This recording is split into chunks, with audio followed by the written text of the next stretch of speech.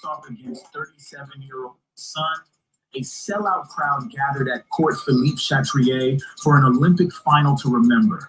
In a repeat of the recent Wimbledon showdown, 21-year-old Carlos Alcaraz faced off against 37-year-old Novak Djokovic for the gold medal. French Open champion had defeated Djokovic just weeks earlier at Wimbledon. As the youngest man to reach an Olympic final, he was up against Djokovic, the oldest finalist in Olympic history, seeking his elusive gold medal.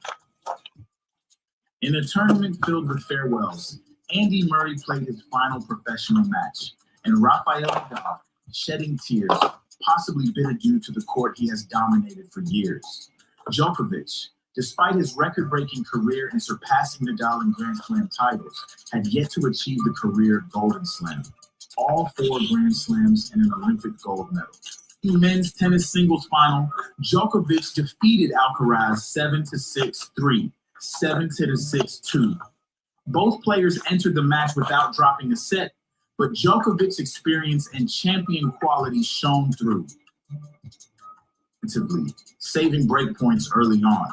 The first set remained tight, but Djokovic pulled away in the tiebreak to take the lead. The atmosphere inside Philippe Chatrier was electric.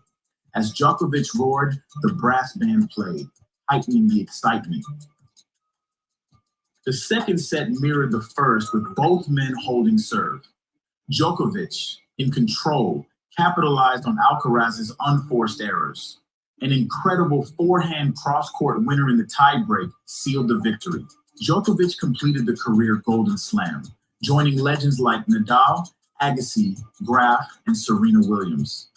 As he held the Serbian flag aloft, tears flowed, and some argue this gold medal cements his legacy as the greatest player of all time. Grand Slam champion, now an Olympic champion at his 5th attempt, has achieved a milestone that solidifies his place in tennis history.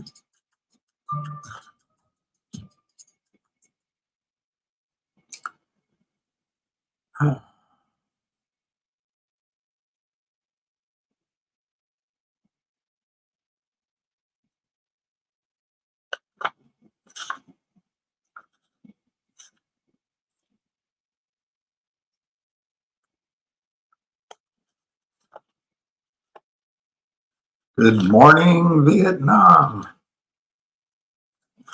All right, so I was hoping I could talk with you first, but Ham, I'm sure is ready to go.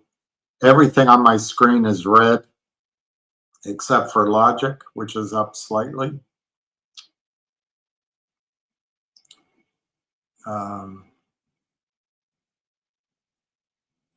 Looks like DJT is telling the world that Trump isn't going to be president. And let's just see. No visible help in terms of the court hearing today, it looks like. All right, let's, he's called me 4 times. Let's get him on to squawk at you. Right. I just had that speaker working. And now I got to set it up again.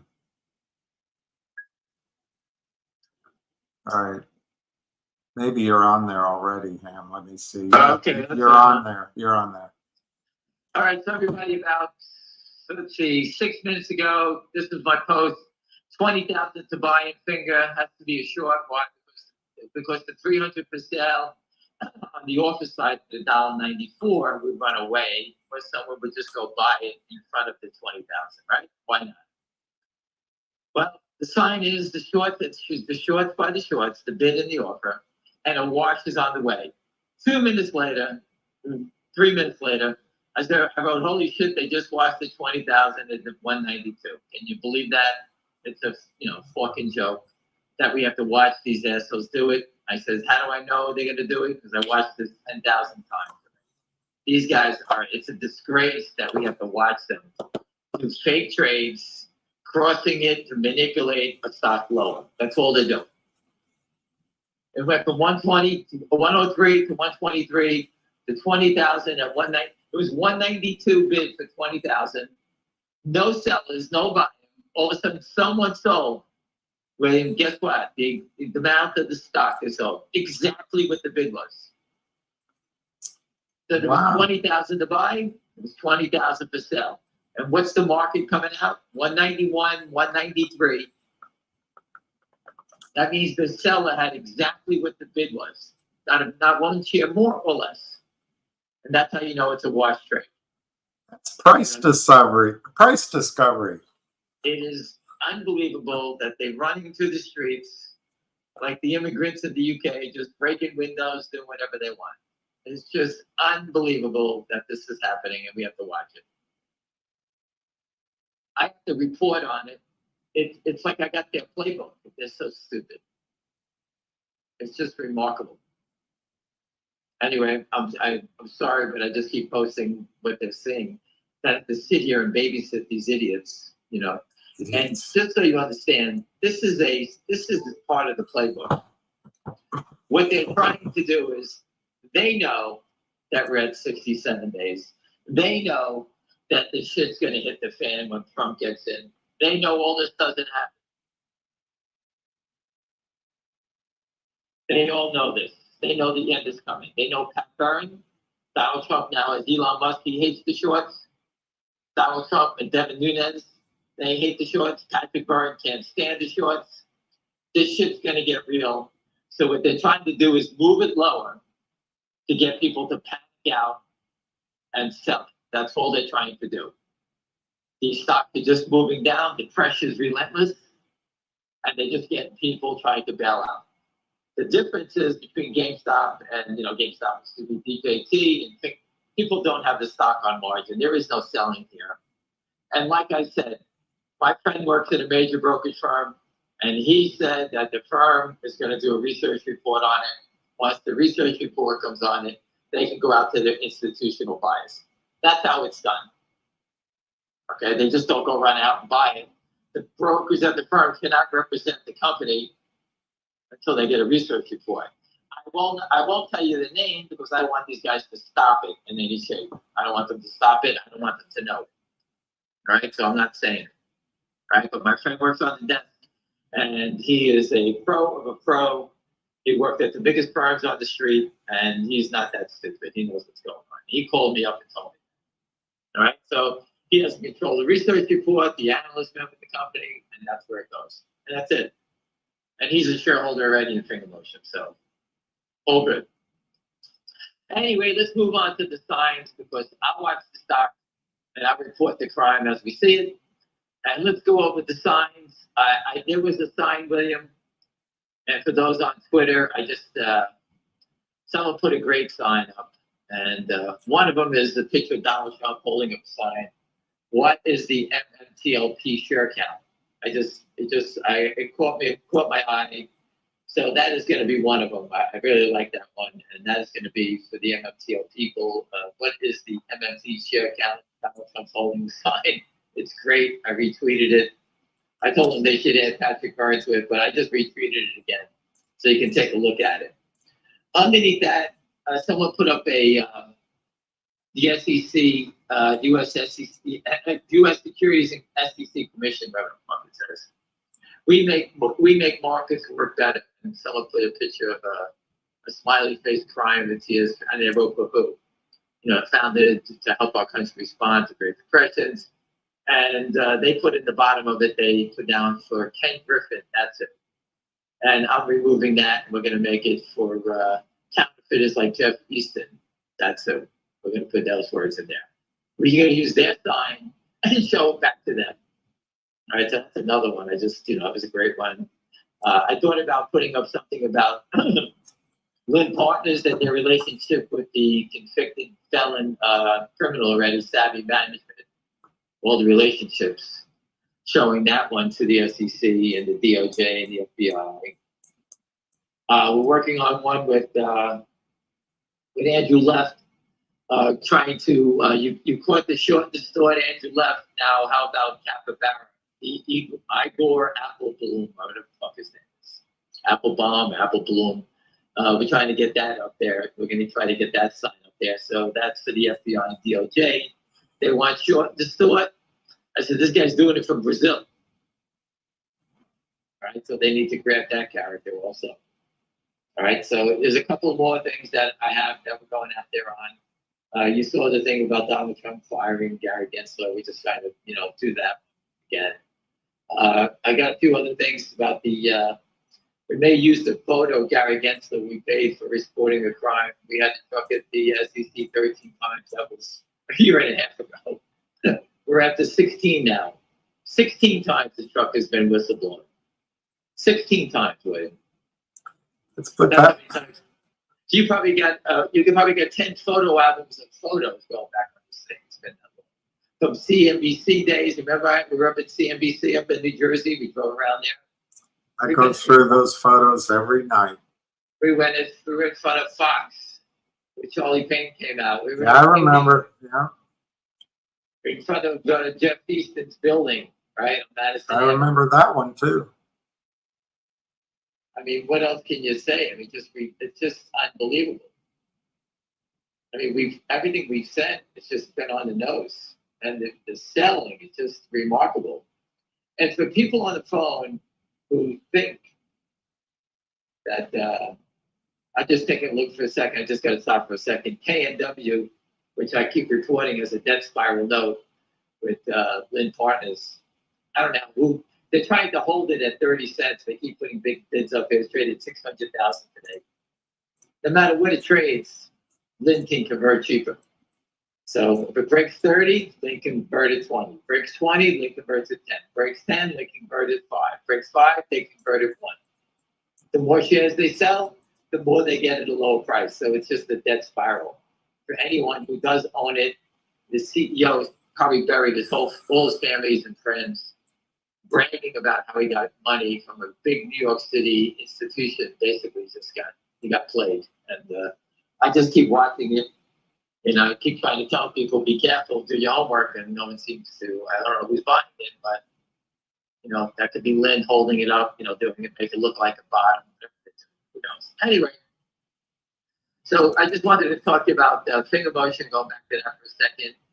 I posted again, William, that they keep doing the cha-cha back and forth, the fake trades back and forth. They just keep doing 100 shares. I keep posting timing sales of these trades. You keep seeing it, and the trades don't even show up anywhere. They disappear. I'm looking. Yeah, I just got to tell you this one for a second, William. And people bear with me. I'm trying to think in 3 different directions here. I'm just looking at time and sales from a little while ago. I have to post it so you guys can take a look at it. If you saw the number 5 trade 50 times in a row, when you think there's something going on with the number 5, and this is just not too long ago, maybe 10 minutes ago. At 193, they were putting up all these trades of 5 lots. Here, just look at on Twitter if you can, everyone. I'm just trying to show you the signs of manipulation and fraud. Yeah, I just posted I'm posting it up. 5 shares, how many times? I just posted it. You can actually just click on it. 5 shares, 16, 5, 5, 5, 5, 5, 5, 6, 2, 1, 5. It's moronic. And these are the trades that are going on. And I've been posting this not for a day or two, for days, weeks. I've been posting it. They just crossed out at 191, another couple of thousand shares. I think it was 3,000. They just keep selling it back and forth to each other. The guy who pays 191, he becomes a seller then. It's the same stock. And people go, well, you need to get some buyers in here. No, we don't. We don't need any more buyers. It doesn't make a difference anymore. The game is over. Okay? If an institution or a research firm wants to report, the more they push it down, the more enticing the report's going to be, because the numbers that the company supplies to them are only going to make it better. Apple Computer, for example, even though Buffett sold it and the numbers make sense, other institutions will come in and scoop it up. Warren Buffett is not right on every trade. people are following his lead. But if the numbers on Apple Computer are strong enough to, value a company at $250, buying it at $211 is, to a fund that sees that, does the math and their research, then it's a steal. And that's how institutions look at things. It's based on numbers. They don't give a shit what Warren Buffett's doing.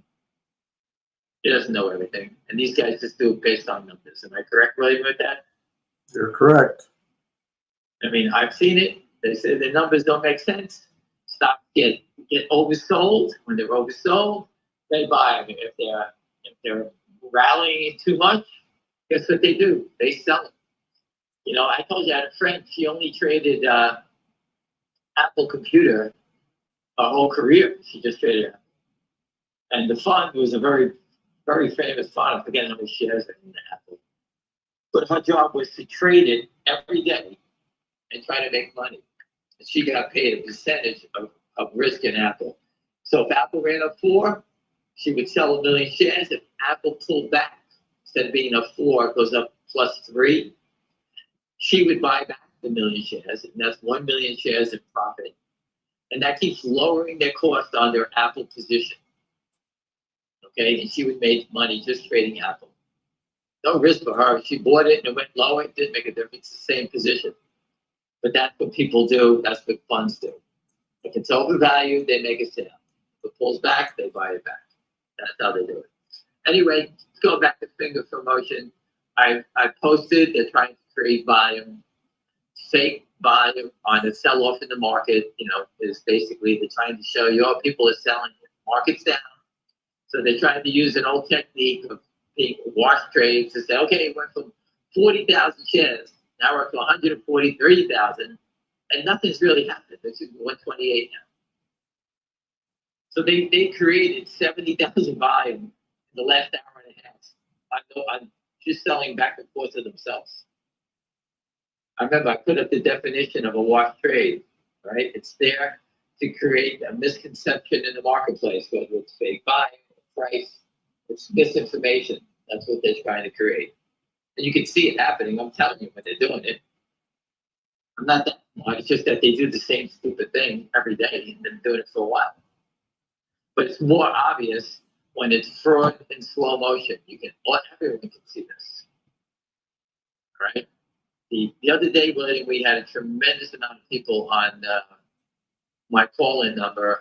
Again, some people are in their cars listening. They just call in, and driving around listening to you on YouTube is different. But we had a great number of people, and I had feedback from a lot of people saying that the watch trades is really helping them out because they can actually see the fraud now. They understand it, and they know that the tricks are being played to get them to panic. That's all that's going on. I mean, don't get me wrong. I know it hurts. Trust me. My daughter needs to make a sale to pay for her credit cards. And I'm holding her in. All right, not a lot. I'm just saying, but everyone's under the same pressure. It just doesn't go away. And all they try to do is keep making pressure to get people, to sell. And I would tell you, as I tell my daughter, I think things are coming. Just hang in there, and it's gonna come. All right, the stock has been under attack ever since they rang the bell, William. Before that also. But since they rang the bell at the Nasdaq, it was $4. They rang the bell because it was a positive event. They've had 2 new contracts of business. One was the charge up on their app. Okay, that every time someone charges their car battery in China, they make money from that. That's a new business they started. And the second one was the the emergency response vehicles. They're installing them nationwide. 2 major contracts, no big deal. Ring the bell on the Nasdaq, no big deal. Sell, sell, sell, sell, sell. What does a public company have to do for a stock to go up? All right. Now that NVIDIA, they shot the general, now what happens? Right? They shot the leader. That's what happens first. They shoot the leader. Now people are going to start looking for stocks that are the opposite way. All right? Meaning that small cap stocks. These big stocks, we've been saying for a while, take money off the table. If you own it, move to the sidelines. The market's, we don't need a short seller to tell us that the market's near a top. A lot of people, even Ace, William, everybody's been saying it. All right, so we're giving you years of experience, all right, for free. We're giving you advice that we would do to ourselves if we were in your positions. You know, if I was long Apple, I'm gone. If I was long NVIDIA, I've told many people to get out. Right? How much more did you want to make out of the trade? You're up 1,000%. What are you looking for? 1,001%? Get to the sidelines. You can't squeeze. You're never going to buy the bottom and sell the top. So get that out of your head. Right? So on these big name stocks, you know, be careful. Just don't dump them now, which is still upside down. If you're in a Costco or something like that, this morning Costco was up $15 on 300,000 shares. It trades $2 million a day. Think about the volume is going to compute in a lot of these names. You know, so just be careful on these things. I have a friend that's been shorting Costco on these rallies, and he made $5 before a couple of thousand shares. Sold up to Ace before, so it was up $15 on 300,000 shares. That means that I spoke with you, William, about it, right? I says Costco's up $15 on 300,000 shares. Everyone got the program today. There's no selling today. Nobody's selling a share. It was up $15. Well, and then the sellers came in and killed it back down. Now it's down on the day. That's a big turnaround. Goldman Sachs is up $15. It's up $5 now, whatever it was, up to $4.88. It's $4.75. And William, I did post about that. For every dollar that the Goldman Sachs goes up, it's equivalent to 8 Dow points. So without Goldman Sachs was in the red, the JP Morgan, all these got a percentage of the Dow. It's still up on the day, Goldman, JP Morgan. Morgan Stanley turned down. I don't know who the hell is buying Jefferies. But the Goldman Sachs by itself is 8 points in the Dow for each dollar it's up. So if you take away the 5 now, that's 40 more points on the downside. That should be in the Dow right now, if that goes into the red. All right, so you got to remember what you're looking at here when you see these Dow. When you see the Dow spiking the way it was only in a few names. So here it is, 190, 192. On 100 shares, they mark it at 190. Always a negative mark. They want people to think that it's negative. You can do this. Anybody on this phone can sell one share. Mark it down. Oh my God, it's selling off on one share. Does anyone know what one share is? It's $1.90. That's what they get. They get one share for $1 to try to mark the stock down. And if you were short, everyone on this phone call, if you were short 230 million shares, wouldn't you sell one share to mark it down and try to manipulate it? I mean, everyone would do it. I would do it. Anybody would do it. I'd be doing exactly what they're doing. I would watch trades. I would pay Kappa Barra to write negative reports. I would do everything I can. I would pay bankers. I would do everything they're doing. That's how we know what they're doing, because it's pretty easy to figure out. Just think like Jeff Easton, that big fat slob.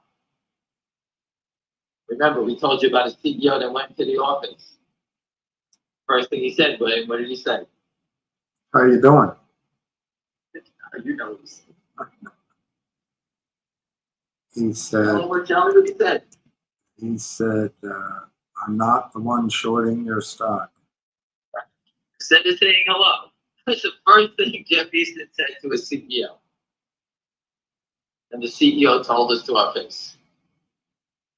And he couldn't believe it, because that's so strange. I was just stopping by to say hello, visiting New York, and that's the first thing Jeff Easton said to him. These guys are tied to the criminal network. I don't know where they're parking the short. I don't know who's running it for them offshore. But tomorrow, Friday, is the real short position is 1.69 million, 690 million shares. I believe that any trades that we'll see if that number comes down, it's definitely being washed, because they're not buying anything. If they started to buy to 1.6 million, 1.7 million, without the naked short in here, the stock would be $10. Because there is no, the volume in the stock today should be 40,000 shares, not 128. You don't have to buy stocks every day, William. Do you realize that? People understand that? Some days, some companies have no volume. You don't need to have buyers every day.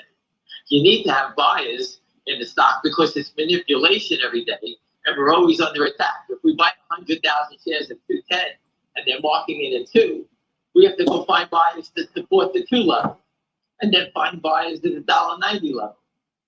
Well, instead of doing that every day, because I've done all that already, we're going to fight the battle in Washington, D.C., in front of the regulators and the enforcement agents. Because they just keep selling endless shares. And for my friend in Connecticut, she always says, where does the stock come from? Who's selling all this stock?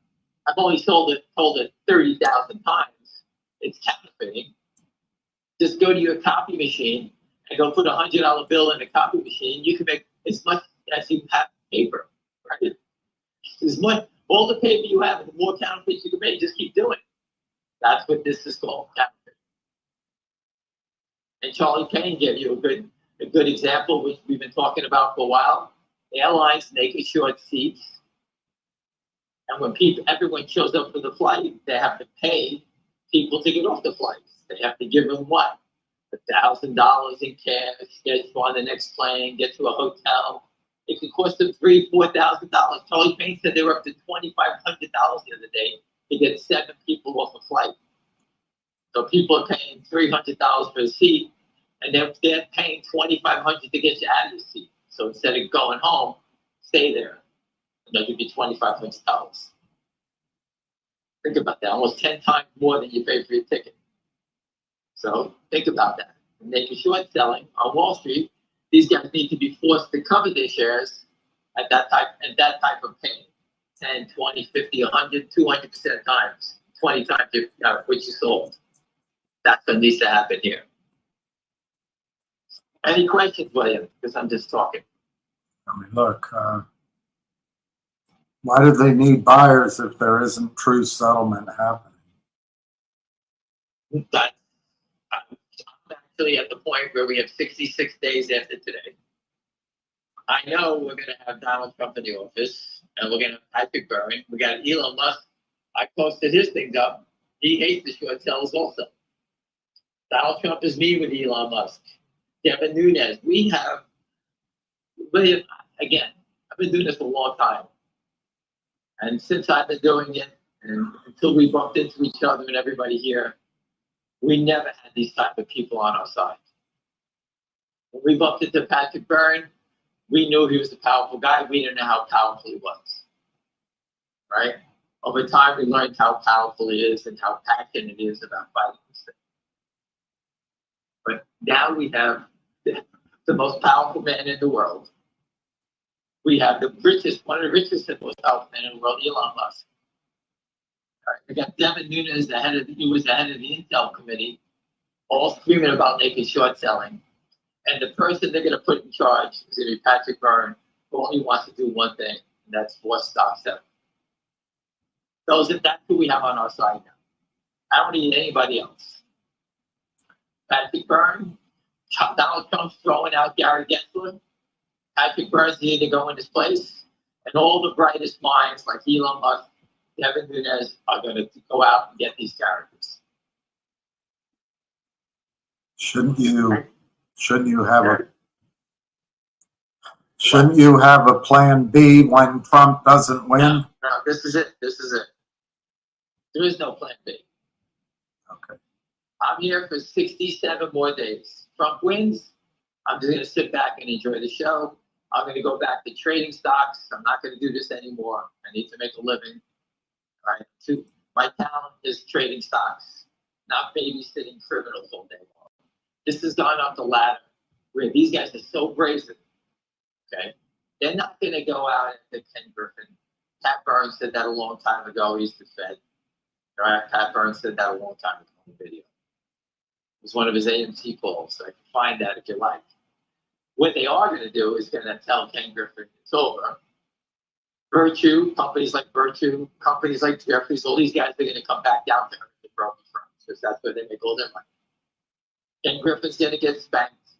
He's going to have to stop doing this, and actually he'll probably go backwards. And I wouldn't be surprised if he go back in time and their broken firms will start opening up their own trading desk anymore because Ken Griffin's not going to pay for order flow that he can't trade against. It's not going to pay because he has to take risk then. Once you start taking risk, the business is not worth it anymore. So I can see that going away.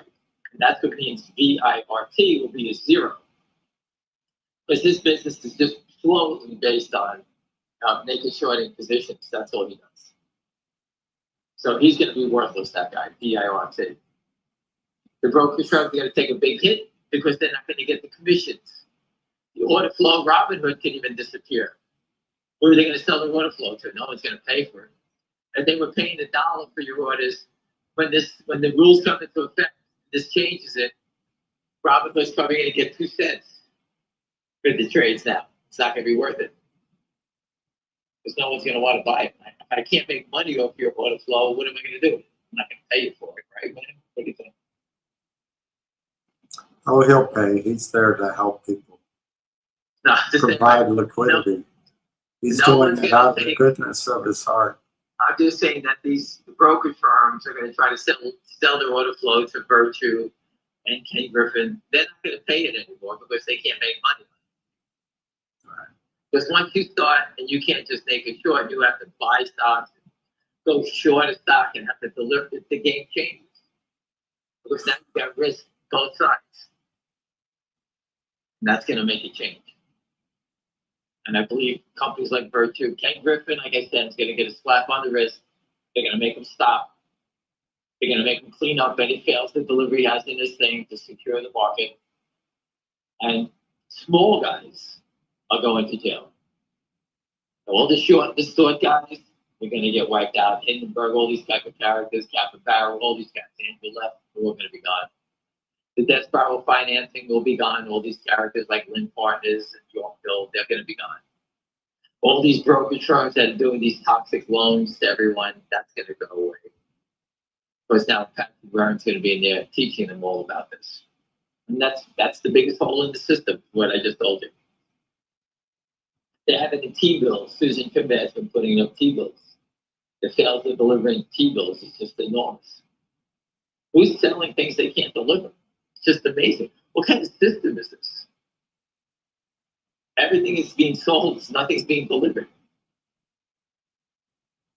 Do you have any other questions? Does anyone have any ideas for a sign that they want to see out there? We still got a couple of slides we need to fill out. Shouldn't you have one slide that says trillions of dollars in lost tax revenue to the government? Yeah, that's a good point. That I'm trying to say that how do we? I got to figure that out. I mean, we're going above the level. We keep this is excuse me. To say that naked shorts have cost people, their incomes, the income would equal to tax revenue. I mean, they just bypass, they destroy, they're undermining everything. I mean, it's just the problem is enormous. We all know the problems here. I'm trying to pinpoint so that they will go out and arrest our short seller. The problem and the solution is Pat Byrne and Donald Trump, the head guys.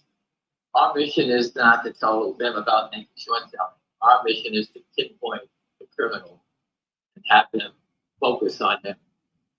That's what our people want to see. I got it. We all know the problems here. Everybody knows it's here. We want them to be embarrassed enough to say, okay, this guy got these things. Who the hell is Lynn Partners? What are they doing here? Well, we know they're an unregistered toxic lender. So let's dig into it. Who's their partner? Is it Benchmark? Is Benchmark shorting the stocks on behalf of Lynn? Check their phone records, check their wires. They made mistakes. They've been doing this a long time. All right? I watched the show last night on when it was on Apple TV. And give me a second. I think I got the name of it. Hold on 1 second. It's called the Cowboy Cartel. The Cowboy Cartel. And what happens is the drug dealers in Mexico were getting into the horse business, buying horses, opening up farms, doing a whole thing. And they were laundering money. The FBI agent said on the one of the interviews, he was saying that once you get into the banking system, banking, brokerage, it never goes away. Your fingerprints, whatever you've done, stays with us. We get to see it. So these guys have left their fingerprints on all these transactions for years. It doesn't go away. So what Lynn has done 8 years ago is not gone away. They may think it's gone away. The brokerage firm they did business with has gone away, but the records are still here. And the FBI has access to all that stuff. And if you watch that movie, The Cowboy Cartel, you can see the interviews with the FBI and the Laredo, Texas. That's where they were doing it.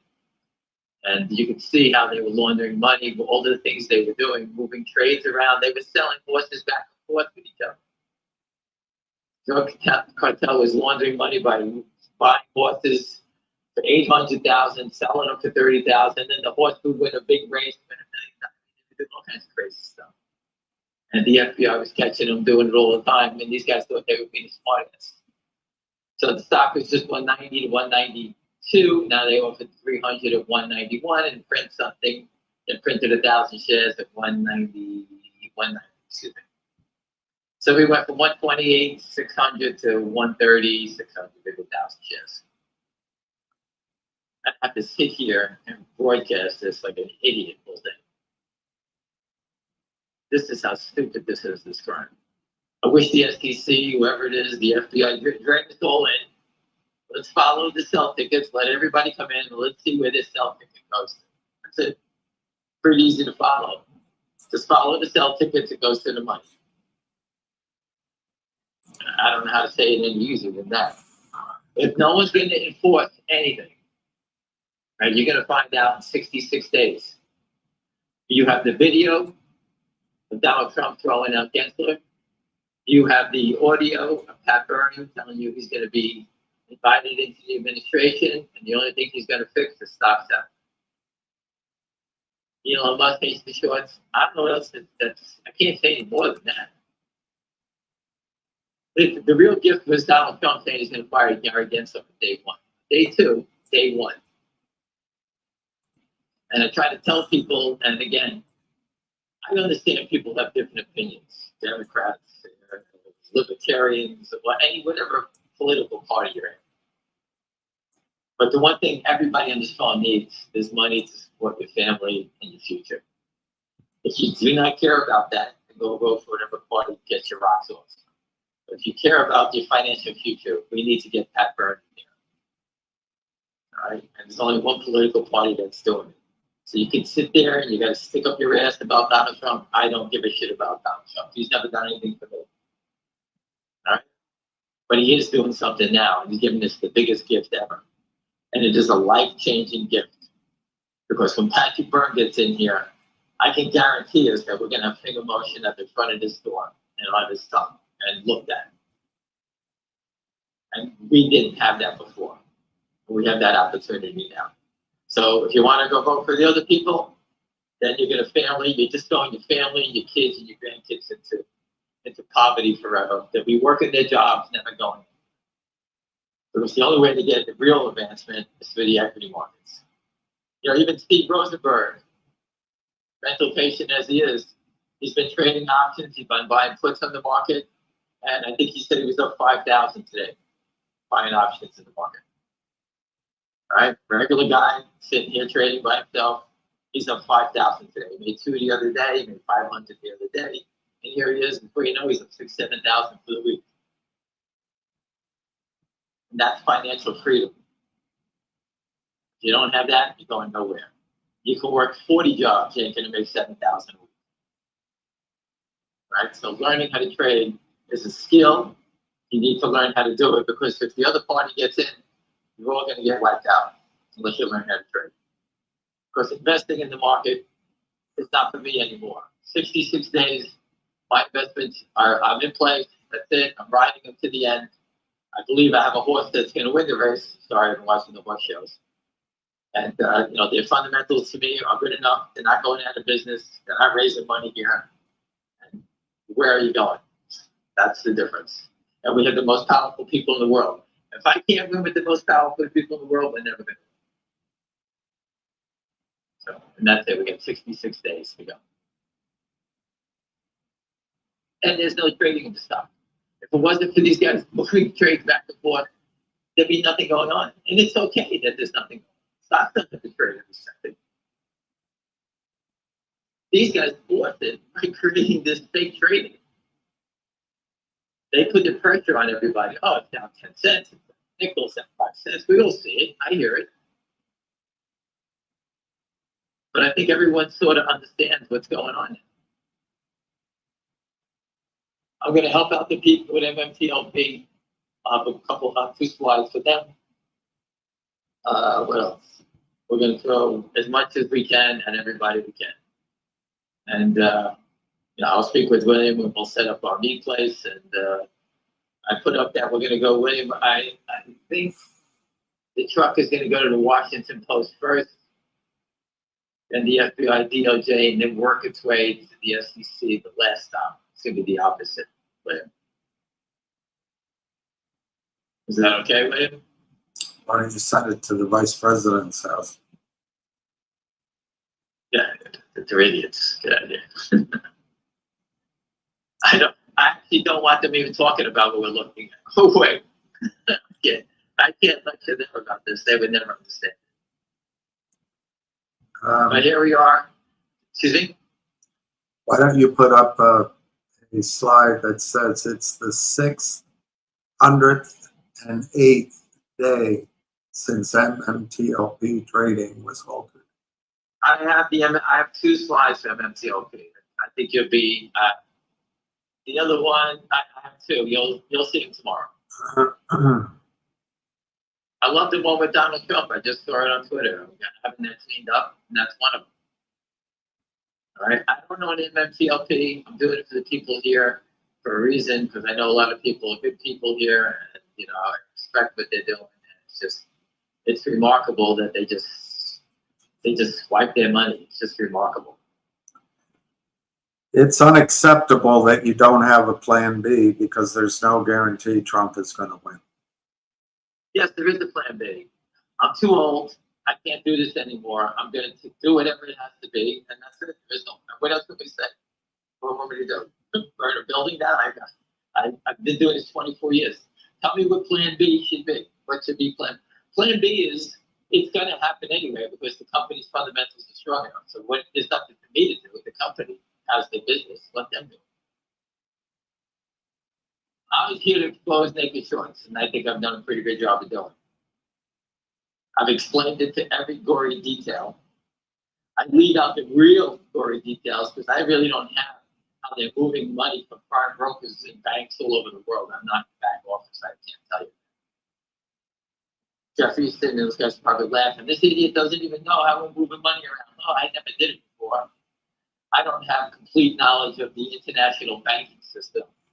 Obviously, this guy's doing stuff through Australia with his friend out in Australia. So they're probably doing stuff through Europe someplace, and that's where they're hiding all these trades. All right, but again, they're going to go back to somebody. Someone's going to get wiped out in the end. That's how it goes. Is it true that Yorkville did a deal with DJT? I'm told that I told you that we reached out to Devin Nunes, and he said that they would never do anything down at these levels. They control that deal, so there's nothing going on there. Rosa expects you to have the plan I B. said that a month ago. When that happened. Listen, I'm not at DJT. How did these guys go bump into each other? I have no idea. But we relayed the name back to them that they were banned, and the answer back was that they control nothing and they call the shots. So if they needed money, let's say 50, he said it would be north of 50. He said he would do it at the squeeze trick. If anybody remembers, I remember exactly what they said. The squeeze trick, which is like $50. Until it's over that, they would never do anything. I came straight from the horse's mouth. Not Mr. Ed.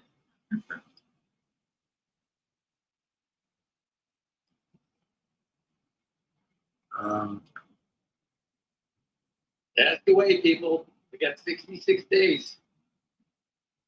Richard Hoffman is doing a live stream today. Let me see if he's doing it right now.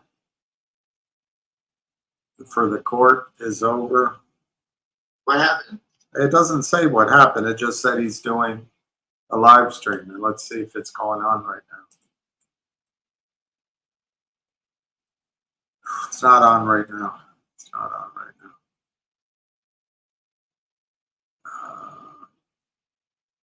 So I guess it'll be on soon.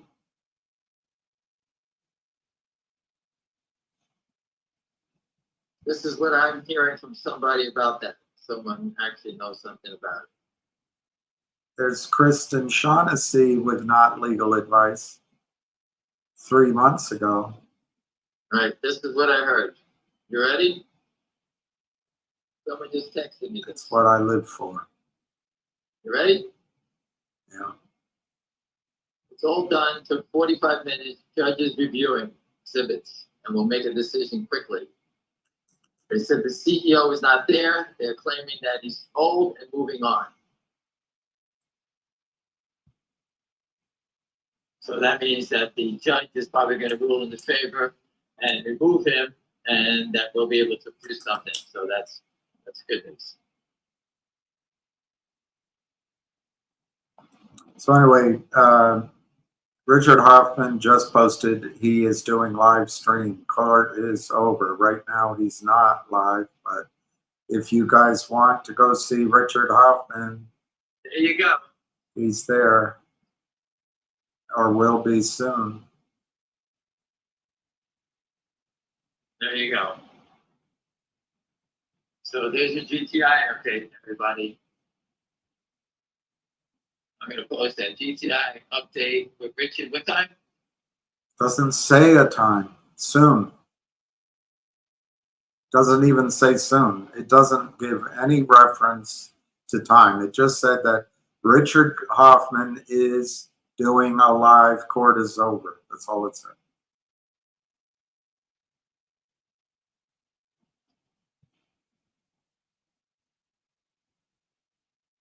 All right, it says here too.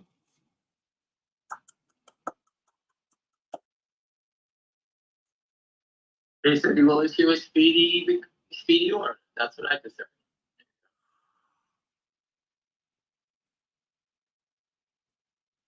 There you go. All right, so we got our update there. Richard will give it to you. You know, let him hear Steven it. Rosenberg sold. He wants you to know. I don't know what he sold. Your car. He was long puts. He sold them. So instead of being up 5,000, he's probably up 10,000 plus. When we spoke, the market was unchanged. Now it's down 200, so he probably did much better. Listen, he's an option. Steve Rosenberg is an option guy for 30 years. I know him a long time. And he knows how to nickel and dime. Nickel and dime, stand up $5,000. That's how you trade. What we're playing for he knows, we're playing for the home run swing here. This is life changing, and this is why I'm staying with it and not day trading. I don't want to get in the business of sitting looking at a computer all day, because that is what day trading takes. All right, so I wanted to take a shot on a company. I did. They were attacked. Now I fight back. End the conversation. Couldn't we bid for a few shares? Once it's hit, do it again and keep raising our bid? Listen, all the little things I would love to do. I would love to go on a phone and say to 3,000 people, everybody just put a share, buy 500 shares at $2. Just stay there. You take the volatility out of the stock.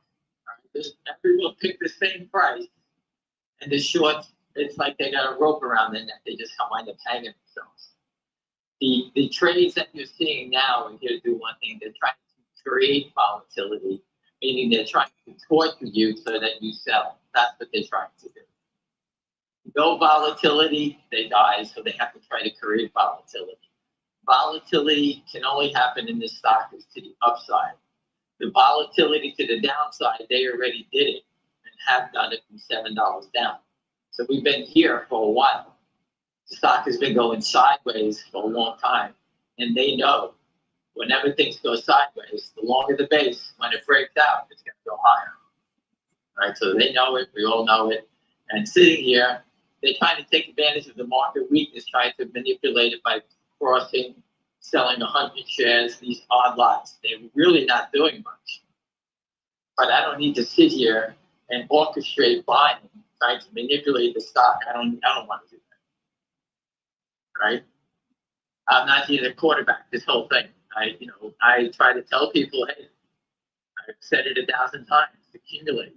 Just keep, you want to get involved, you accumulate. That's how big funds do. If you like it at 3, you buy some at 2. You like it at 2, you buy it at 190, whatever it may be.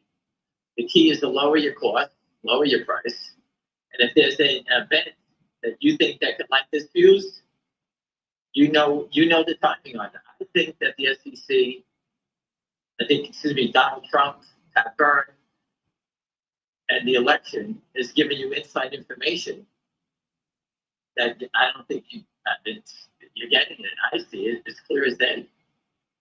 Trump got on, he's selling TV the first day of firing Gary Gensler. That's the first part of the trade, right? I never thought you were going to get Donald Trump was going to come out and say that. I didn't know that. Well, who's been the one who's been protecting the criminals? Gary Gensler, right? Then you get Pat Byrne telling us he's going to come in. He's been invited in once they win.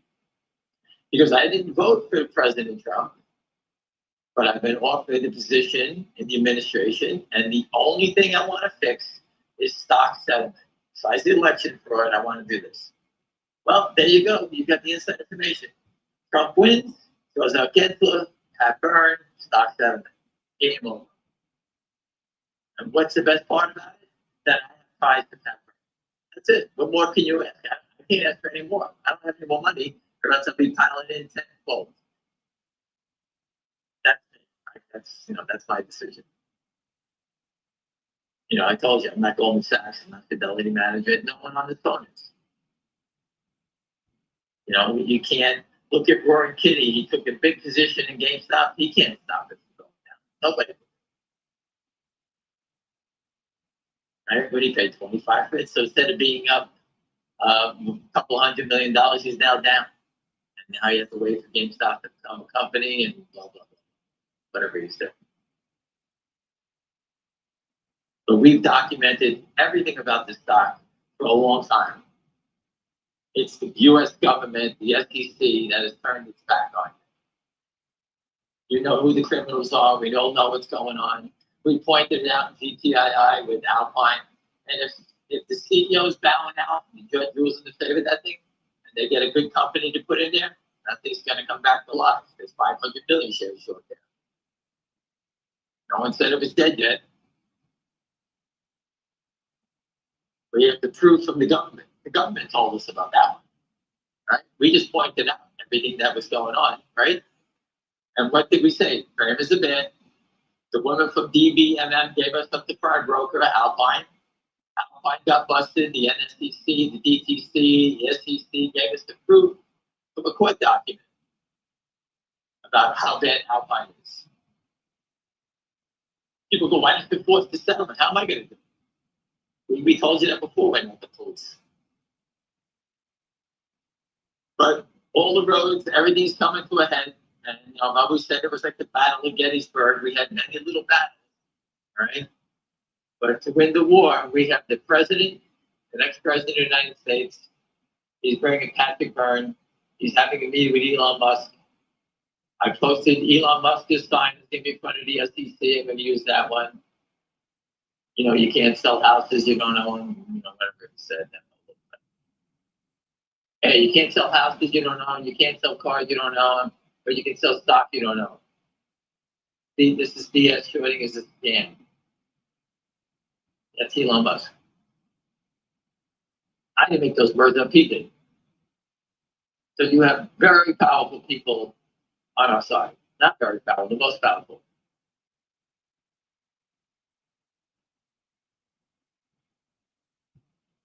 All right, so what else can you say? We got 66 days. We got 45 minutes. We're down to 66 days. I was posting it at 90, right? It's going down quickly, right?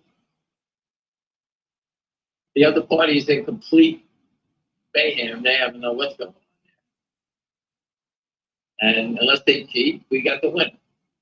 If there's a plan B, there is no plan B. This is it. I'm all in. This is it. After this, the company has to control it, and they run the ship. I have nothing to do with the fundamentals. I'm not China. I like Chinese food, but I don't live in China. I don't run the company. Just like DJT, I don't run the company. How they ever bumped into Yorkville? Who the hell knows? I have no idea. Any other questions? No, there's no more questions. Oh, There's a suggestion you could put a sales pitch on finger on the side of the truck. What is $2, dividend growth, business deals? I don't want to pitch the SEC. Exactly. You don't want to do that in front of the SEC. Listen, I would love to go take a broker's test. And if I was a broker, trust me, I would have put away the whole float myself. And I actually think all my friends own the whole float, so I think I did that. I think the people I know, the big players that are around in Figure Motion and PTI, are all long, not going away. They've seen the documents. They know the fraud. We documented it. They all believe in the very wealthy people. And you know what? Things happen when they happen. GameStop, we never knew when it was going to happen. We were posting about it. We knew that at 3 3/4 that there was 177% of the float was shorted already, naked shorted. We all knew it. Posted the data on it. I did reports on it for the Abu Dhabi government. I mean, what else can you say? We all knew about it. And since that point, GameStop went from being a company that was going to zero to becoming, now it's got $4 billion in cash, blah, blah, blah, blah, blah, all these wonderful things. Over what? Now, we will post $3.75.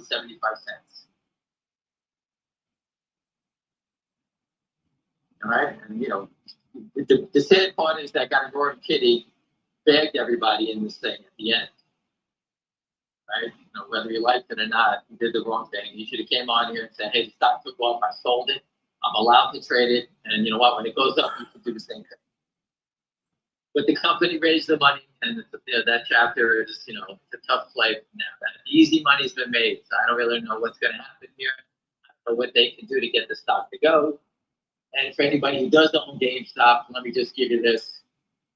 Someone posted the most ridiculous thing, saying that the company has enough cash to take the company private. And my question to the person who wrote that, and I'm not being negative in any shape before, I said, well, if the stock goes up, doesn't it cost more money to buy the stock? You know, no response, because obviously, if the company has enough to take the company private at 20, when it goes to 30, obviously they don't have enough money then. Or if it goes to 40, they don't have enough money. So you understand if it goes up. And if the company were to buy back all the shares, then the short squeeze is 100% off the table. So it makes no sense at all. So the reason I address those things is not to throw, you know, fish on the people's fire here, but the shorts would love for GameStop to be taken over at $30 or $40 and makes it go away. Right? That's all they want. Make it go away. I forget the CEO. Who's the one that told me? Oh, Rumble. He told me he had $250 million in cash. And the shorts drive it down, I'll just buy the whole company and take it private. And I told them that's what they want you to do. They'll be happy if you took the whole company private at $2 or $3, whatever. If they drove it always down, say. Because remember, if they go private, let's say they Rumble goes private at $10. Anything they shorted, they're happy. They go on to the next stock. The whole thing just goes away. The shorts, whatever it is, it goes away. They want that because you put a lid on the stock. We don't want a lid on the stocks. We want unlimited upside. That's what you want. Infinite on the upside. Once you do some stupid move like these people are talking about, you put a garbage can cover on it and you put the fire out. You don't want that. You want this to play out in the streets. MMTLP wants this to play out in the streets. How many shares are short? We want you to buy them back in the streets. Let the street decide. Let the investors decide what's going on here. And that's very different. So here we are getting finger motion. It's traded nothing. And here they just printed another, whatever, one share, 190, whatever, some nonsense. Nothing else, William? Everybody's No, okay? nothing else. Well, again, I just want to let everybody know we got the signs. We're going to put it together. I'll go over it with William. I have to pass a few things to attorneys so they can see it. And I'll try to help out the people in MMTLP. So if anyone MMTLP is in DC, they're welcome to come over and take some photos. William will be there. We'll have, we'll get these things up and do our best. That's all we can do. We'll insult everybody we can. We'll go to the Washington Post. Hopefully a reporter will come out there and say, what the hell is this from about? The DOJ, we're trying to give them Capybara and Jeff Easton, the SWAT team, and the whole crew. DOJ, FBI, same crew, one's investigator. One thing I watched in that show last night, the cowboy thing, whatever, I forgot what it's called. The FBI said they need to get a prosecutor to believe in their investigation. That's how the FBI does it. That's what he was saying. I don't know if that's true or not, but so we're trying to get the FBI to actually get someone to pick a prosecutor that'll come out and prosecute. That's how these guys do it. But they get leads on, the horse trades when horses were going for $30,000, selling for $500,000. All of a sudden, they got tips from the people that are selling these horses saying something's up. And then the horses that they paid $30,000 for winning races, winning $1 million race, that they knew something was being rigged in the horse business. The stock market, I don't understand how every agency that we've spoken to, multiple people in the FBI. We've spoken to the Secret Service. I've spoken to the FBI. I haven't spoken to the DOJ. Someone else did. I have never spoken to the DOJ. FBI, yes, not the DOJ. And that's it. That's all I could do. But again, we're down to 66 days. I feel very confident about it. We need Donald Trump. Donald Trump brings Pat Byrne. You got Elon Musk against, I don't even know who's on the other side, to tell you the truth. There's no one there. There's no one to combat this. And if you think Donald Trump is not going to stand up and fight for DJT, then you guys have lost your minds. He's not going to let these guys rob everything. I'm sure he's got his friends and family in this thing, including himself, that owns it. Devin Nunes is out there calling for investigation. Why it hasn't happened yet, I don't know. I believed it was going to happen a while ago. It didn't happen. Hold on a second. We had 200 shares of finger motion traded, 191. That's pretty earth-shattering, right? 30 minutes, that's when we had another 200 shares. And this is what we have to watch all day long. Anyway, William, I'll let you go with that. We're down to, I'm going to post it now. We're going down to 66 trading days. If you blink an eye this week, we'll be down to 60, right? Yeah. Today's Wednesday, right? So we've got 2 more days this week. Tomorrow it's 66, sorry. 65, and next week we'll be down. We break 60 next week. Yeah. It goes down quick, all right? Remember, everyone, no matter who you are, you got to vote for Trump. I don't care that you hate the guy, you hate this, you hate that, whatever. You can say what you want. But your family will never get out and have a very wealthy life because your financial future's at stake. And if you think you got a good job, they're just going to keep taking from your pension. You'll be working for free. Hey, Wing, there was a great post by Unusual Wells. He said if you invested $10,000 in Disney in 2014, what do you think it's worth today? Some free tickets to see Mickey. It's worth exactly $10,000 in 10 years. It's better than I did in GTII. Right. Basically, Disney's down 3 more today, so I guess it's a loss now. 10 years. That's worth its garbage. That's what happens. People don't understand that. Stocks go up, down. Not every company has a great time all the time. You know, not everything is always, you know, Disney can come out with the greatest thing in a little while and make it turn and go back up. Right? But again, right now, it's in the shitter. That's how it goes. Up, down, that's the stock market. But the problem is, in the real stocks, they don't manipulate it as much as they do in the small stocks. I mean, they're doing it to DJT very out loud, which is amazing. Maybe they're sending a message, fuck you, Donald Trump. I don't know. I have no idea what they're doing.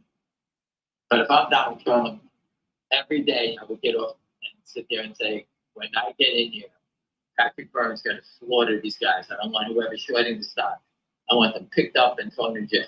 That's what I would say, because that's going against his, they're destroying his way of life of a stock settlement. And that's how I would feel about it. Anyway, I'll leave it at that. I'm going to go back and work on the sign. William, I'll speak with you later about See you tomorrow. Yeah. And I'll see you tomorrow. All right, William, thank you. Oh, Henry.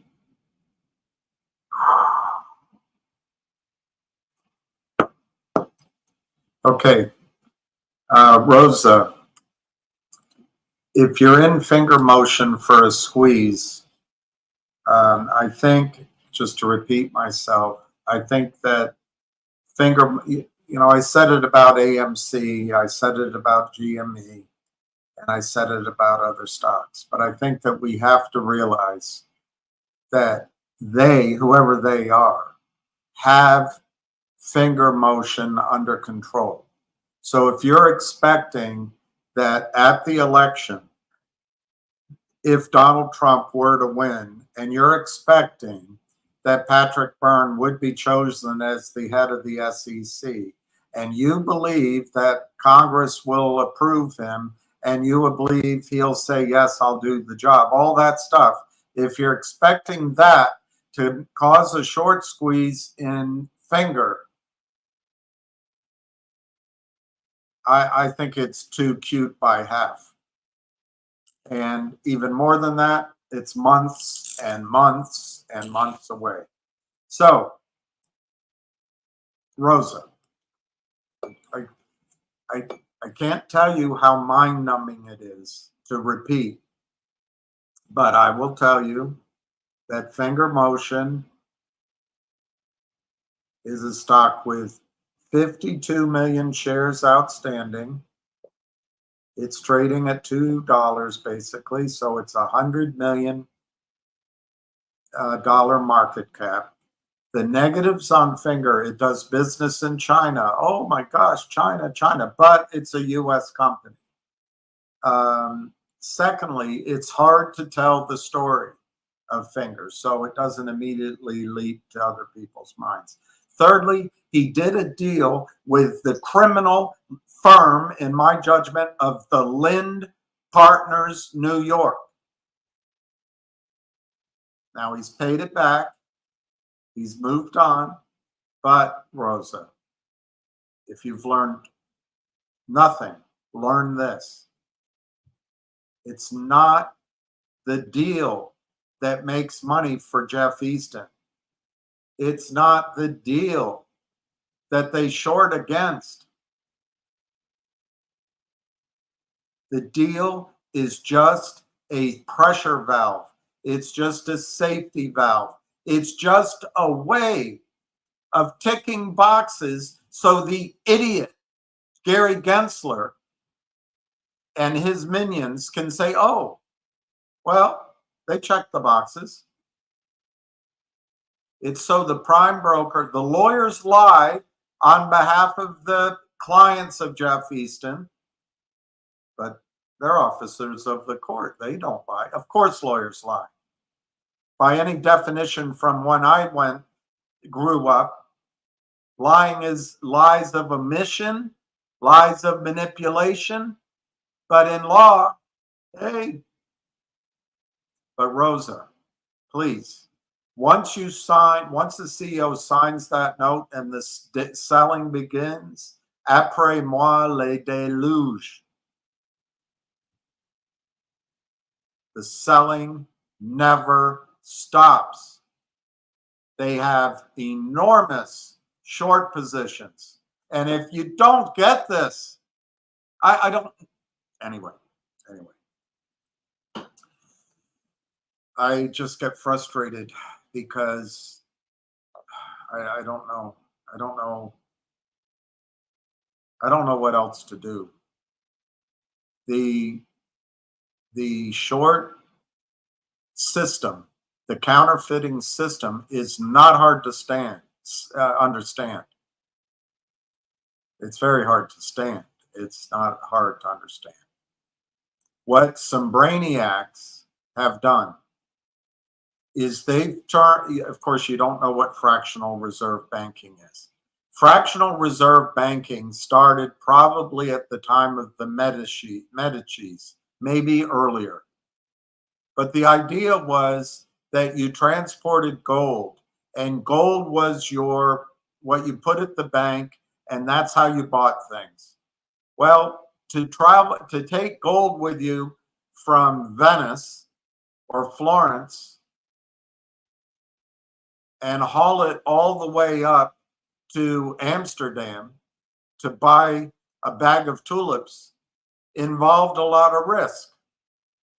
It meant that your wagon full of gold could be held up on the highway, which is something I expect to see on US highways very soon. We've got 20 million people in here, and some sub percentage of them are gangsters. I expect to see our highways become less safe. But hey, at least we won't have mean tweets, and we won't have a guy that apparently raped the ugliest woman in the history of New York City in Berghoff Boredom's dressing room. It was such a horrifying experience. She can only nail it down between sort of a 10-year period. She can't figure out the date. Anyway, we're headed pell-mell into that kind of world in the United States. But back in those times in Europe, to move gold, to buy purchases, was you could lose it to the storms, you could lose it to banditry. So what they do, they left the gold in the bank, Medici Bank. Medici Bank wrote a chit, you put it in your pocket, you got on your carriage, you went all the way to Amsterdam, and you bought a bag of tulips for £1 million squid. You countersigned that thing. You said, here's £1 million squid from the £1 million quid from my bank in Medici down in Florence, and the Amsterdam Bank of Tulips, Tulip Bank, said, okay, we'll take it. We have the gold. We'll deliver the gold. And that's how banking started. But then the Medicis, or whomever was running the bank down in Venice, realized that all this gold we're holding for people, most of it just sits here. Nothing happens to it.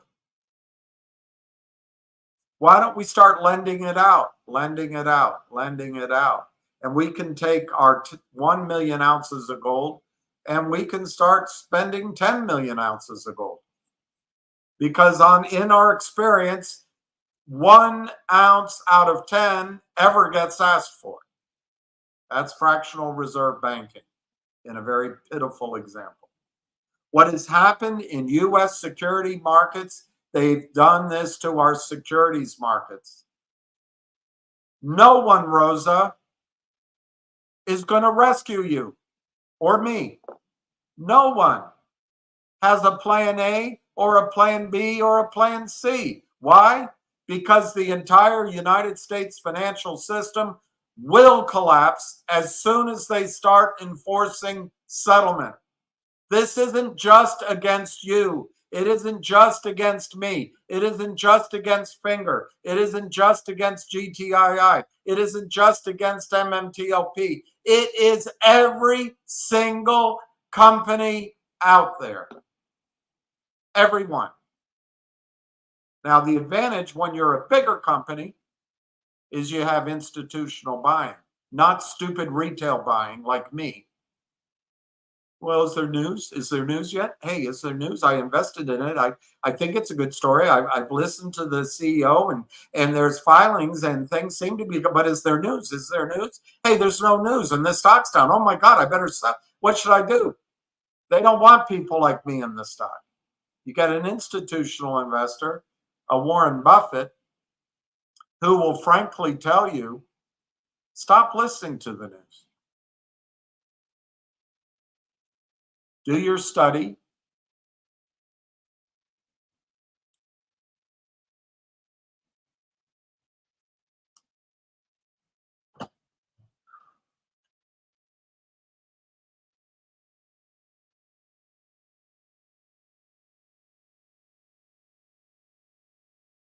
Do your study.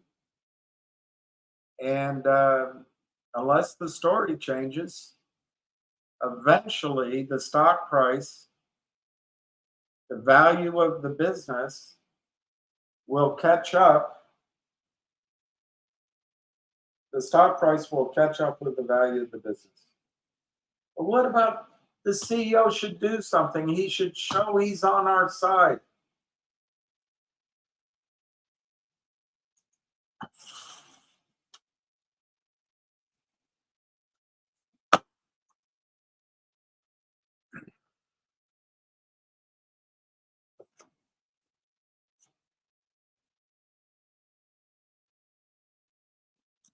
Let's see if I can find any summary which will give you what Warren Buffett says. He said he read this book after years of making mistakes, and he realized what Benjamin Graham said was, you're buying a business. You're buying a business. Stop looking to the market to educate you, teach you. Stop following 200-day moving averages. Stop listening to someone that says you should buy here, buy that. Stop waiting for news. Stop waiting for someone to rescue. You're buying a business.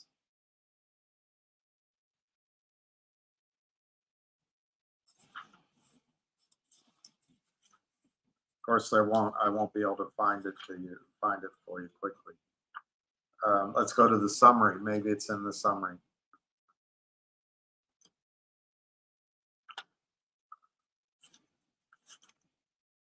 So many complicated things. Oh, these are the postscript.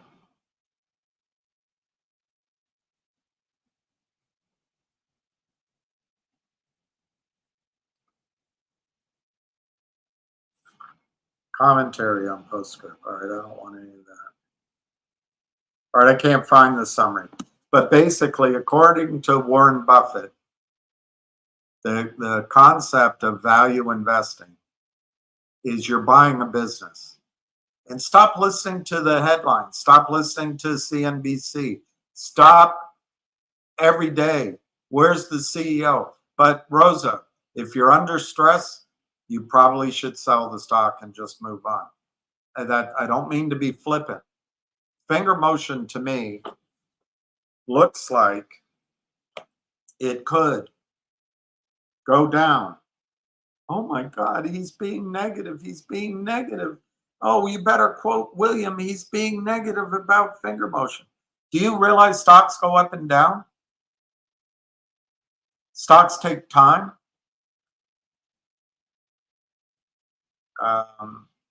Let's see, the stock chart.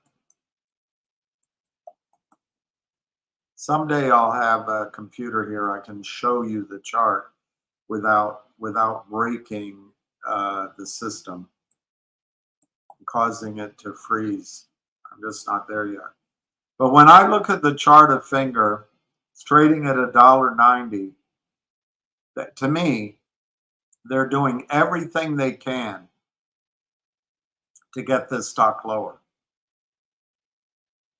I see nothing on the technicals of the stock that encourages me. On the other hand, On the other hand, I'm not good at this, and I bet others could give you a read. It is possible. It's trying to form a double bottom, which is a bullish signal.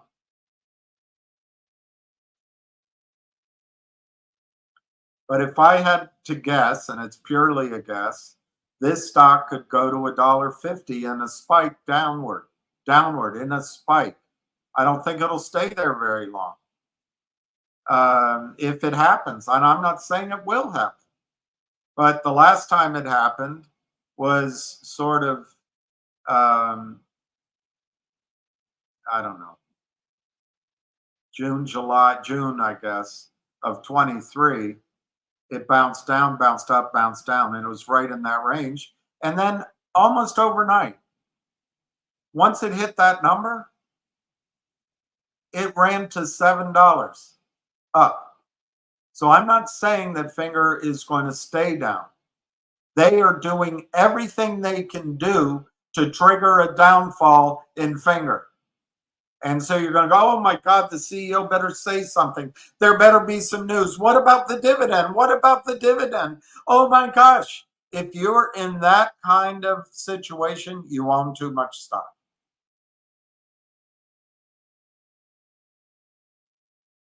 You have to be able to say, look, this is frustrating. I believe in the story, and they win again. And make no mistake, Rosa, they just sell stock constantly. They sell stock that doesn't exist constantly. They've turned the security markets into a fractional reserve security system. For every, I'm going to guess, every 20 to 40 shares in your account, there's only one real share. Well, you don't know that? No, I don't know that. I don't know that. Ann Wagner doesn't want there to be any transparency. She runs the committee that oversees securities markets. Doesn't matter to her. And why it doesn't matter? Goldman Sachs buys her dinners at Capital Group.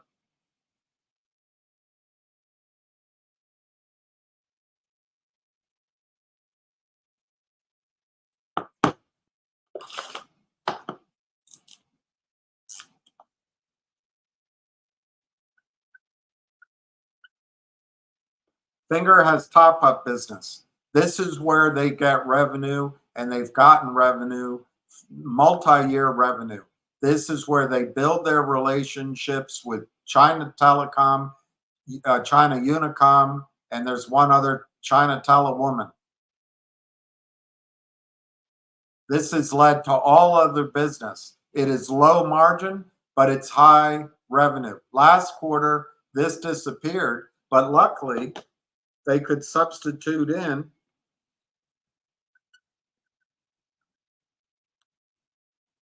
their text messaging.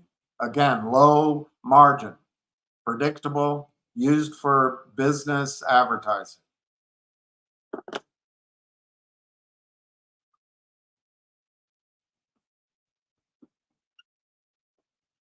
They're rapidly upgrading to rich content messaging, which is 5G phones. And this will probably replace number 2. But this is how advertising is done to customers in China, videos and etc.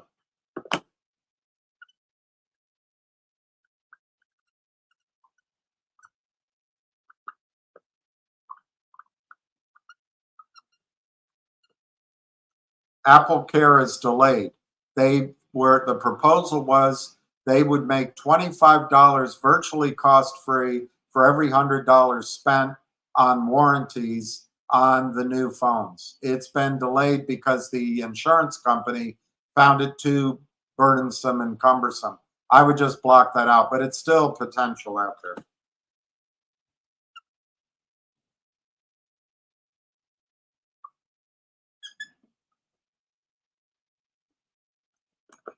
They have their division called Sapientus, which means knowledge or something like that. This is big data. This is where they're in stage 2 of the monetization process. They have scientists, they built laboratories, they have access to all the data that the telecoms have. They are running algorithms and other analysis. The initial foray into this space is Munich Re and Pacific Life Re. Eventually, we'll see an order, but hey, it can't be very good. It's not doing anything. These guys that sell these shares, they don't care about this story. They don't have research teams. So what you have is you have a business that you're buying. And these are 4 of it. This right here could be as big eventually as snow.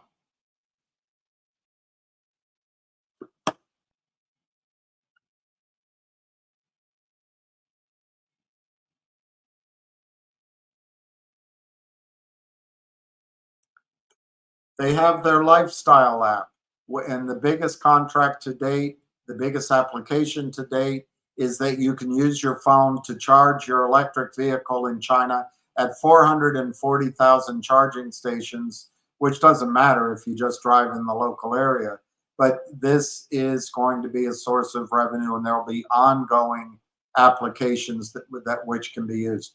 Not included in here is a recently announced a contract with the Chinese government. If you read, it doesn't say Chinese government, but who is it with?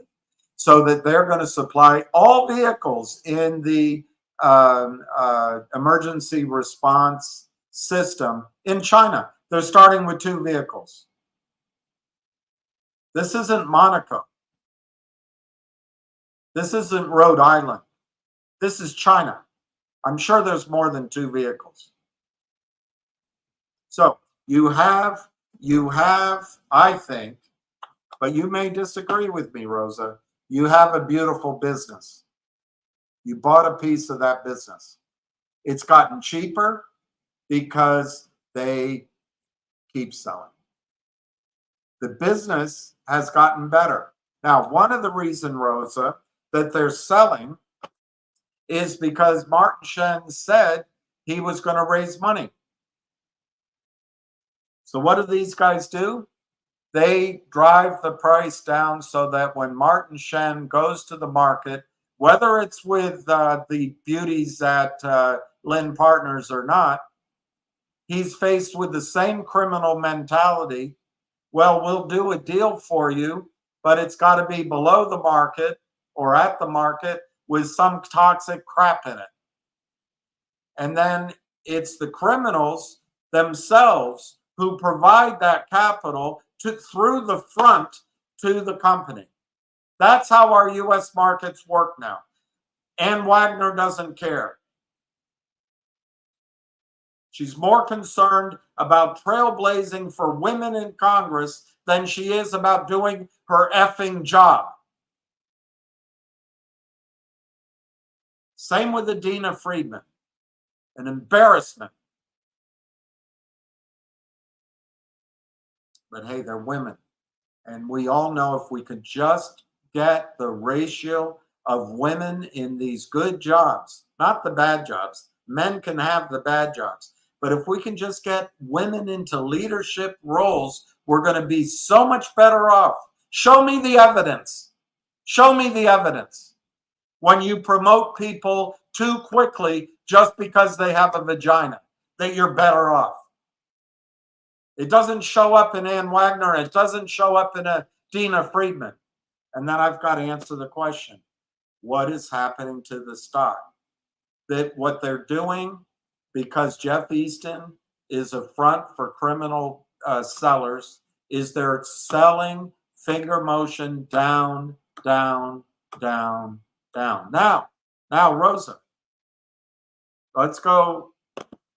There was a time when a CEO of a medical company, a technology company. The stock could be trading at $80, $50, and it wasn't worth jack anywhere near that. But people's trust in management, trust in the industry, belief in the story ran the stock price up. Well, then that CEO, she could take her money, her stock, sorry, she could take her stock, use it as currency, and go buy Apple, go buy Exxon, go buy FedEx. That doesn't happen anymore because the criminals take all of that juice out of the system. And then they say in front of Congress, they say in front of judges, they say in front of journalists, well, they shouldn't have invested. Isn't it obvious the stock's not worth that much? Why? Because the companies cannot use their stock as currency to add growth, add assets to their company. So everything's stacked against. But what's unique about finger motion? But it doesn't settle. I don't know why I even talk about it. What's plan B? Do you, Rosa, really believe plan A is that Trump's going to get elected? That's not a reason to own finger motion. It's not a reason. But here's Rosa in defense of the shorts, and I hate to say it. Finger motion has 52 million shares outstanding. At $2, that's a $100 million market cap. To my memory, the revenue last year was 35 million. But the margin of earnings was very small. In fact, I think, and this is where I'm not an accountant, but EBITDA, earnings before interest, taxes, and depreciation. I'm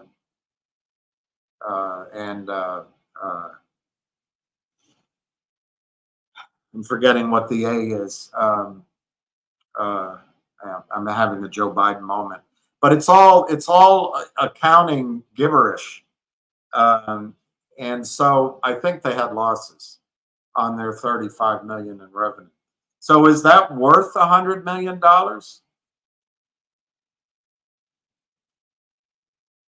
Earnings before interest, taxes, depreciation, amortization. That's what I wanted to remember. Amortization. So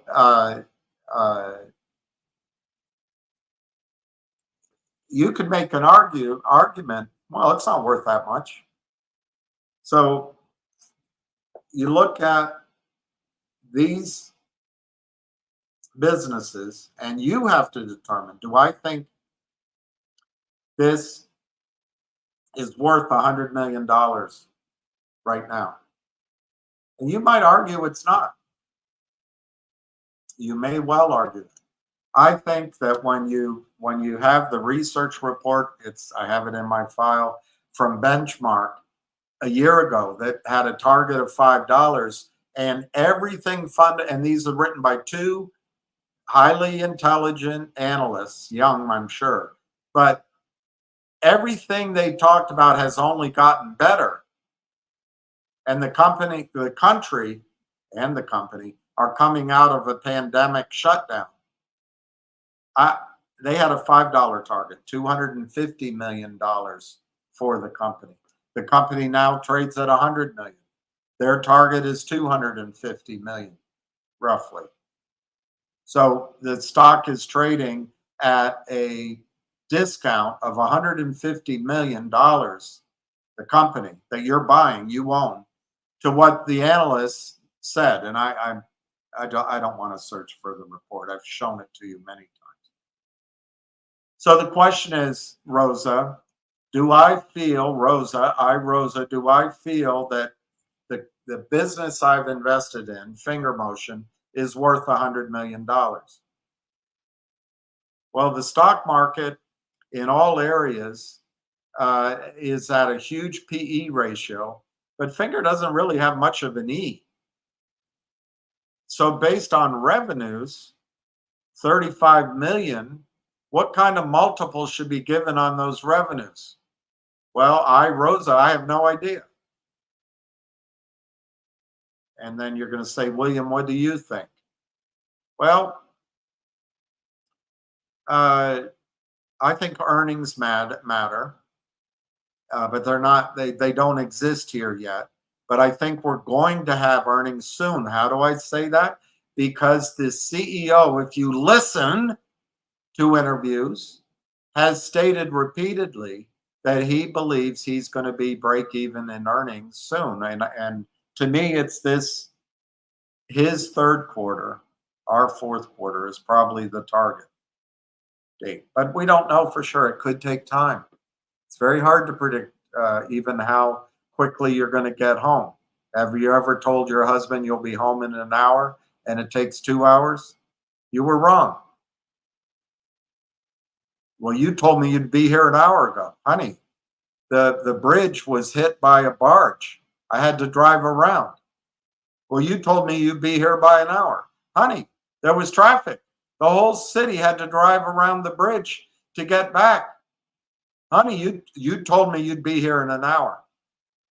There's variables in life. There's things that cannot be predicted that delay things, like a pandemic, like the CEO going in and taking a note from a bunch of liars on Broadway. You can't protect it all, but you have a business. You have a business. The business has been building relationships in China for 10 years. That business has been growing. Now, I would say, to answer you, I don't think the top-up business all by itself on a multiple of revenues, and look, this is not my field. This is not my metrics. I don't know the metrics that Wall Street uses in these kind of telecommunication stocks. But I would say top-up would be worth 1 or 2 times revenue, not much more, maybe 3 times. So I'll say 2x on revenue. Text messaging, I'd say the same thing, maybe 2x on revenue, if revenue is growing. RCM, I would go 3 to 4 times, so I'll use 3x.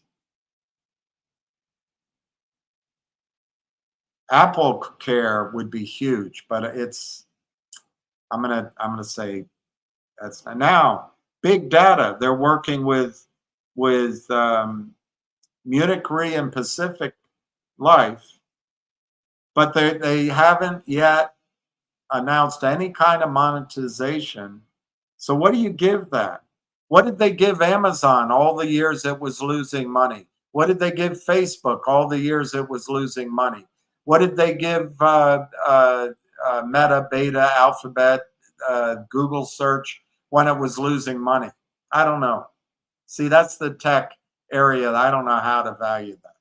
But I think Sapientus right now has no revenues.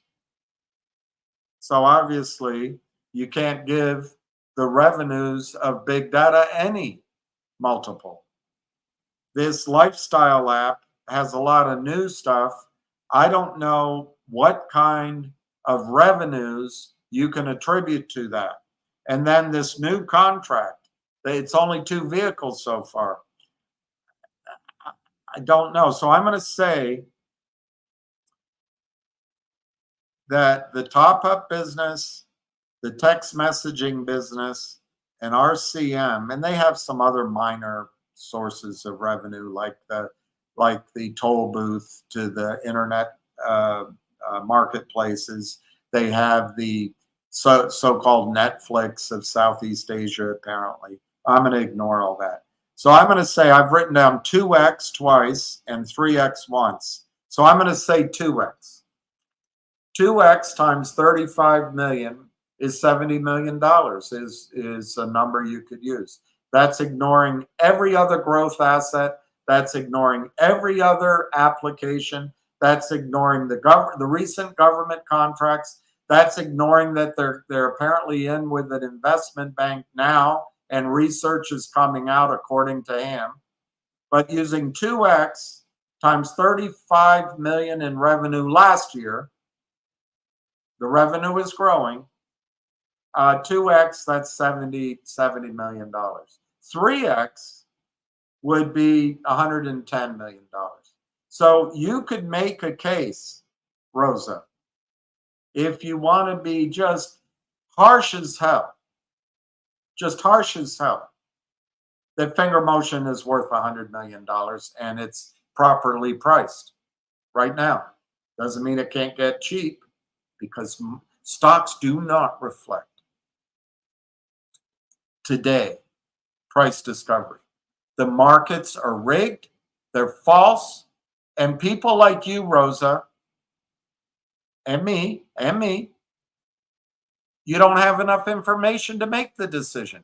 You're relying on your broker, you're relying on a disembodied voice, you're relying on me and others. Well, there doesn't exist anymore, unfortunately, Rosa. There used to be small brokerage firms, medium-sized brokerage firms, and bigger brokerage firms who had investment banking, they had trading desks, and they had research analysts. And they had probably cumulatively 100,000 registered reps, maybe more than that. And those registered reps, men and women, could give advice to you, and they would study stocks and they'd know them. And when the stock was down, they'd be calling you, and they'd be calling 1,000 clients. Hey, finger looks cheap, finger looks cheap, finger looks cheap, finger looks cheap. We got to be buying. We got to be buying. Did you see that new government contract? This is huge. And I hear a rumor that they're talking to Merrill Lynch right now. Oh, really? Boom, boom, boom, boom, boom, boom, boom, boom, boom, boom, boom, boom. And after 3 weeks of salesmen and saleswomen calling their clients and building a position, the stock moves from $2 to $7. And the CEO gets on a Squawk Box call. The CEO goes on a road trip to raise money from investment banking and goes and talks in front of office after office after office after office after office after office after office of registered representatives to tell her story.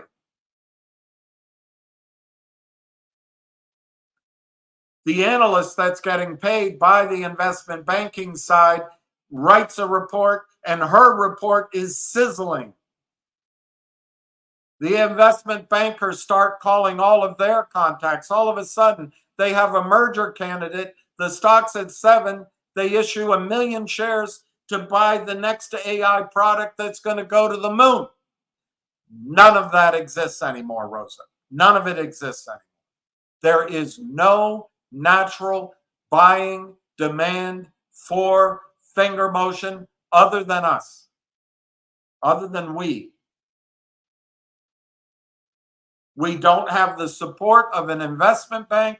We don't have the support of research. We don't have the support of retail brokers calling their clients to buy the stock. In fact, retail brokers are telling their clients to get out of the stock because it's under $5 and Merrill Lynch won't let you hold the shares.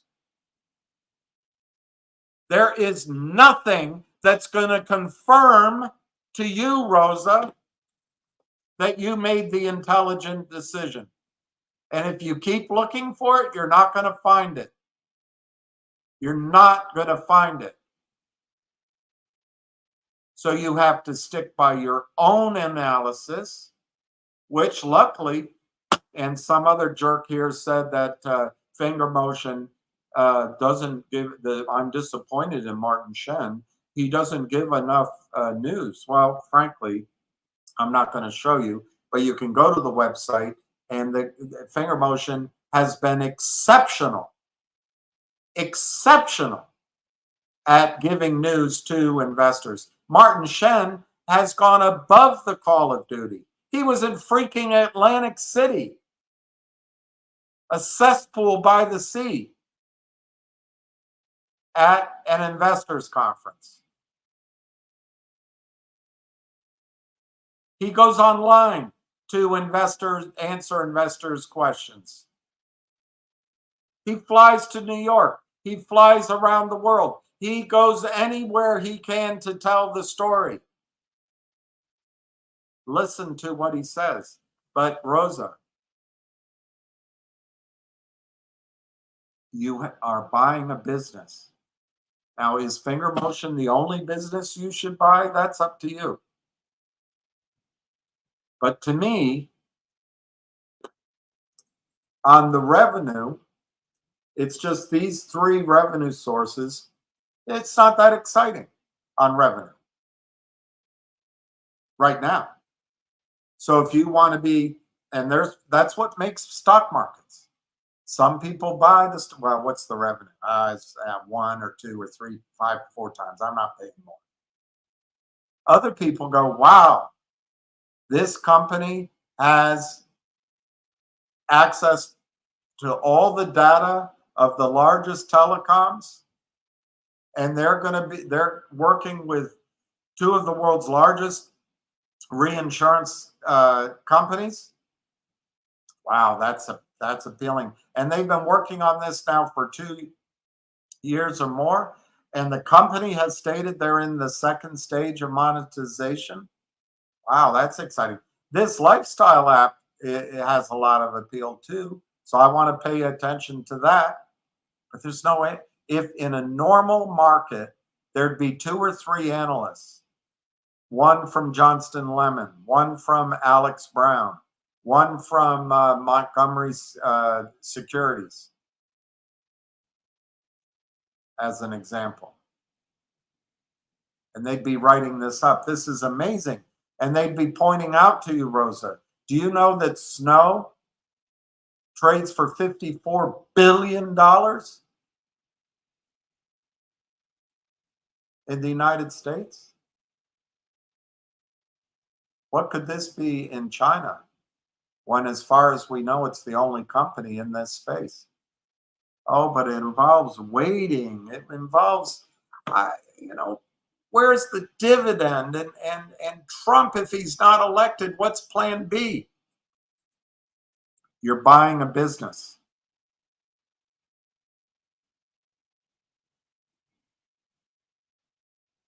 Do you know the guy that invented the mobile phone, the Palm? He started with the Palm. It was called Palm. The company, I think, doesn't exist at all anymore.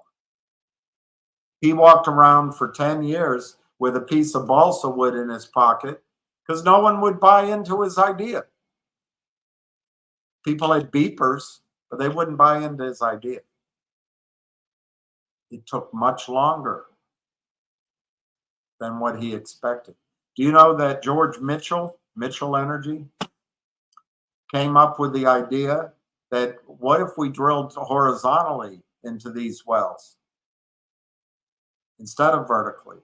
We could make our straw longer and we could collect more oil all at once.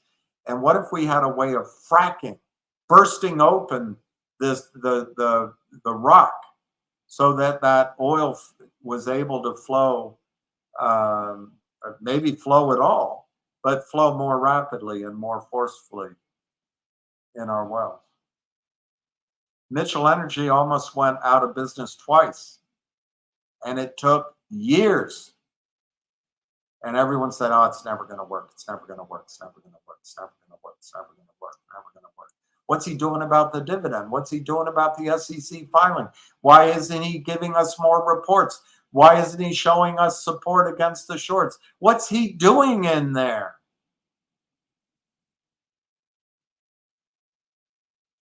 Well, one of his young engineers, I can almost remember the guy's name, I think he came up with the idea of water, hydraulic fracking, and a sand to hold. I don't know. I don't remember exactly his breakthrough idea, but it worked. And overnight, George Mitchell became a hero. Mitchell Energy became one of the most successful oil and gas companies in the country. And a friend of mine on the board of a company I raised money for, because he had the foresight to lock up all the acreage in the Barnett Shale he could. He hit the Forbes list at $2.2 billion. He went from being a lawyer to being tied with Sandy Weil in wealth, just like that, to the outside observer. But it took a while. It took time to build that business. So you're in a business, Rosa. My opinion, what is it worth? I guess the part that I like the best is two things. What I like the best about finger motion, other than the basic point I have to make to you, they only have 50 million shares outstanding, and they're not going to enter in to a financing, even though the criminals have this model in mind. My opinion, Finger is going to borrow any money they need. They have no debt. They have no debt or very little debt. So they have the capacity with that revenue to borrow money instead of issue shares. So the structure, any benefit is going to come to the shareholder without dilution, without this massive, destructive MULN, MMAT, Vocal, CRTD, HPIL, GTLL, they go on and on, KNW, RUM, it goes on and on and on and on. That's not happening. So as revenues go up and earnings go up, it's going to have real value to your shares, to your business. What I like best about Finger myself, I like that, I mean, other than the CEO, who I think is terrific, I'm talking about their business. I like that they have this top-up business with the other two or three, but they have this top-up business with three of the largest telecoms in China, and they've had it for years, I think more than a decade. They've built up trust, and that's going to be the source of deals. I love that. It's low revenue, but this is where they have their relationships. And I love the big data. I love that big data. If big data starts to show positive earnings, when's it going to do? I have no idea when it's going to do. I think the stock takes off. Those are the two things I like. So, Rosa, I think plan B is understand the business you're in. If you paid more than $2, you've got to decide, do I want to take a loss because I have a better idea, or I'm going to stay in it, I might buy more. I like the business. I think they have, to use baseball analogies, they have in their top-up business and their relationships with the telecoms, they can bunt, they can hit singles, they can take walks with an occasional double, and they can beat anybody out there in any series in any season. With the Sapientis coming on, I think they can hit grand slams every time they're up. They can run the bases.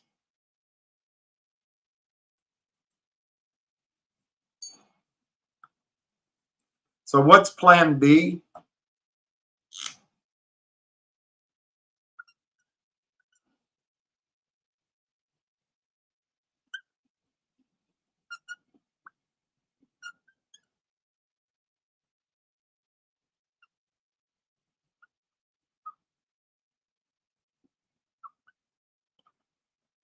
You have a $2 stock, which could go down in a spike to 150, but your plan is that over time, as the business improves, it goes to $3, $4, $5, which I think could happen this year very easily, or higher.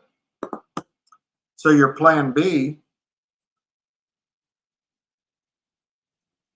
let me use the high number, is that the stock gets up to $5, maybe 7, 8, 9, 10, but $5 is the new black, not $2. $5 is the new black. And if there's a large short position out there, Pam says 250 million. My erstwhile friend on the American Stock Exchange says there's no way, and that's just not true. There's systems in place. The shorting doesn't happen. If they short, it's intraday, and it doesn't count that they had private placements, and it's a shitty company, and and all that. You can't believe him. All right, so let's pretend it's not. There's no shorts. There's systems in place. We know that the real short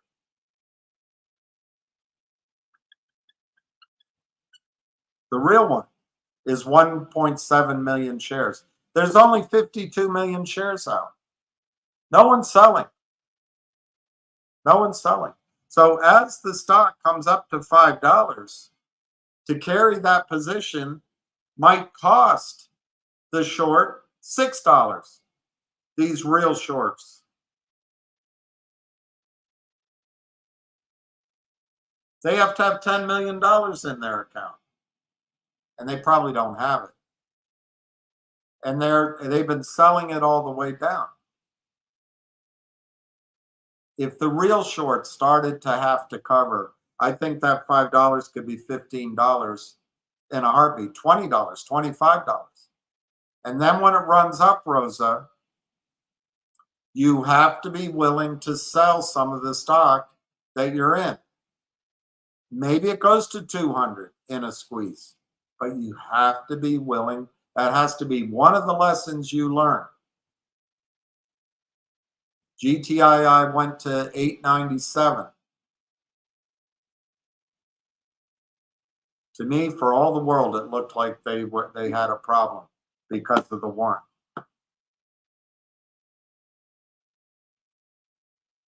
In retrospect, the lesson is sell half, sell a quarter, sell 10%. And if you want the rest to run, it runs. But at least you take advantage of the stock going up. It's been unrelentingly downward in finger motion. And I know it's tough because there is no one confirming your decision to own the stock. And magical things like a knight on shining armor or Superman or Donald Trump aren't going to save us. What's going to save us is we own a great business run by a great team, which as they cross into profitability, which is predictable, repeatable, and is growing, our business value will win out. And the shorts won't have anything to say about it. But right now, you want a magic? There's no magic. They're not going to enforce settlement. They're not. And if the guy with the red hair gets into the SEC, finger motion is not going to be his first priority. It won't. Just won't. He will call meetings. He'll say, guys, I know what's going on. Girls, I know what's going on. But we have to enforce settlement. Well, you can't do that right away. You can't do that right away. You can't do that right away. Do you realize that our stock market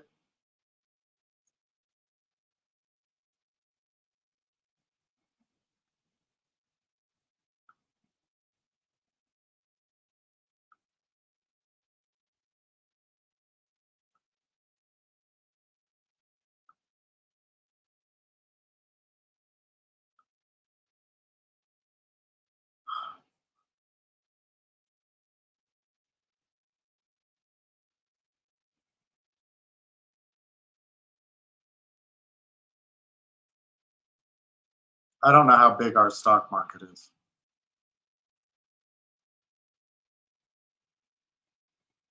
But it says here, 10% of our stock market wealth is 43 trillion.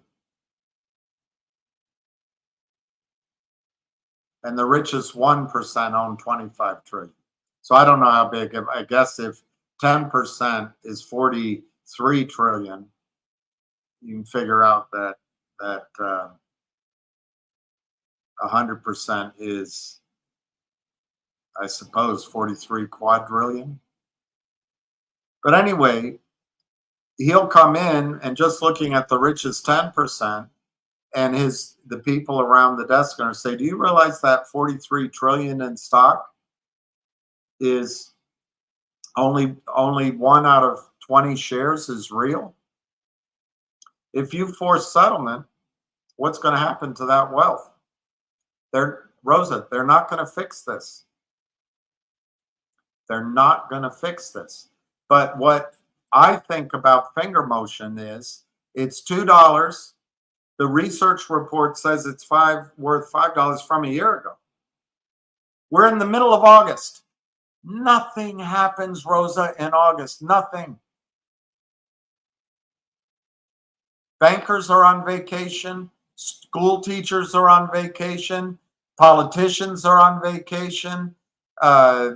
Investment bankers are on vacation. CEOs sometimes take a vacation. Everyone's on vacation.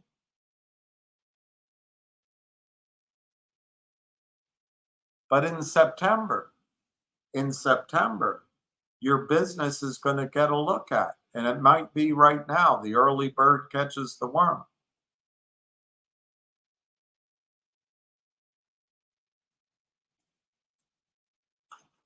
But Rosa, you seem angry there's no plan B. And you seem like it's urgent that something happens to the stock. Well, I understand that feeling because I not only went through it, I'm going through it myself. So you have a decision. Is the business you own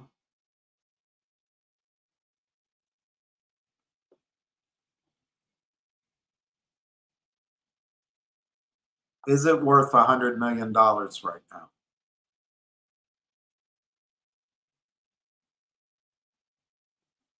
If so, you then say to yourself, is that business growing?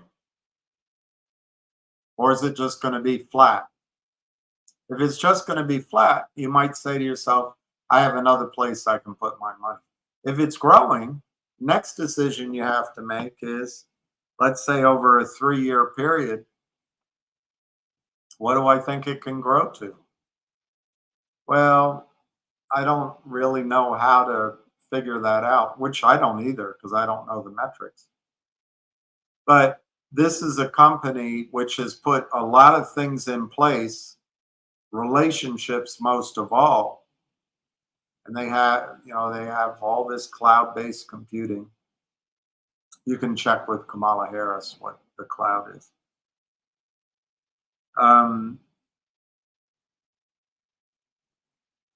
I'm going to go ahead and say that in the next year and a half, from my perspective, and I could be wrong, that I'd be willing to project over the next 18 months to 3 years, Finger could be $1 billion company. Billion. So it could go up 10x from here. It could be a $20 stock. Now, what are you, Rosa, willing to pay for that? You've already paid. You're already obviously losing some money. You've paid in blood, tears, and sweat, and it hurts, and it makes you angry that there's no plan B. Well, I'm telling you, throw away all the plans. It's all gimmicks. It doesn't make any sense. What makes sense is that the company is moving forward with very exciting businesses. Yeah, but it's not in the price. The stock is down. Where's my dividend? Why isn't the CEO giving us news? What's going on? Why is it down? Well, if those are your reactions, then you're not behaving like. Now, doesn't mean that finger motion is the stock to own. But I think it's one stock to own because I think it can go up 10x over the next 2 or 3 years. But if you're starting to get uncomfortable with it, you've been waiting for a short squeeze, you waited in AMC, you waited in GME, you tried to catch one in GTII, you tried to, and I did too, I'm not picking on you, and you tried to catch one in Finger, tried to catch one in Vocal, tried to catch one. When do we say to ourselves, this isn't working? I'm not saying you can't make a lot of money in the market, but it's time to start thinking differently. And guess what, Rosa? My message to you is we have lost time to bitch and moan. We have to start saying, I can't believe the situation I'm in. Rosa, do you know where you are right now? I don't think anybody knows. But I'm trying to get it across. And if it doesn't show up in some of my energy, I don't know. We are in the last stage, not stages. We're in the last stage of a 44-year bull market. If you put it in Bob Prechter's terms, Elliott wave theory, which it's all horseshit, but the fifth wave or the seventh, the last wave can be the most vertical, and it gives you the greatest reward in the shortest period of time. Look at what happened to NVIDIA. That kind of trading. But to me, what we're going through these last 2 or 3 days of correction, and now we're up a bit, and I don't think the correction is necessarily over. When you have a heart attack, you don't get up out of bed and run a marathon. But if I had to use my best projection abilities, which are crap, by listening to a bunch of people smarter than me and selecting the 1 or 2 that make the most sense, I believe the stock market is going to be up 50% from here. In a month, 2 months, 3 months, you're going to see rates of return in the stock market that are breathtaking, that normally take a decade. You're going to see them all at once. And we're going to be saying, we're just... Now, by the way, Rosa, I actually think finger motion can benefit from that. I actually think finger motion is on the verge of being part of the small cap, the rotation into small caps. Finger motion has a great story. It has a fundamental story that makes it a business to invest in. I think finger motion can benefit. But you know, Rosa, that's going to be a disconnect of the stock market vis-a-vis the the real world. And in the initial stages of that happening, if it happens, the value of the market translated to dollars will be real and tangible. That's when you take that money out and go somewhere else. Buy your house, buy your business, buy an apple orchard, buy a freshwater stream so you can sell the water, buy a herd of cattle. I don't know, whatever you know. Or buy precious metals, or buy what I think is going to survive all of this with fluctuation is the income off of real assets like oil and gas, like copper, like real things as we read this idea of just-in-time supply lines that go around the world without interruption, probably made possible by the United States Navy. But now you have a Chinese Navy, you have an Indian Navy, you have Iranian ships, you have the women in the White House and one guy over at State Department and one woman starting a war with Russia for some idiotic reason because another woman lost her election. As we try to force on the rest of the world this brilliant idea that the best way to run things isn't on merit, isn't on hard work, isn't on knowledge, it's on the color of your skin. It's on the chromosomes in your body. Or maybe not, because we don't know what a woman is, what a man is. It's all idiocy we're going into. So these long-term supply lines, protected by the U.S. Navy, our financial markets, our military strength, are going to disappear. So in the future, we're going to have to be in North America. That's where we live. We're going to have infrastructure. We're going to have factories that build our things. We're going to eat our food. And the demand is going to be there for real things like copper, iron, maybe lumber, but gold, silver, maybe Bitcoin. I don't know. Can't figure that one out.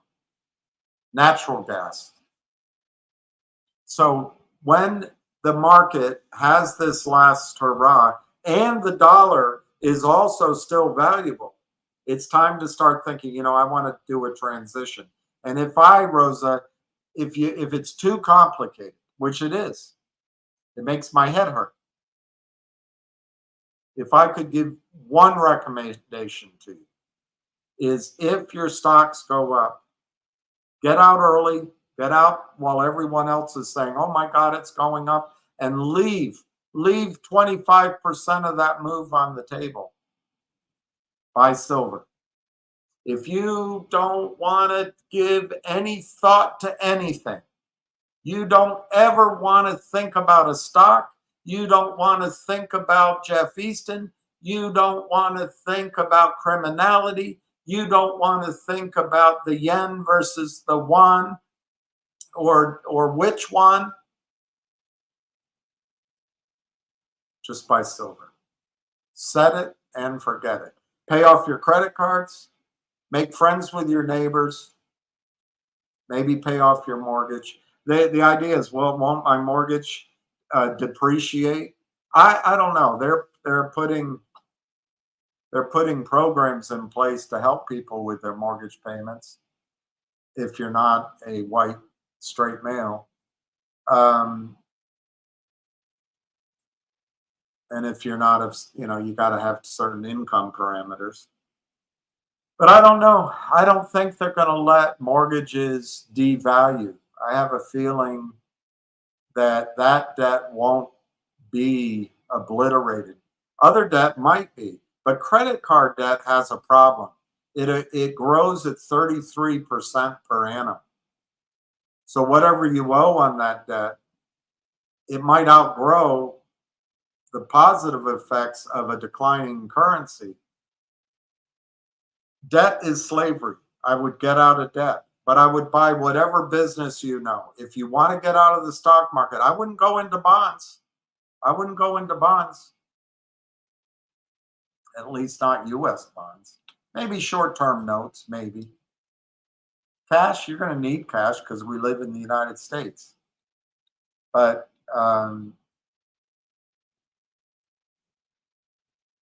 anyway, I think we're at the end of the stock market's existence. And the next decade, or the next 15 years, the next 25 years, I don't think people will want to invest in the stock market. Now, Rosa, that does not mean that finger motion won't do well in that period of time. What it means is the idea of going to a young stockbroker who calls herself or himself a wealth advisor, and they sit and talk to you, and they're pretty or they're handsome and they're confident, and they tell you to put it with this money manager and this ETF or this mutual fund. That's gonna not be around so much. As Jimmy Rogers says, stockbrokers, wealth advisors will, in the future, will drive taxi cabs. Farmers will drive Maseratis. There's going to be a shift. But it doesn't mean that there won't still be a stock market. And it doesn't mean that you can't make a fortune in that stock market. It will, instead of being a stock market, it will be a market of stocks. A market of stocks. Where does Finger fit in that framework for me?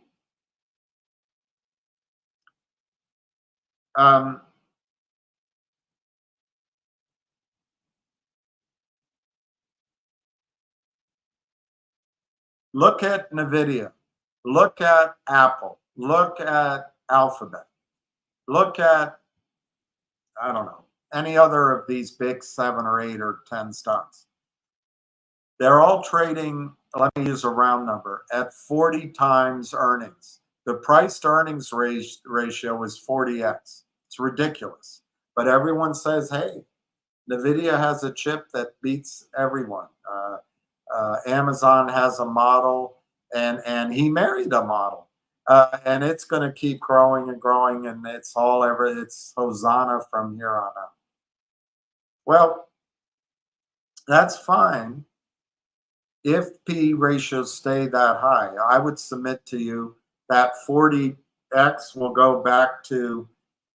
will come back to 15 times. So it'll be P ratios of 15, price to earnings of 15 times, price to earnings of 15 times. But on the way down, it'll overshoot like things do.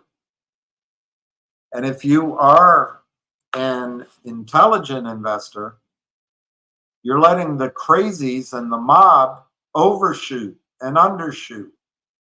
You're willing, Rosa, to invest when you know you're onto something good. And what you, Rosa, or me, William, can put in, unfortunately, because we're not Rockefeller, our arbitration is time. We have to wait. But if we have done our work, when things swing back, when they revert to the mean, and in the case of the stock market, if there's a crash, and I personally think whatever level the market goes to, we're going to come, let me just pick the Dow. Let's say the Dow goes to 60,000. I think when it corrects in a hard landing, it has the ability to go back, I'll be dramatic here, to 1,000. And if it goes from 60 back down to 5,000, you're going to say, well, you were wrong. You said 1,000. What? I'm trying to give you the drama of it, not the exactitude.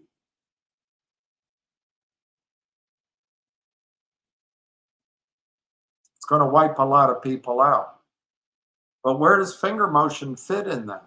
I think finger motion should not be the only stock you want. I think if finger motion gets a trade, either because there's short covering, which while I'm skeptical, I have to admit, particularly every time I listen to him, I start believing, boy, that could happen any day.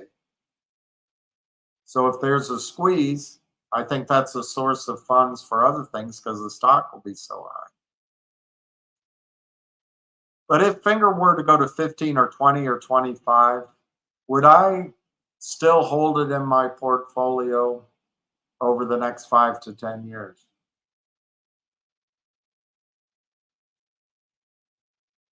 And I think my answer would be yes.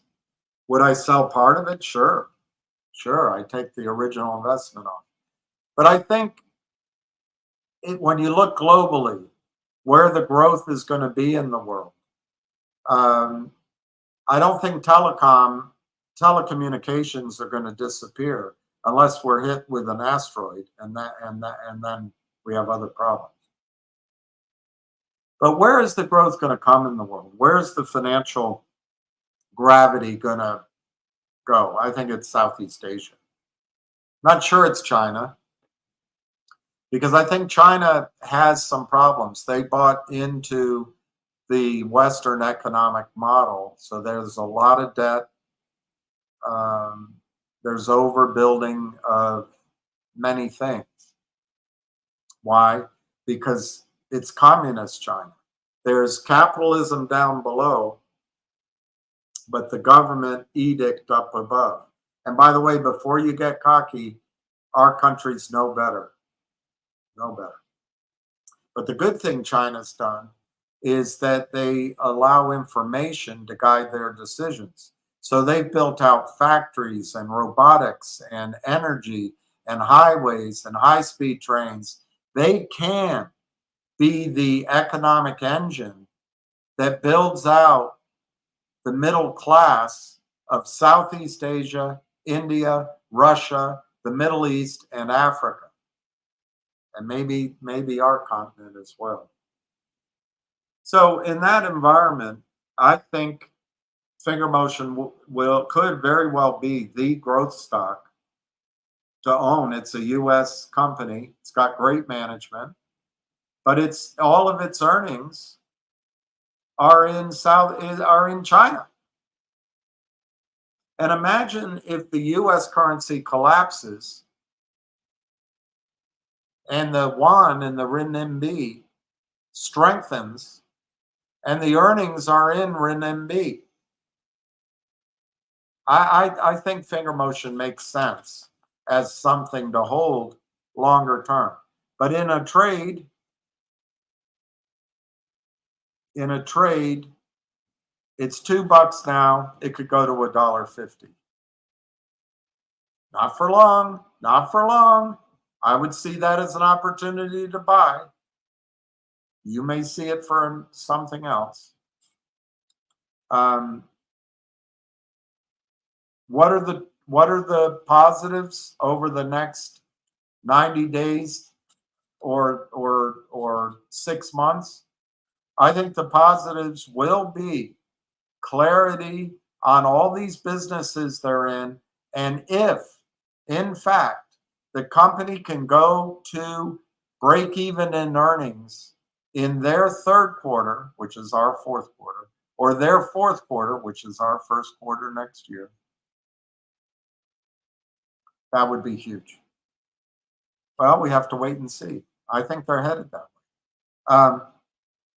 Another breakthrough would be yet another big contract. And I personally think contracts with the government, why stop at one?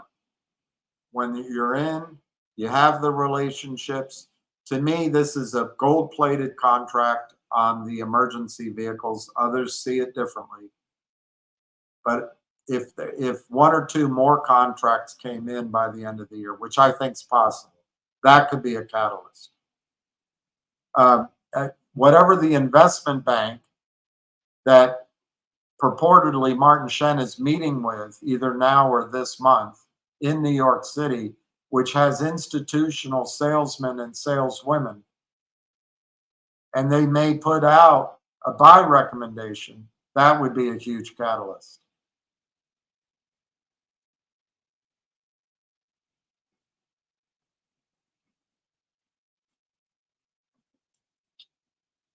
I think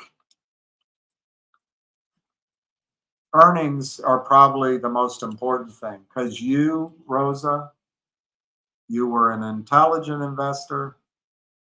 You bought into a business. You like the business. You think it's great and it's growing. You've gone through the hard times. You had to get rats out of the basement. You had to get the linoleum on the dining room floor replaced with tile. You had to replace all the dishwasher and the sink in the kitchen because it was so old. You needed it to increase your ability to wash the dishes. And you brought in a high-priced chef to make the best dishes for your customers. And then finally, you didn't expect it, but you had to replace the air conditioning. But you're ready to go. And business is picking up. People are walking in. You're doing business not only at lunchtime and dinner, but you're actually getting breakfast business and takeaway business now. It doesn't show up yet because it's happening at the end of the year, but you feel so confident about 2025 that you're willing to wait another 6 months for when the cash starts going positive and you start getting the benefits of all of the hard work you put in for the last 2.5 years. That's how I see finger motion. I see finger motion about to reap the upside benefits, and I'm talking in a hockey stick way, sometime over the next 1 month or 9 months. Oh God, I can't wait. What's your plan B? I have no plan B. Personally, I have no plan A. My plan is, I believe this is a stock to own, but I also think Wolf is a stock to own. I think Logic is a stock to trade. Might be a stock to own. But biggest of all, Rosa, I want you to start thinking about owning gold, silver, platinum, oil and gas. That's where you're going to change your life, in my judgment. All right, I answered that question.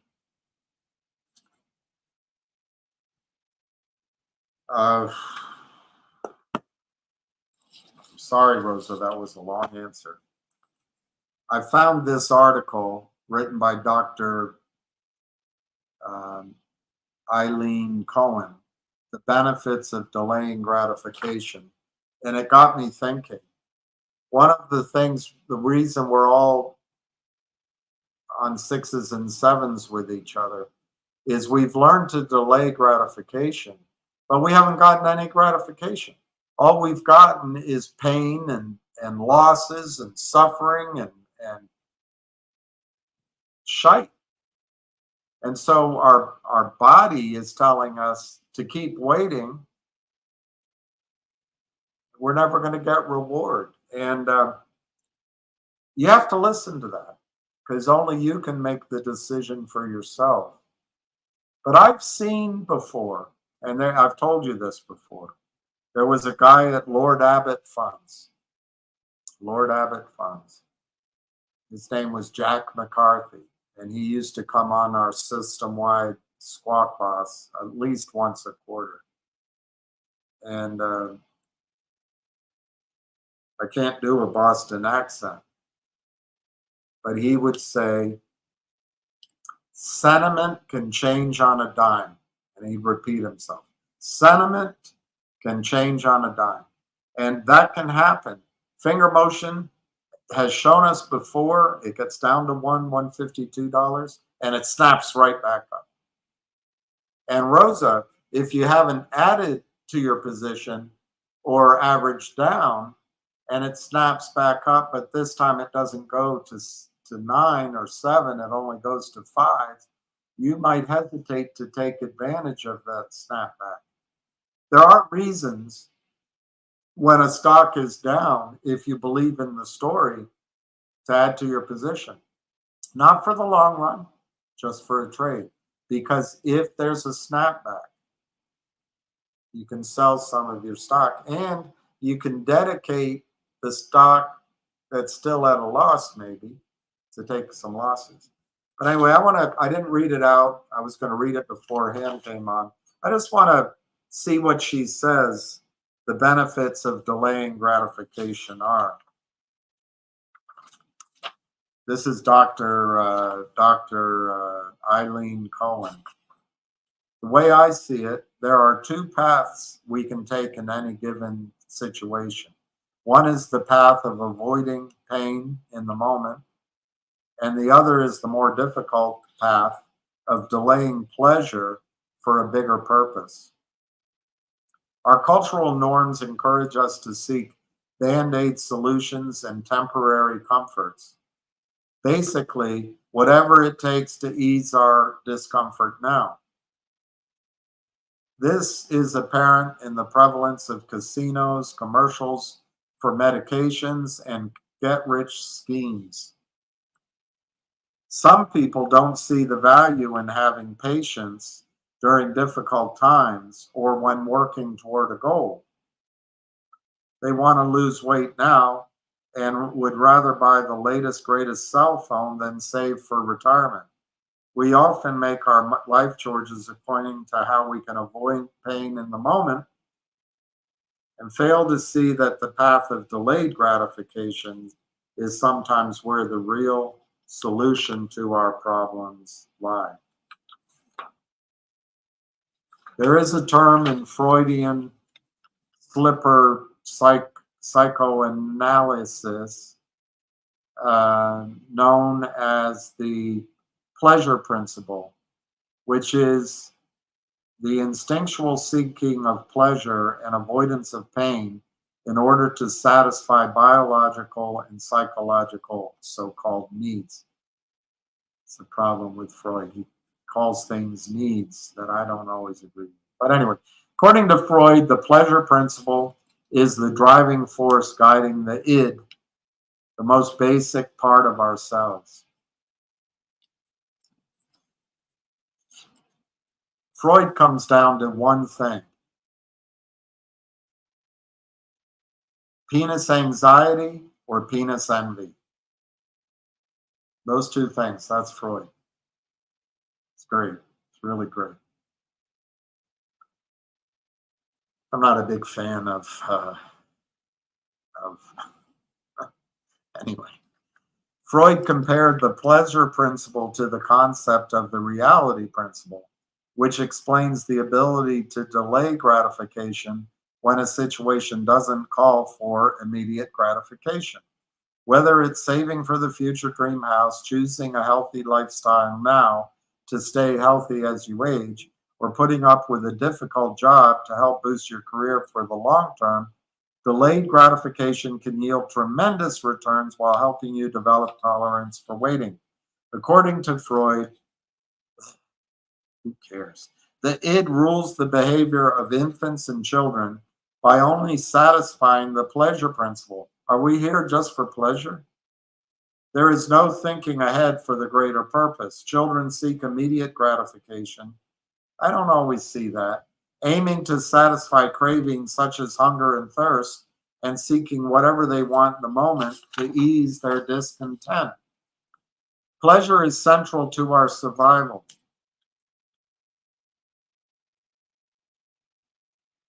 Okay. That's just thrown in there as a fact. I guess we have to accept that as a fact. We need things like food. Oh, food is a pleasure? We need things like food, water, and sex and we need sex in order to survive. We need sex to pass our genetic material on to the next generation. However, as we get older and mature, we must learn to tolerate the discomfort of delayed gratification if we have a greater purpose or goal in mind. Let's skip on. Starting to lose interest in Dr. Eileen.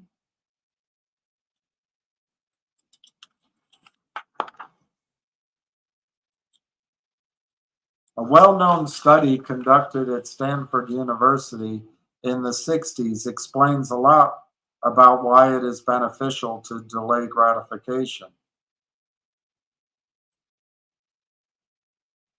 In the study, children were placed in a room with one marshmallow on a plate. The lead researcher gave the children an easy instruction. You can eat the marshmallow now or wait 15 minutes and receive 2 marshmallows.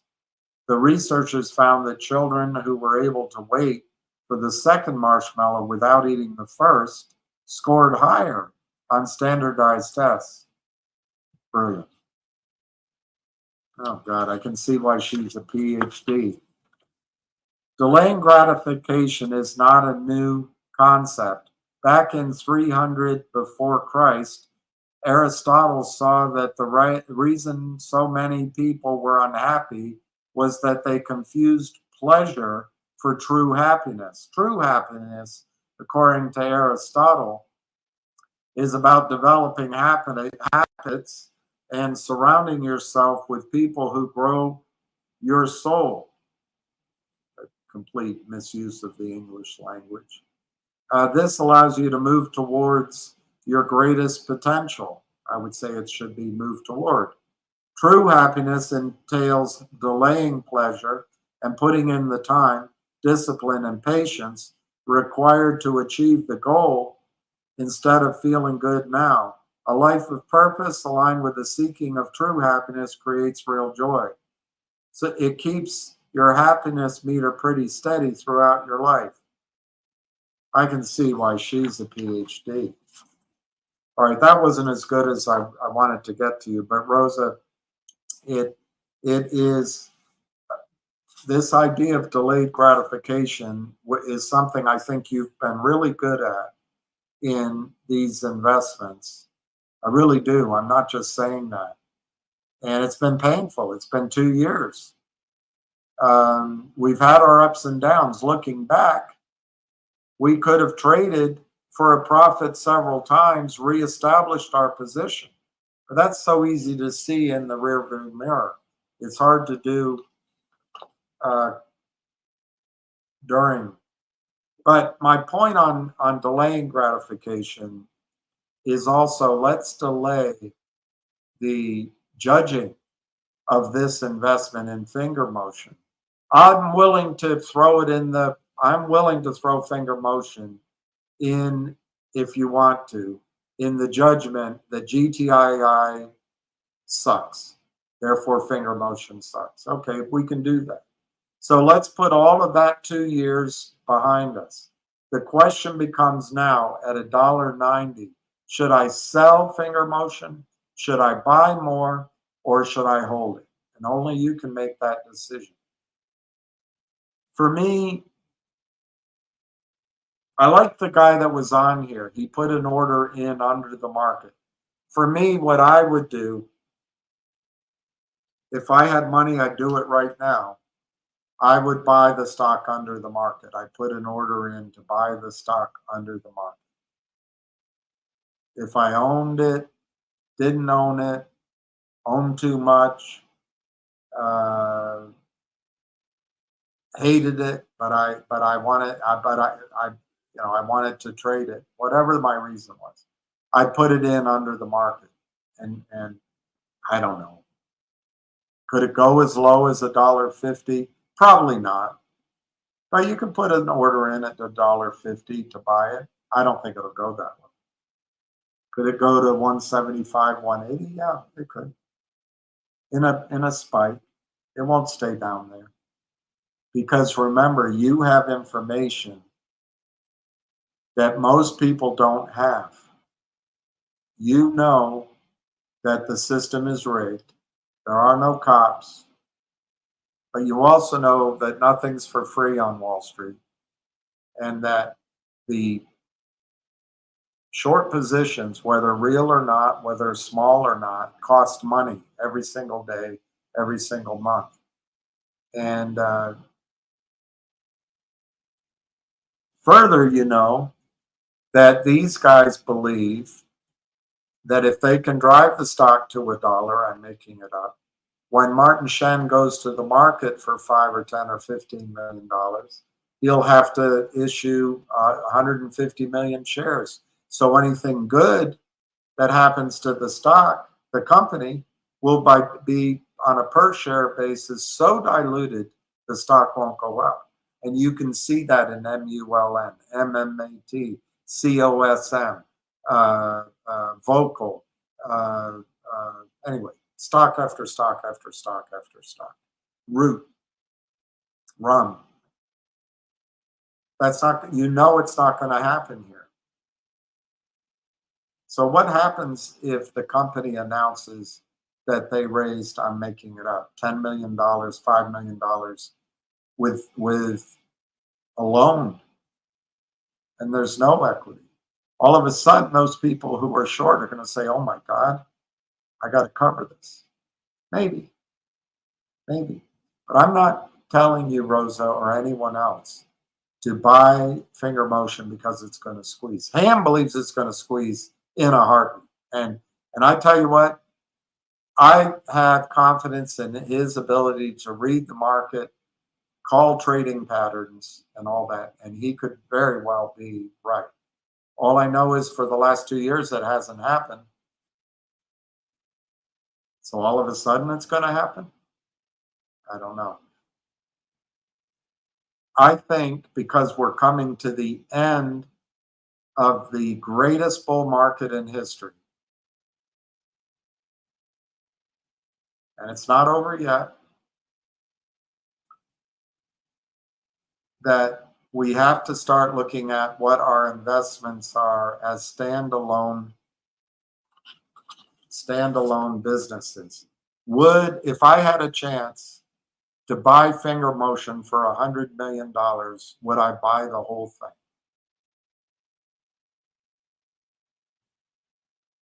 Or would I buy a gold mine? Or would I buy producing oil and gas production? Or would I do a combination of all three? I don't know. Or would I try to marry J-Lo and lose half of my 100 million in the divorce? I don't know. When you're dealing with men and women, we each make our own decisions.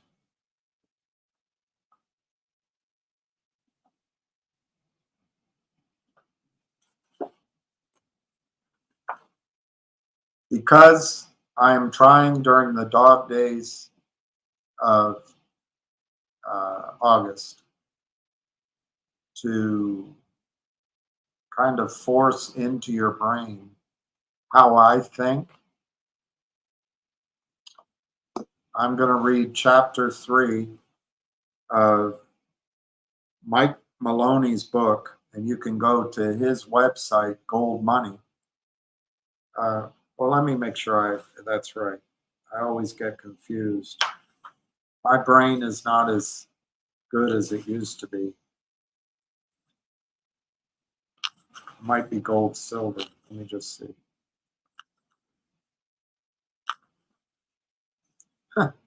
He's such a great guy, he doesn't put it here. He doesn't push his...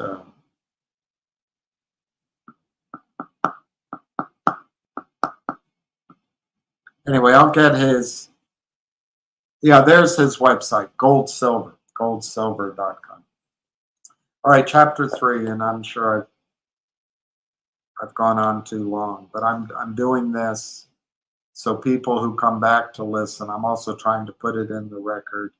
I should do it maybe separate videos, and someday I'll have a computer where I can do this live, and then I can go in and chop something out and have a separate video.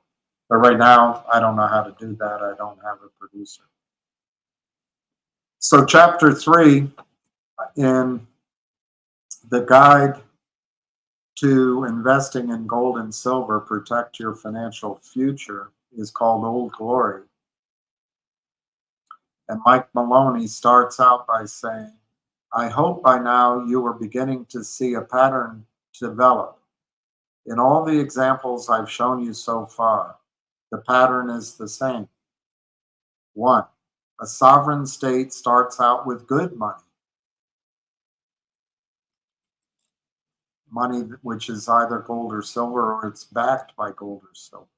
2, as the country develops economically and socially, it begins to take on more and more economic burdens, adding layer upon layer of public works and social programs.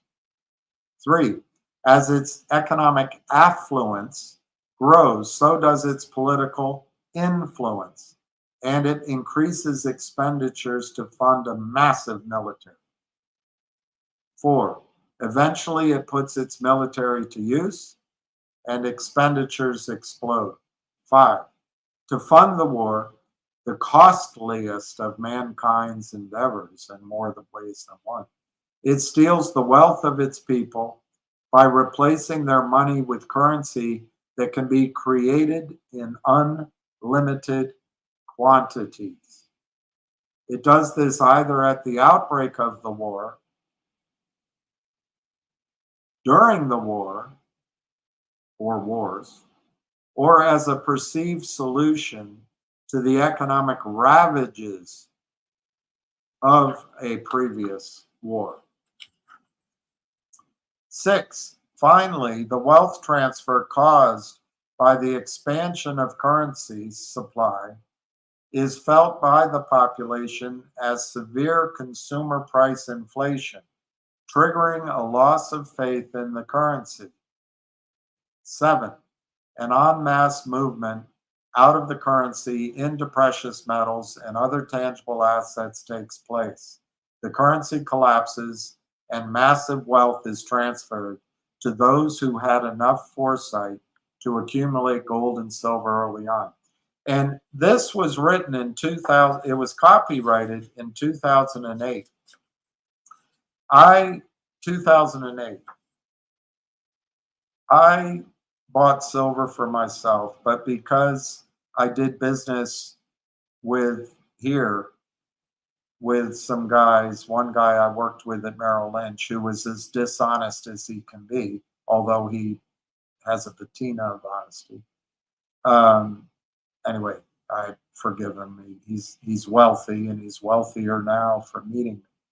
But I did a lot of business. I got a lot of things done. But once he met the guys I was working with, he cut me out. That makes him a dishonest man, in my opinion. But anyway, and a greedy man. Anyway, I ultimately, not just for that reason, but for others, I liquidated that position. I raised money for gold and silver companies, oil companies, and raised a lot of money. And some of that's still out there. But the nature of investors they're susceptible to the new shining girl that comes along. And but some of those investments are in place. But the oddest thing is this was written over a decade ago, and all of those 6 things have happened, but this 7th thing has yet to happen. A mass movement, an en masse movement out of currency into precious metals. The 2 things I think maybe 3 things may have delayed this.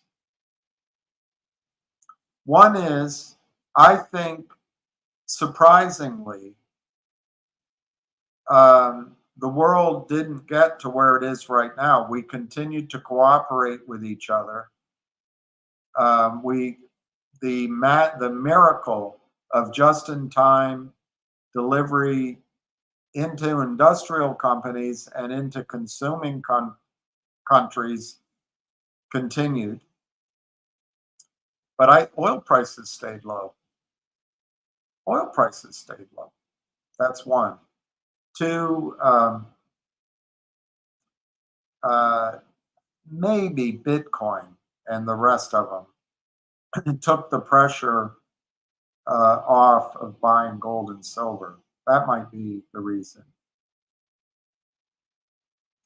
And I guess the third is just the sheer momentum of the bull market in stocks, the belief in the Fed, the belief in the systems of the United States of America, just a momentum of groupthink.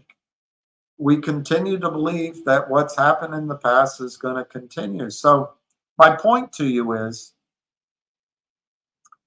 it looks like we still have time to implement a strategy of accumulating for each of us precious metals, and other tangible assets. And gold has gone up by, it was when this, I'll look it up, but I believe when this was published, gold was around $400 an ounce. Call it 500. Right now it's 2,400. Call it 2,000. So gold has gone up by 4x. Silver's starting to move. Silver was $10. I think it's 32 now. Platinum, I think, is down. It's $1,000. But maybe, just maybe, we still have time. And one of the greatest opportunities, one of the massive opportunities out there, is in the mining stocks. The oil and gas producers and the mining stocks.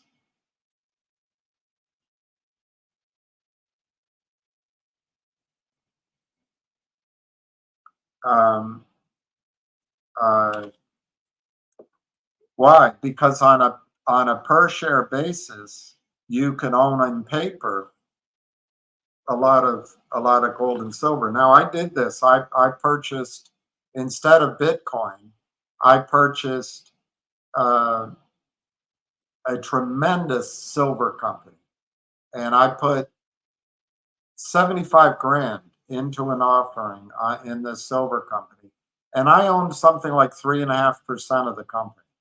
And they had much fewer proven reserves, but they had proven reserves. And to my memory, that meant that I owned 120,000 ounces of silver in the ground.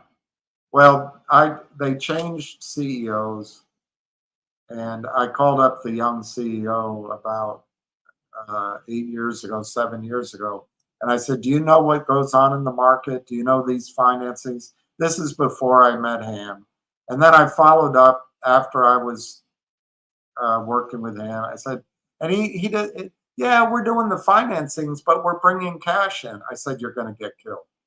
And now I had 300,000 shares when I can't do arithmetic in my head, but there were millions of shares outstanding. Whatever, I had 3-4%, so maybe I can't remember. I think it was 10 or 20 million shares, and then it was 50 million, then it was 100 million shares. It was something like that over the next sort of 2 years. And but then this young guy came in and he did all the toxic deals because he didn't know any better. He had no judgment. And the company is amazing. Amazing. They've built out their infrastructure. They've drilled more. They have the home run deep assets, but they've built out. It's an amazing story. And they've done a great job. But guess what? I now own 0.00000000 because he's diluted it all to hell. And I'd have to go back through. It's so depressing. They've done reverse splits, it's just depressing as hell. They've increased the amount of their silver reserve, but now I bet I only own 1,000 ounces instead of 120,000 ounces. So you got to make sure you're in with the right management. But this little gold company that a lot of you have participated in, and if you're interested, just send your name to my email and I'll have the company contact you. But just using with success of the pilot plant, with success, using the minimum number, I think this number is low by, ultimately I think the result will be 5 or 6 times this. But just, because there is risk and because you have to see that the project actually works, which I believe it will. I'm an investor. But based on the projected number of shares which will be outstanding, and that we don't know for sure either, but you got to start somewhere. Each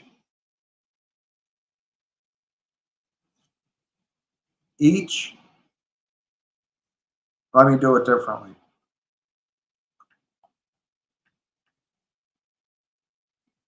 Every 22 shares,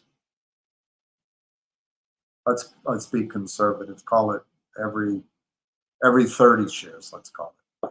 Every 30 shares will equal 1 ounce of gold in the ground. Now there's risk in terms of I'm collective we have to get the pilot plant producing, but I believe after all these years, that's going to be the least. The financing's in place apparently, and I think it'll go through. So that means if somebody were to put up the minimum, which is $5,000,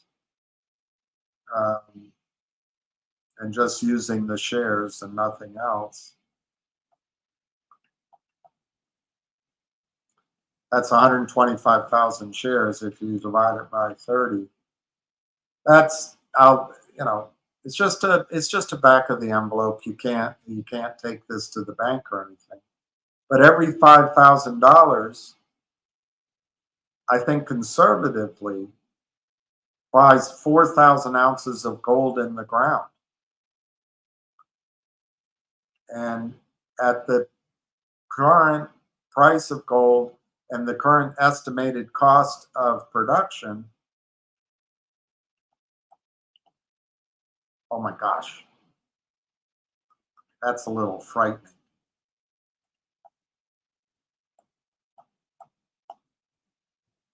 That 5,000 is worth $8 million in future revenue. Now, practically, more likely is the company gets sold not at $2,000 an ounce, but maybe $100, maybe $300, $400, $500, but let's call it $100 an ounce. And a much more acceptable projection for me anyway is that a $5,000 investment, because right now you can buy mining shares while nobody is looking. All those geniuses that you go to advice for, they're all in NVIDIA. They're all in NVIDIA. So right now you can accumulate mining shares and oil and gas shares and assets unbelievably inexpensively. In this case, it's partly because when the brainiacs on Wall Street start turning to gold and silver, they'll buy the first tier companies first, the Newmonts, the Gold Corps, and the Barracks. Then they'll go to the second tier, maybe the Aramis Golds or the Franco Nevadas. And then they'll go to the third tier, maybe a Novo or I'm trying to think of others that I've dealt with. Lesser known names, maybe not quite producing yet, but they've got a great asset. And then they'll come down to the names which are not producing, but have a huge upside. They'll come down. And that's why you can still do it, because that waterfall of investment hasn't occurred yet, but it will. So my point is, as you listen to this, you don't have to get depressed if you didn't buy gold or silver. You can buy the miners. You can buy the miners. And you can do it with the big names or the small names. In the case of this gold deal I just described, conservatively, although it's still risk money, still speculative money. On a conservative basis, if this pilot plant works, which I believe it will, and you'll know within 6 to 9 months, I think $5,000 buys 4,000 ounces of gold, and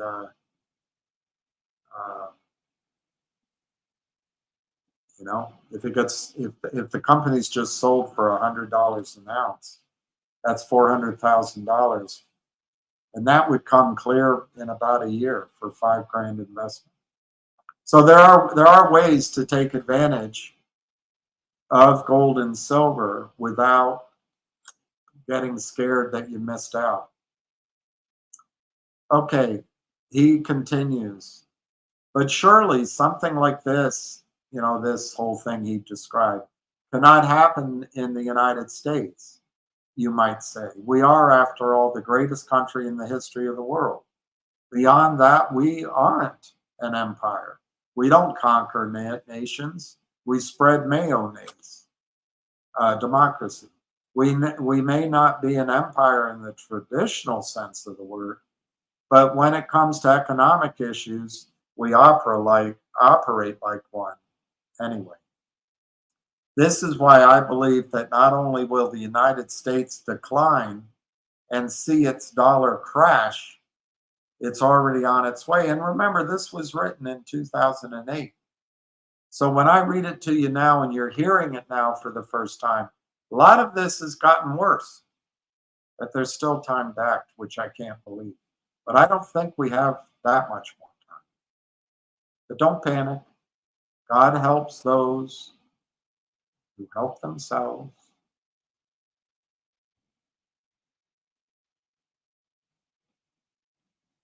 Like a trip down memory lane, let's look and see how the United States has gotten to this point. The beginning of the end for the United States economy started with the inception of the Federal Reserve. The Fed, as it is called, is a private bank. Gosh, I haven't read this in a decade or more. And this is all what I've been trying to say to you guys. I love it. And I like this guy, Mike Maloney. I think he's great. The Fed, as it is called, is a private bank, separate from the US government, with the power to dictate our country's fiscal policy. Since the Fed's formation, the United States dollar has become nothing but currency, paper money. From roughly 1871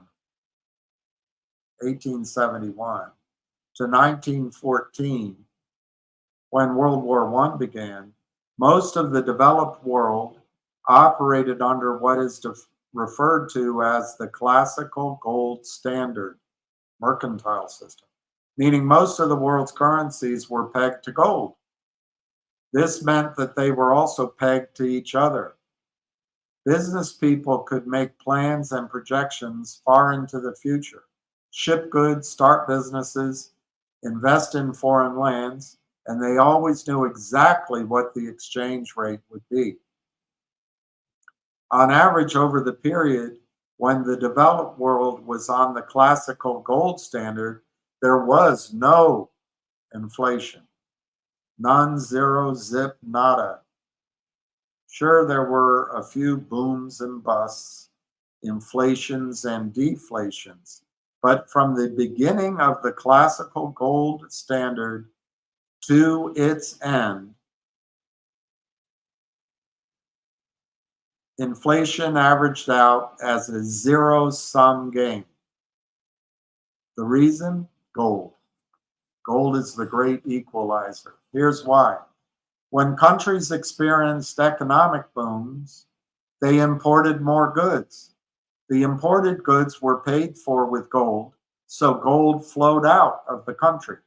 As gold flowed out, their currency supplies contracted. That's monetary deflation. This caused these economies to slow down and the demand for imports to fall. As this economy slowed, prices fell, making these countries' goods more attractive to foreign buyers. And as exports rose to meet foreign demand, gold flowed back into that country. Then the process started all over again. The value of currency based on gold always moving up and down in a narrow range, maintaining the equilibrium. That's classic economic theory, And I think it doesn't ever work out exactly like that. And I think the human cost of that strict adherence to a gold standard is probably not worth it. But anyway, let's keep going. During the classical gold standard, our currency was real, verifiable money, meaning that there was actual gold and silver in the treasury backing up money. The currency was just a receipt for the money. Then in stepped the Federal Reserve, one of the most notorious and misunderstood institutions in the history of the United States. The difficulty with the Federal Reserve is that there's there's a lot of information out there, which is one reason why it is so controversial. There are two very polarized camps when it comes to the Fed. On the one end, you have the government, which trusts the Fed, to regulate the US economy. On the other end, you have the conspiracy theorists who believe in no uncertain terms that the Fed will eventually bring about the collapse of the US economy. Well, I'm here to tell you these quote unquote crackpots are not as crazy as they may seem, the conspiracy theorists. For one thing, the Federal Reserve is not a government agency. It is a privately owned bank who has stockholders to whom it pays dividends. It has the power to actually create currency from nothing, and it is shielded from audits and congressional oversight. As former Senator and presidential contender Barry Goldwater stated, quote, "The accounts of the Federal Reserve System have never been audited. The Fed operates outside the control of Congress and manipulates the credit of the United States of America." Famed Austrian school economist Murray N. Rothbard, I'm sure you've all heard of him, the vice president of the Ludwig von Mises Institute, I'm sure you've heard of that, distinguished professor of economics and author of 26 books, I'm sure you've read them all, opens his book, The Case Against the Fed, with the following. This is Murray N. Rothbard. This is his quote. "By far the most secret and least accountable operation of the federal government is not, as one might expect, the CIA, DIA, or some other super secret intelligence agency. The CIA and other intelligence operations are under the control of Congress. They are accountable. A congressional committee supervises these operations, controls their budgets, and is informed of their covert activities. The Federal Reserve, however, is accountable to no one. It has no budget. It is subject to no audit, and no congressional committee knows of or can truly supervise its operations. The Federal Reserve, virtually in total control of the nation's monetary system, is accountable to nobody." That was his quote. Here's how it all got started. You might call this the not so humble beginning. In 1907, there was a banking and stock market panic in the United States, which was called the Panic of 1907. It was widely believed that the big New York banks, known as the money trust, had been causing crashes and then capitalizing on them by buying up stocks from rattled investors and selling them for tremendous profits just a few days or weeks later. That was what was called stock pools, and they would promote stocks. Joe Kennedy made money this way. And as the public came in, the stocks would run up, they would cash out. The Panic of 1907 was a particularly devastating one for the United States economy, and there was an outcry by the general public for the government to do something. In 1908, Congress created the National Monetary Commission to research the situation and to recommend banking reforms that would prevent such panics, as well as to investigate the money trust.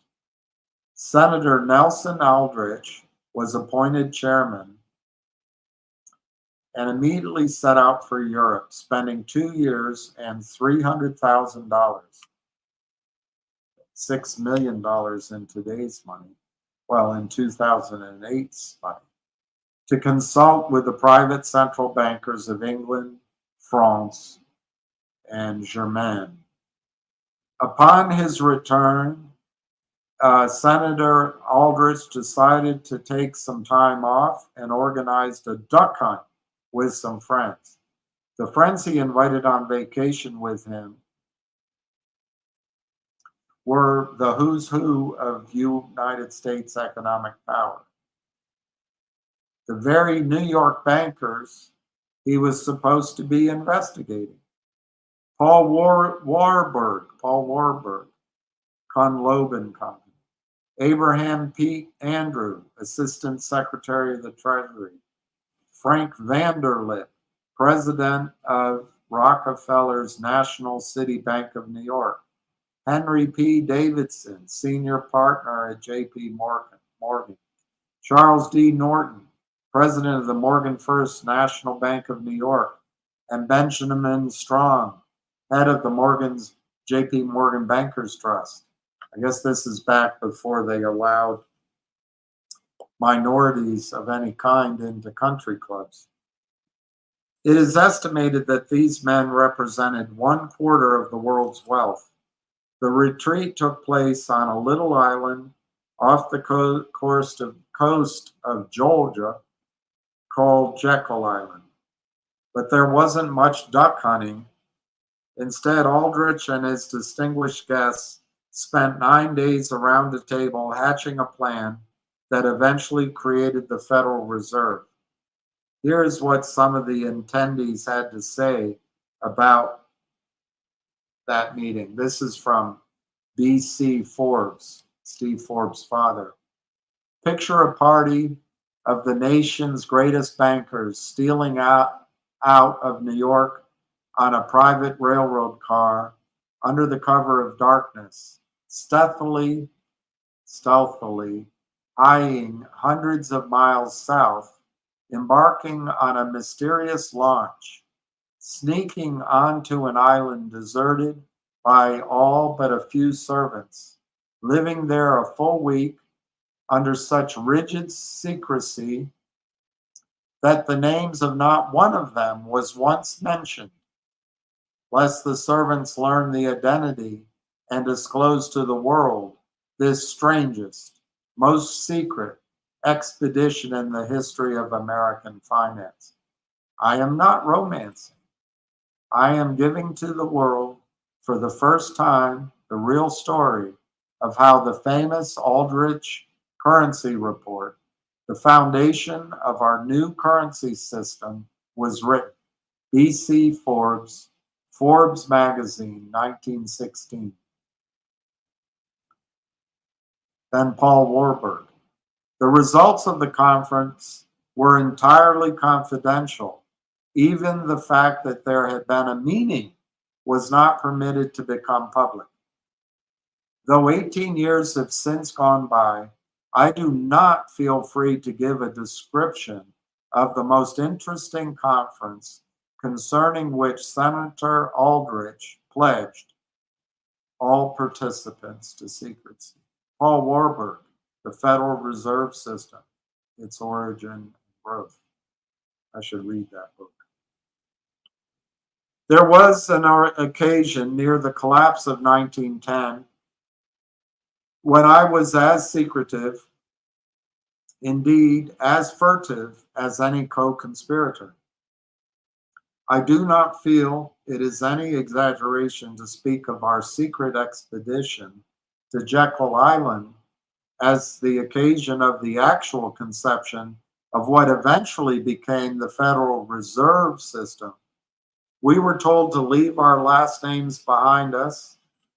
We were instructed to come one at a time and as unobtrusively as possible to the railroad terminal in the New Jersey littoral of the Hudson, where Senator Aldrich's private car would be in readiness. The servants and the train crew may have known the identities of one or two of us, but they did not know all.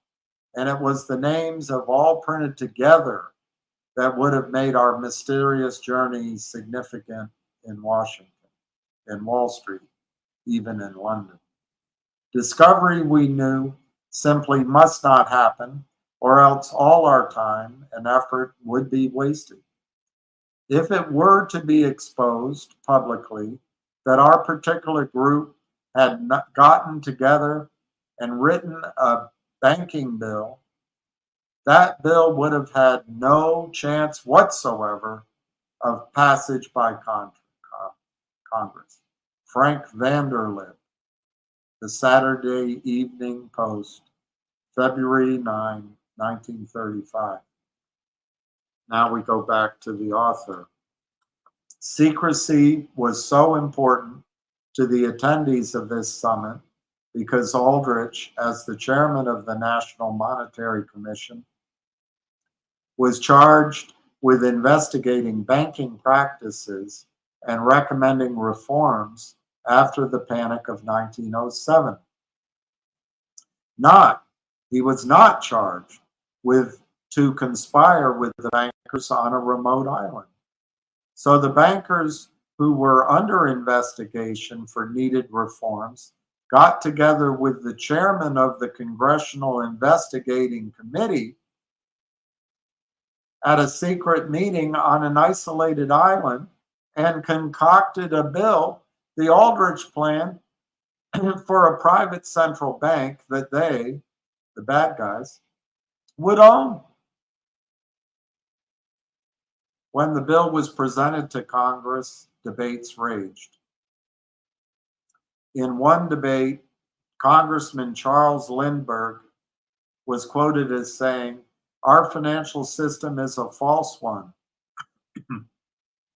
and a huge burden on the people. I have alleged that there is a money trust. The Aldrich Plan is a scheme plainly in the interest of the trust. Why does the money trust press so hard for the Aldrich Plan now before the people know what the money trust has been doing?" But the Aldrich Plan never came to vote in Congress because it was a Republican-backed bill, and the Republicans lost control of the House in 1910 and the Senate in 1912. Not accepting defeat, the bankers essentially took the Aldrich Plan and changed a few details. In 1913, a nearly identical bill called the Federal Reserve Act was presented to Congress. Again, the debates raged. Many saw this bill for what it was, a prettied up version of the Aldrich Plan. But on December 22nd, 1913, Congress gave up its right, Congress's right to coin money and regulate the value thereof, which was given to Congress in the Constitution, and Congress passed that right to a private corporation, the Federal Reserve. Since the Fed opened for business in 1914, the currency of the United States, the US dollar, has been borrowed into existence. Do you hear that? The dollar has been borrowed into existence, much like the counterfeiters sell shares into existence. It's the same scheme. It's just much bigger. It's writ large. So since the Fed opened, The dollar has been borrowed into existence from a private bank, the Fed. The reason why I say borrowed into existence is because every single dollar the Fed has ever created is owed back to that bank with interest. The Fed creates all currency, not the United States government. I think that's the exception is coins. I think pennies and nickels and quarters and dimes are exempt from that. But anyway, that's a small side issue. The Fed creates all currency, not the United States government, and it lends it out to the US government and private institutions with interest, Now, you may be asking yourself, if we pay back all the currency that was borrowed into existence, but we still owe the interest, where do we get the currency to pay the interest? The answer? We borrow more currency into existence. This is the one reason why the national debt keeps expanding. It can never be paid off. It is mathematically impossible. But even more disconcerting is the way the Federal Reserve creates currency. One, it makes loans to the government or the banking system by writing a bad check. Two, it buys something with a bad check. In the Fed's own words, published in a 1977 paper called Putting It Simply, quote, when you or I write a check, there must be sufficient funds in our account to cover the check. And for those of you too young to remember, checks are what we could each write up ourselves to somebody, fill out an amount, and make payable to that person, and then sign it. And then that person could take it to the bank and deposit it. Now we just use debit cards and credit cards and Apple Pay. But there used to be a thing called a check. So when you and I write a check, there must be sufficient funds in our account to cover the check. But when the Federal Reserve writes a check, there is no bank deposit on which that check is drawn. When the Federal Reserve writes a check, it is creating money.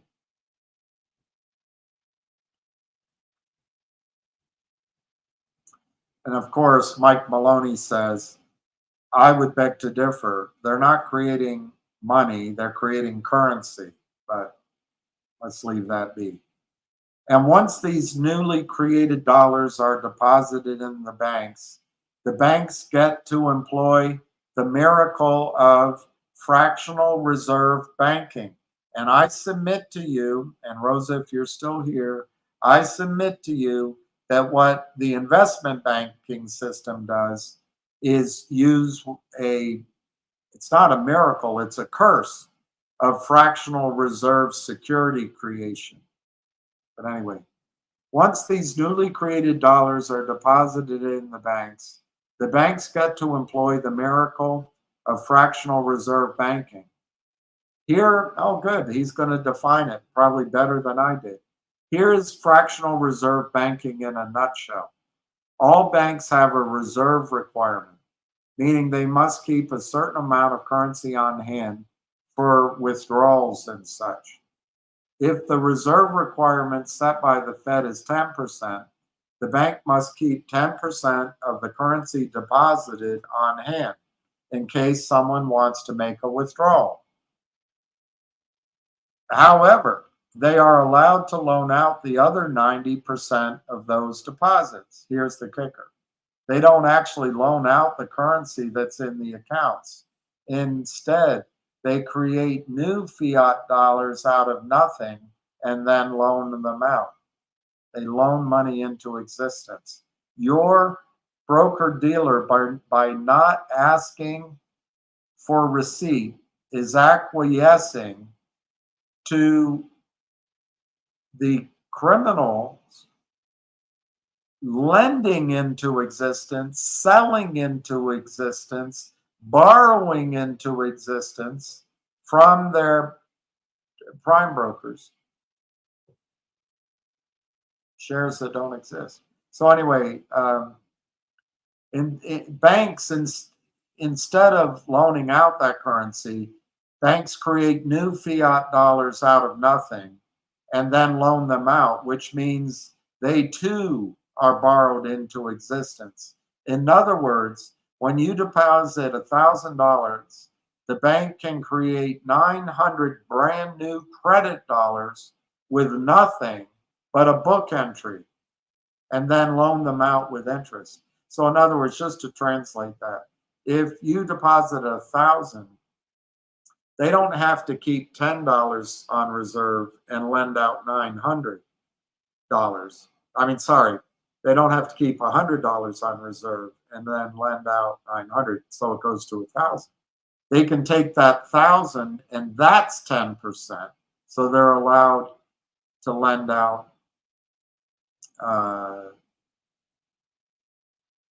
well, he's not saying that here. He's saying 900 brand new dollars. I think they can lend out $9,000. But anyway, let's not get bogged down. Then, if those brand new loaned out dollars are deposited in a checking account, that bank is allowed to create another 90% of the value of those deposits, and then another 90% of that. The process is repeated, and round it goes. So going back, I may be wrong what he was trying to say.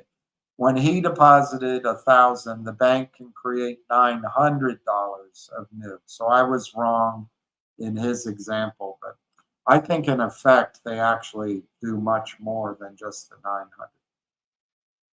So in other words, the first bank lends money into existence. That gets deposited in another bank. They lend money into existence. That's deposited in another bank. They lend money into existence. Does it sound like our security system? Coincidentally, the same year the Federal Reserve Act was passed, there was also an amendment added to the Constitution, the 16th Amendment, which created the dreaded income tax. Before 1913, there was no income tax. The entire government was paid for by tariffs, duties on imports, and excise tax, taxes on things like alcohol, cigarettes, and gas. These taxes, and only these taxes, generated enough income for the government to operate.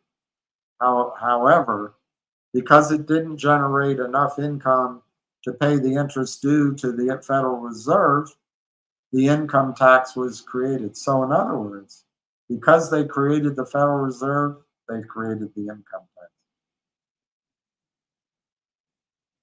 Okay, quick summary and then we're done. Since 1914, we, the United States, has borrowed every dollar into existence. We pay interest on every dollar in existence. That interest is paid to the private bankers, the Federal Reserve. The world's largest banks, not the government, own the Federal Reserve. The United States can't pay off its debt. It can only borrow more to pay the interest. Our government created the income tax so we can pay this interest. Welcome to the rabbit hole. Everything is run for the banksters. Everything is run for the banksters. All right, so I'm sorry I made you listen to all that. I'll go to the bottom, I'll see if there's any questions. If there's not, I'm just going to hang up.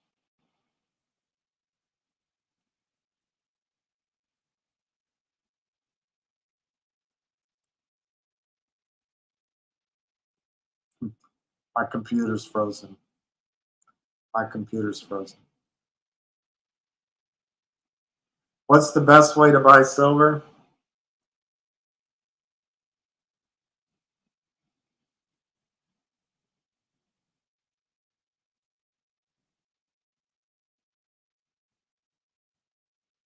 I guess, Stan, it depends on how much money you have.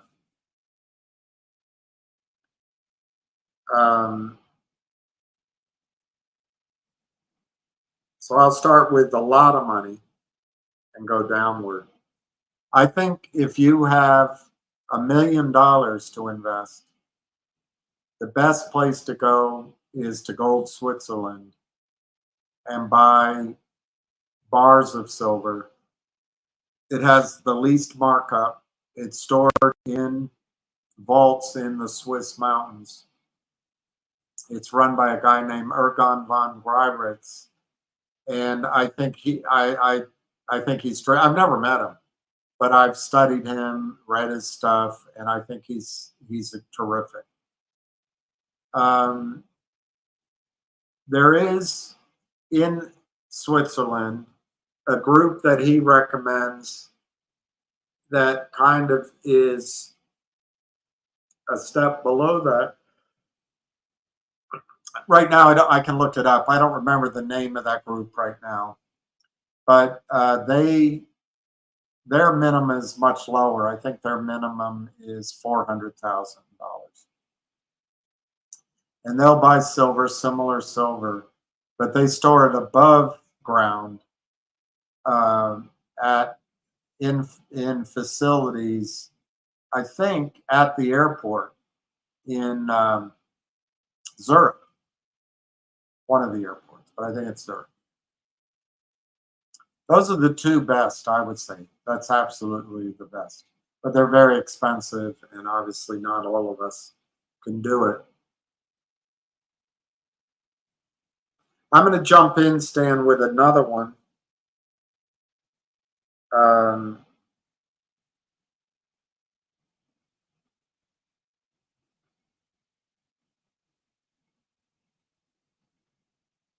No, I'll talk about that afterward. So just staying with physical silver, to me, and you can have your own reasons for doing something different. To me, the best thing, if you have, I'm going from big money down to small. The best thing would be to buy a monster box, that's 500 coins, of US mint silver dollars. And there's many places you can do that. Since I read from his book, I will point out that Michael Maloney's website, goldsilver.com, is a good place to do that. He's not always exactly the cheapest, but his service is great. He's there to help. He's honest. He's not trying to cheat anyone at all. In fact, and I'm not telling you how to file your taxes, but one of the things he emphasized early on, I don't know if it's still true, and I'm not telling you what to do, but if you buy and sell U.S. mint coins, dollar coins, it's currency. So if you have a gain, you don't have to pay taxes on it, is my understanding. It used to be he didn't provide a 1099. He may not. That's one reason to deal with him.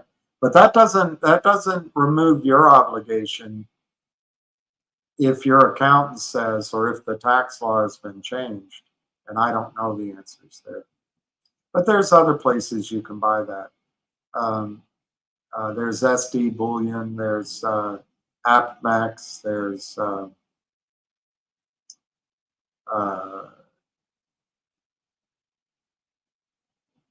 I think the other one I'm thinking of is Gold Money. Anyway, you can find them anywhere. But Stan, when you buy U.S. silver dollars, new or used, don't open the container. Don't open the container. If you want to look at them, buy a couple on the side. Don't open the container when you get it. Put it this is the hard part. Do you take it at home or do you store it? Okay, let me give you the pluses and minuses of that. If you take it at home and tell somebody, they'll tell somebody else, they'll tell somebody else. If a cataclysm happens, in a social nightmare happens, that'll be stolen from you. It's heavy, if you have to flee, if you have to leave the country, you won't be able to take it with you. So there's a real disadvantage to holding it yourself. On the other hand, you know you have it. So if you take delivery, don't tell anybody, put it aside, and you probably don't even have to hide it. You just have to ignore it. Okay, the other choice you have is storage. And typically, the storage is with Brinks or other facilities like that. They have storage in Canada. I believe Denver. I'm trying to remember. Maybe San Francisco, maybe LA. I can't remember. But you can pay an annual fee, and you can store your solar.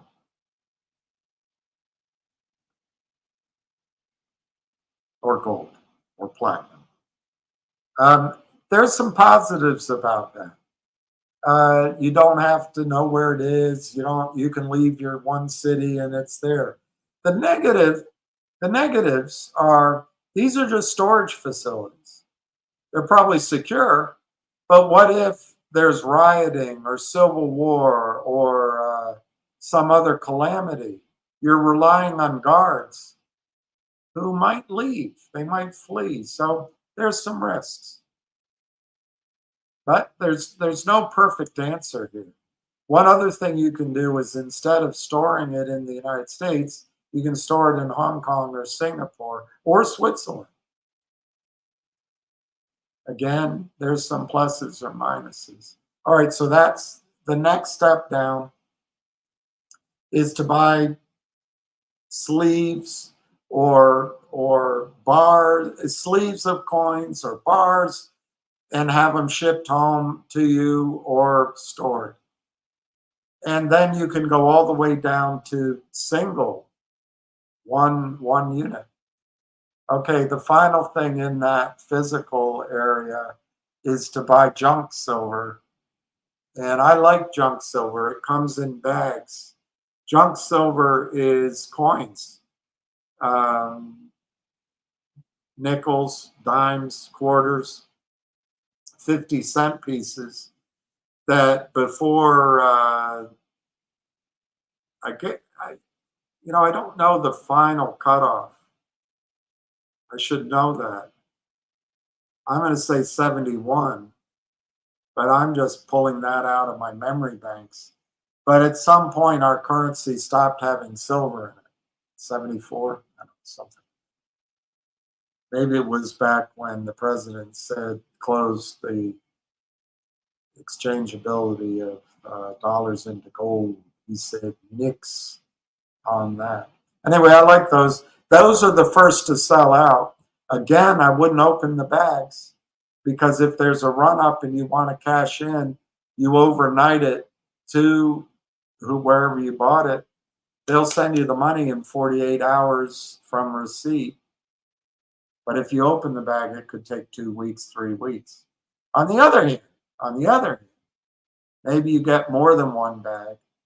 And if there's complete breakdown in society and you need to fill your gas tank, credit cards don't work, debit cards don't work. If you show up at Exxon, your local Exxon, and you try to buy 10 gallons of gas, it might only cost you face value, dollars worth of silver, face value, 10 dimes. But I don't know, I can't do the arithmetic in my head. But if you have 10 dimes of silver, you give it to them. If all you have is an ounce of silver, a bar, or a 10-ounce bar of silver, he's not going to make change for that. So you're going to overpay.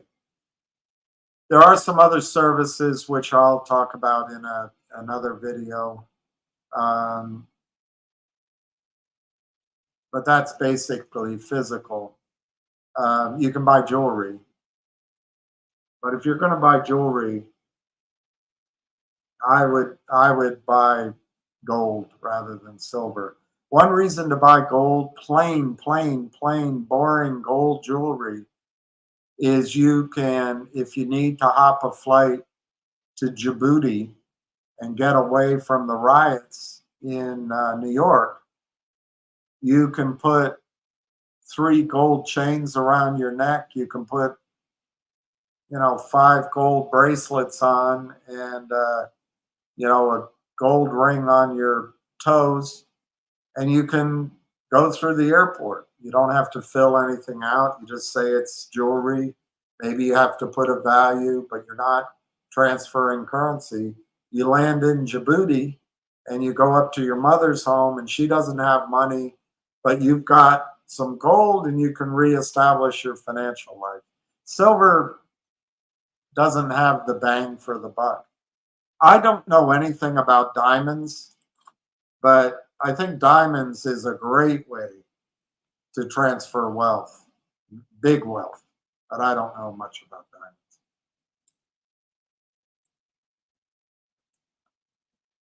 Then, Stan, you can buy silver and gold in ETFs. I don't recommend that for long-term investment. But if you want to trade, for example, I think gold and silver both can go up over the next 3 months. They can double by the end of the year. But then if we have a hard landing next year, I would expect them to come back down. So maybe you can trade those movements with ETFs. The problem with ETFs, they don't have real gold or silver inside. They may say they do, but don't believe it. In general, there may be one created now that I don't know of. So you can do that. You can invest in and this is the only one I recommend. There are others, but I trust this guy. I've never met him. I met his right-hand man, and I just think very highly of him. But you can invest in the Sprott Physical Silver Trust. Sprott, S-P-R-O-T-T, Eric Sprott. Physical Silver Trust. He also has the Physical Gold Trust. He has the physical, I think, a Physical Platinum Trust. It is physical. When you buy into that trust and it trades at a discount, or it was, I don't know what it is right now, but it trades at a discount to its net asset value because all of this is out of favor still. It's amazing. But he has allocated silver. It's stored. It's real. If you wanted to, you could go see it. I don't know the process. But with the money in his trust, he goes and buys the physical asset. So that's something you could actually buy, and you wouldn't have to do anything with physical gold and silver. You could just buy the Sprott Physical Silver Trust, hold it in your IRA, hold it in your regular account, and you're good. Now that brings up issues, Stan.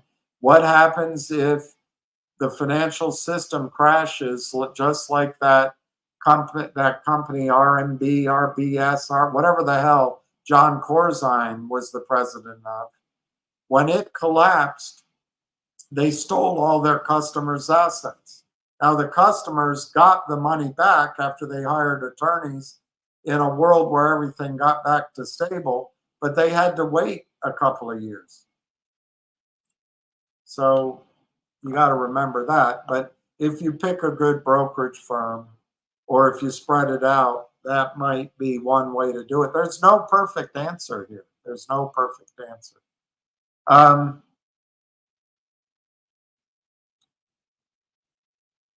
The other way to do it, Stan, is with mining companies.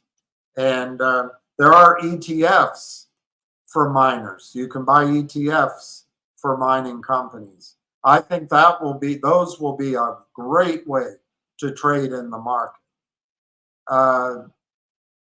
But you can buy everything from Wheaton Precious Metals, which have it's a royalty streaming company with a lot of emphasis on silver, to Barrick Gold, Newmont Mining, Franco-Nevada, and I'll get you a list of the top silver companies. There's not many silver companies.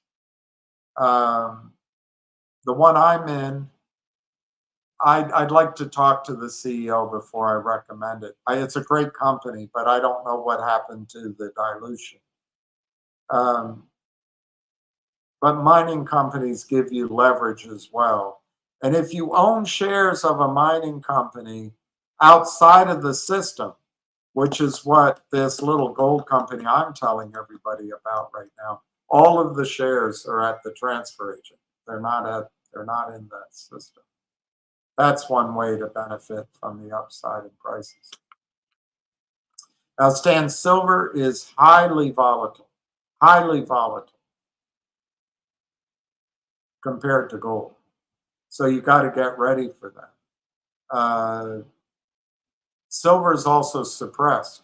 There's a woman named Blythe Masters, I think that's her name, out of London, and she worked for JP Morgan. And she came up with the idea basically of a default swap, of a credit derivative against gold, against metals. And I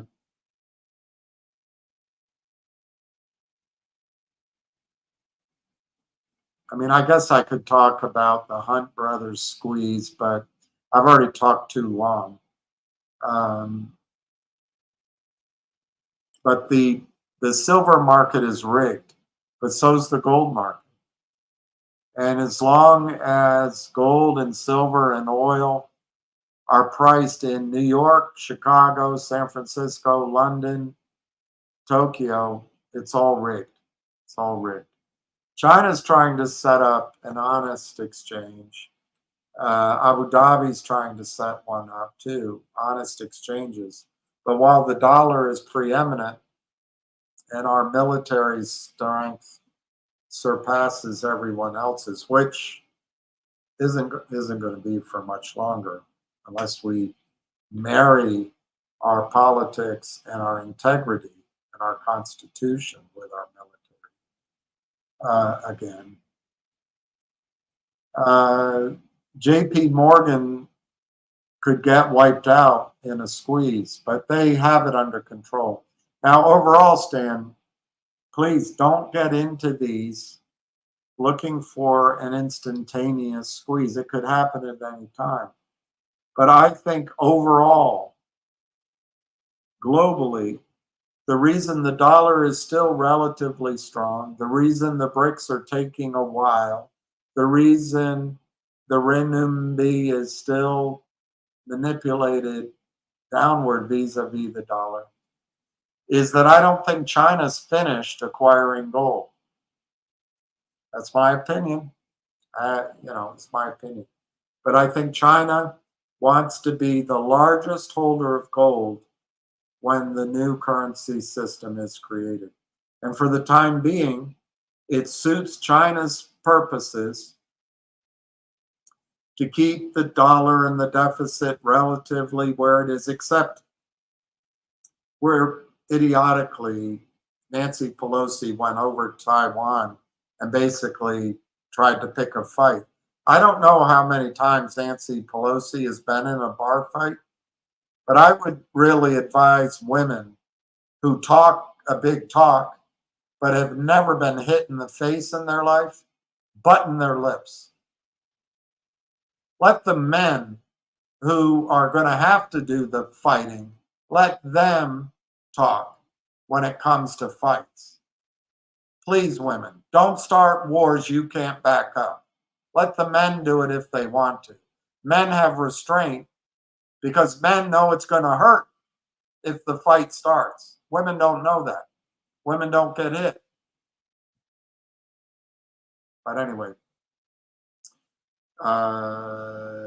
my point is, Stan, I think we have more time to accumulate the precious metals.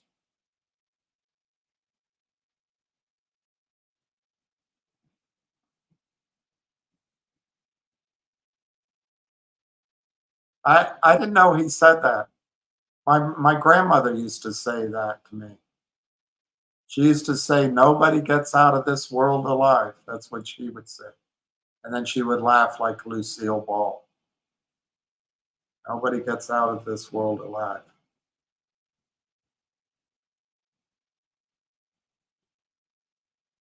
Thank you, Stan. We'll talk more about it. We're not.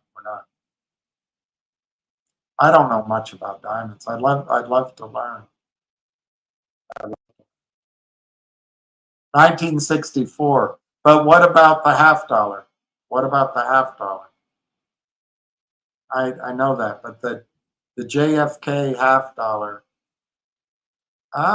He was killed in 64. I don't know. The JFK half dollar was after that. So I don't know. Okay, 64. I was wrong.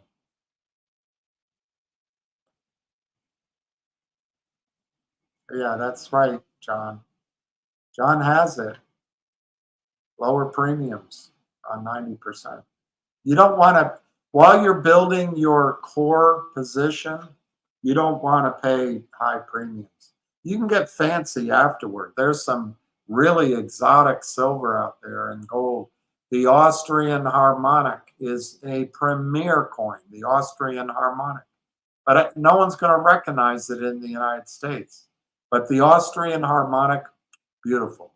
The silver and gold out of the British Mint is good too. Canada, beautiful, beautiful. 0.999999999. The Canadian Mint. People in the United States mostly would recognize Canada. The Australian Mint is great too. It's great too. But if you're starting, I think stick with the US.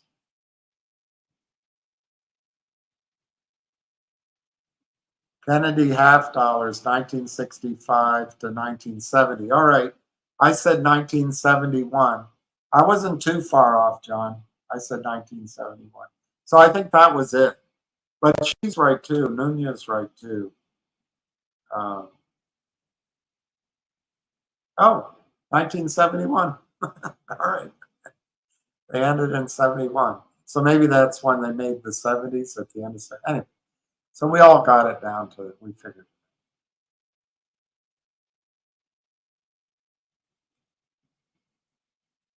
Disney, if you go woke, you go broke.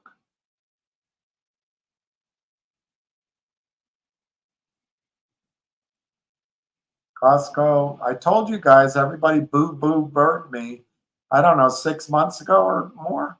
I was telling people that's Charlie Munger's favorite stock. I loved Costco. I didn't buy any, but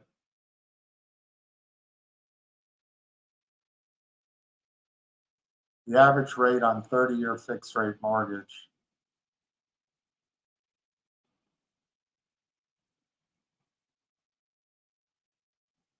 Well, the thing with interest rates, if we have a hard landing, rates are going to come down. And if we have a stock market kerfuffle, rates are going to come down, I guess. 6 3/4 doesn't seem like a very high interest rate to me. The question is how many people can actually get the mortgage.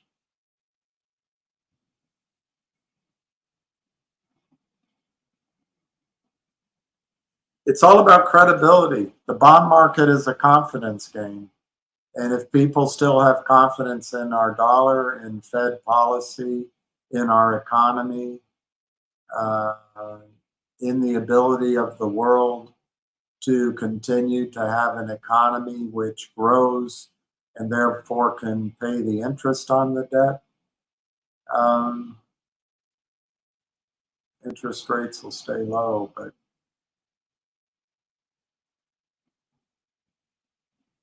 Mark, if the Fed loses control of confidence, everyone here on this call believes the Fed controls interest rates.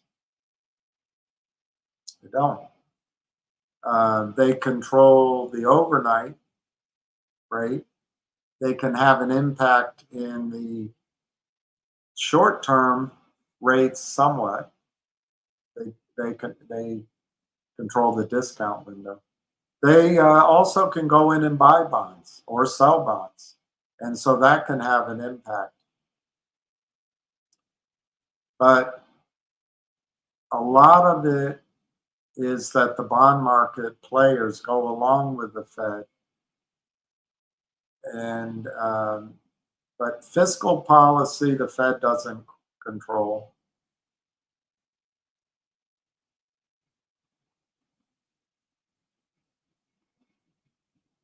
So it can get out of control. I don't think we're in that point yet because the United States economy is really strong. However, what if the dollar collapsed by half? Is our economy still the largest in the world? What if our securities markets, what if Elon Musk demanded that all of Tesla's shares be traded in physical form, and that caused a cascading of awareness, and our stock market collapsed, like I said, down, I don't know, to 2,000 as it recovered. Anyway, it's all confidence and trust. The bond market is enormous. If the Russians or the Iranians were to knock out one of our aircraft carriers with a hypersonic missile, I think that would send shockwaves throughout the world in our bond market. I'm not predicting that happens, but it's just something like that could do it. So, Mark, my point is that right now, the bond market is trusting the Fed and the United States government. That doesn't have to continue. And then the bond market can go its own way, like the Fleetwood Mac song.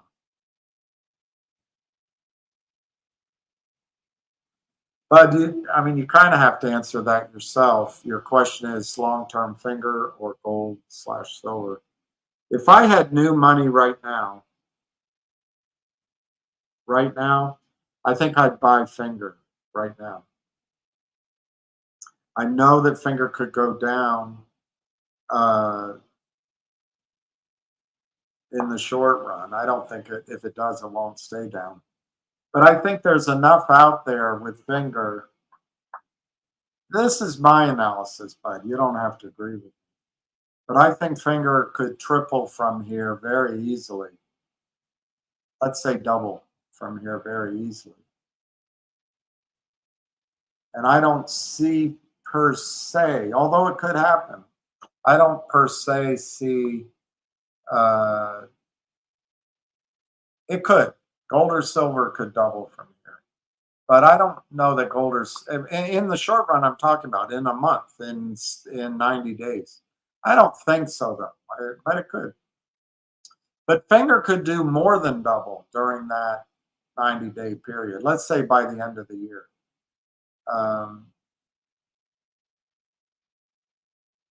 But if you're interested, bud, which I think you should be, I think everybody on this call, if you're listening to me, should be thinking in terms of how do I maximize my dollars, my shares, even my house, all the shit in my house I'm never going to need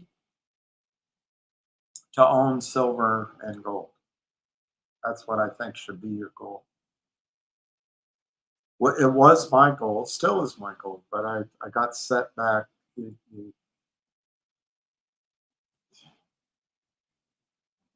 Anyway, let's leave that whole issue with God. I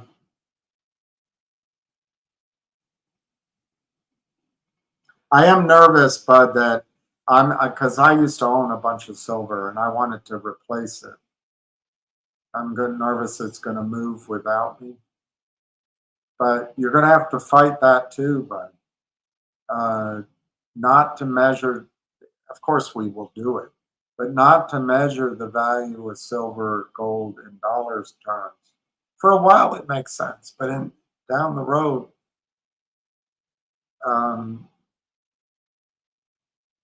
when I think the currency collapses, it's not going to matter what you paid for it. But we're not there yet. We're not there yet. And I think they'll manipulate it again. They sell paper silver. They sell the entire world's production of silver in a year. They sell it in paper contracts in 1 hour on the CBOE or the London's Metal Exchange. It's incredible. It's so rich.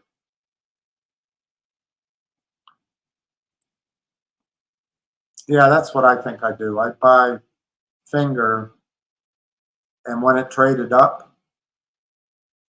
I'd either take my profit and just get it over in gold and silver, or in mining companies, or in an oil and gas company. My theory on oil and gas is that right now, when you buy gasoline or you buy fuel oil, you pay dollars. Well, in the future, your car is going to still consume the same number of gallons of gasoline. Right now, you're paying dollars that are worth whatever. If in the future the dollar collapses or is replaced by, a Chinese renminbi, or by the special drawing rights, the SDR, or something different, whatever that new thing is worth. If you own income from oil wells or gas, when that product is sold to turn into gasoline, you're going to be receiving whatever that value of the new currency is. And energy has a value. It goes up and down on the margin in currency because it's manipulated. But at the end of the day, on the other side of the collapse financially, the value of a gallon of gasoline is it takes you 40 miles down the highway. And it always will have that value. And so right now it costs you $4 today to do that. If the dollar goes down to $40 to buy 1 gallon, well, if you own oil and gas income, the income will go up by $40 if we reduce it to the 1 gallon. Anyway, that's what long term.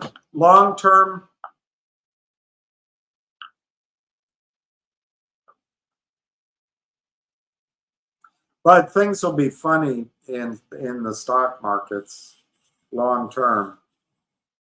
They won't disappear. There'll always be commerce. There'll always be a stock market. Once the panic is done, there is a need for a stock market. There is a need for long-term investing, and there is a need for revenue. So I'd like Finger for a long-term investment from $2. If it goes up, then it's a new decision, right? But oddly, you're asking me that question when both assets, to me, I think Finger is undervalued. It's not at its all-time high. I think it's well managed. They're not going to issue shares like Jeremy Frommer. They're not going to do a reverse split like Jeremy Frommer. I think they have a real business. So ideally, you would be able to own both, I guess. If you're asking me to pick one thing, Don, out of your list of anything, if you came to me right now and said, I want to own one thing, what should I own that's your one thing? What's the one beer to have when you're having more than one? Just bar none. I don't want to talk about it. I don't want a long explanation. What's the one thing I should buy? Silver. Silver is the one thing you should own. But you can't, but the problem is with silver, unless you're a wealthy man, you can't own enough of it, maybe, to do what you want to do. Yet. So I see this, I saw the stock market with some of these recommendations as a way to get more dollars, and then I could buy more ounces. But anyway, at some point, that dollar making machine that the market can be won't be available. And so if you're simply asking what is the one thing to own for the long term, silver. If things change, things change. I'm still at the stage that I think you can make some money in the market so you can own more silver. Would I?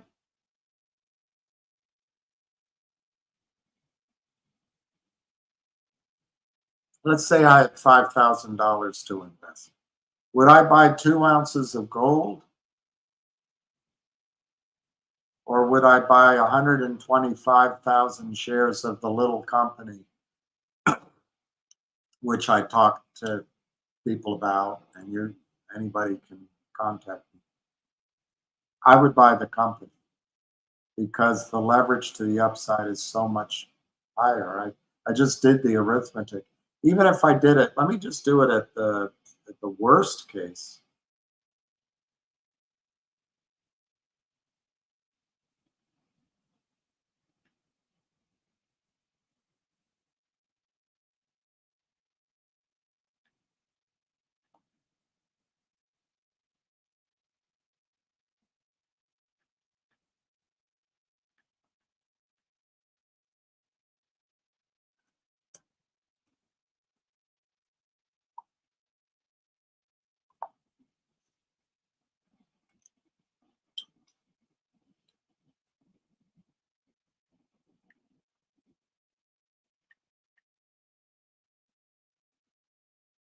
Yeah, worst case, I think, and that means they don't drill deeper, they don't drill in between, and they're only left with the original results of the caustic fusion, which is a typical methodology.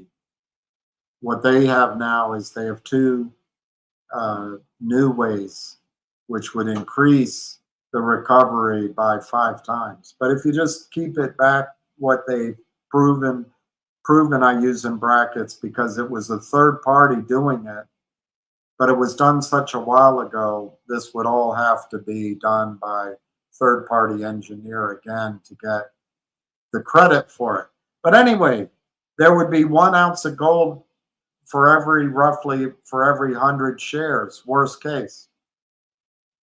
So if I put $5,000 in, which is the minimum, and I had 125,000 shares, which is the ratio. And I don't know how much longer this is going to be available. There's a meeting on Tuesday, and that might be it.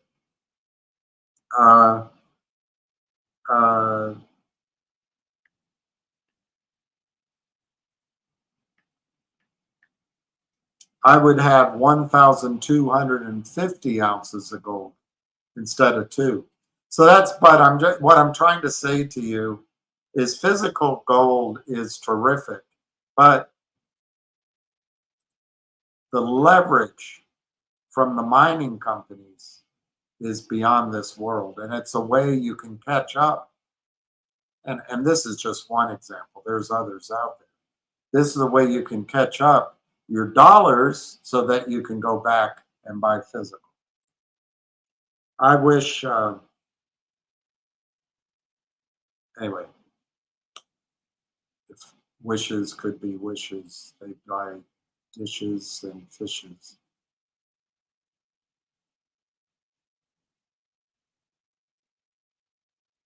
All right, listen to this guy. Listen to this guy. I'll read it right now. X Mark Ryder. Listen to your videos on YouTube. No, listen to videos on YouTube from Crypto Hulk, XRP. I've traded equities for 19 years. I dumped GTII at 75 cents. See, this guy, I assume it's a guy since there's a picture of a guy. This guy is right. Now his instincts, because he's a trader, I don't know what he paid for GTII, but he's saying, "Oh my God, it's broken through. Now it's 75. I'm gonna make a different decision." I quit listening to this squeeze talk. Finger is putting your money to sleep. I don't know how long X Mark Ryder is here, but I am really in the camp that squeezes.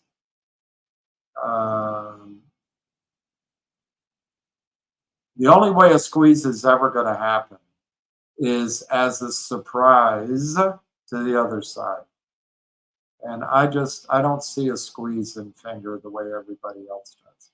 I do think, I'm just going to repeat myself, X Mark Ryder says Finger is putting your money to sleep. Yeah, if you don't know the story, I might have been, I didn't mean to be hard on Rosa, but if you're buying it as a business, I don't think for a while it's going to be at sleep. If you want to determine, if you're so good with trading, and X Mark Ryder is, I'm not good at trading. You can make money while you wait, and you can come back to finger motion when it starts to move. But and that I have no problem with that, by the way. I like XRP, but I'm not Rockefeller. I can't do everything. But I like XRP.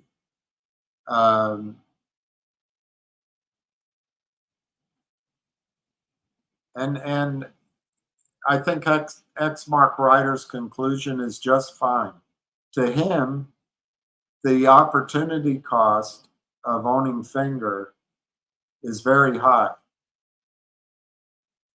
Just ignoring that they're selling the stock downward, he has to wait probably, the soonest I see anything making the stock go up is September, but he probably has to wait at least 3 months to 6 months to see the stock go up. Like I'm saying, maybe a double, maybe a triple, maybe just 50%. And then he knows they're going to start selling stock again. In that time frame, I don't know what he thinks XRP is going to do. I would just suggest to all of you that the United States dollar isn't going to go down without a fight.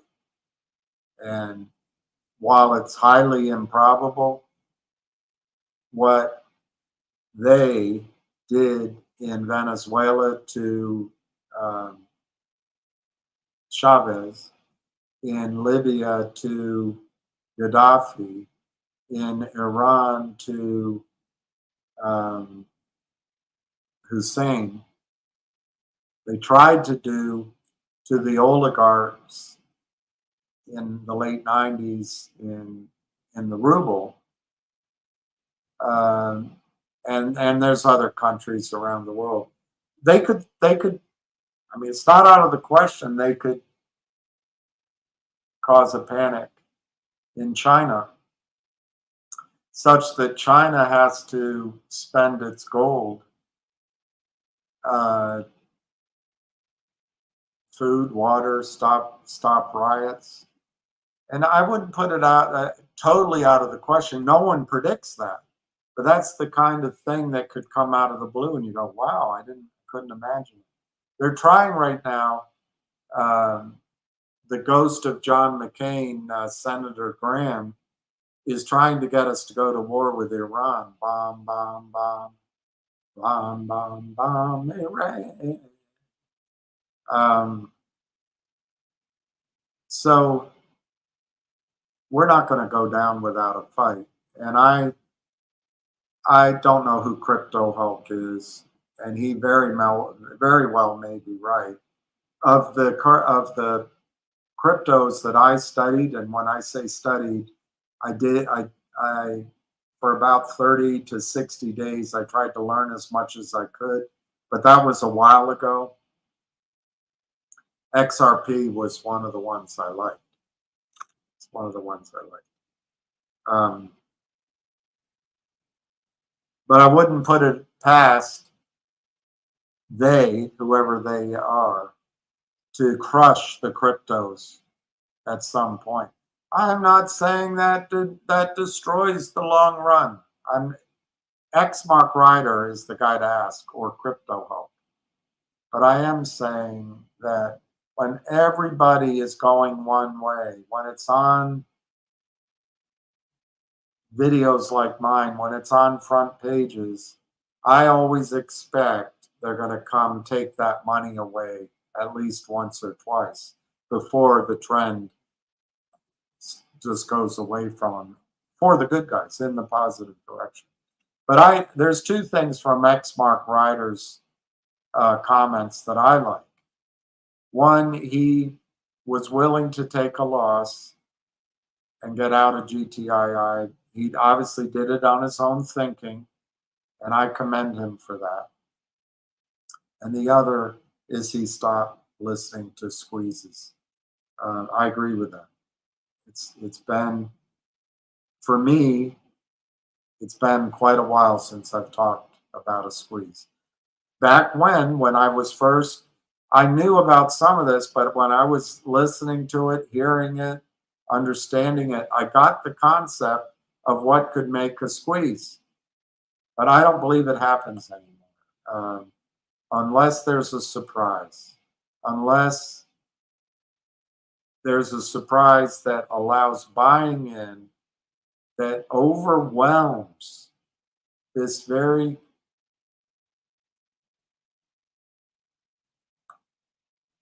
persistent, unflappable, constant selling that comes. And they don't care if it goes using GTII. They don't care if it goes to 897. They'll just keep selling. They'll just bring it back down. They'll preempt the CEO. They'll put a new CEO in. They'll corrupt. They'll corrupt it.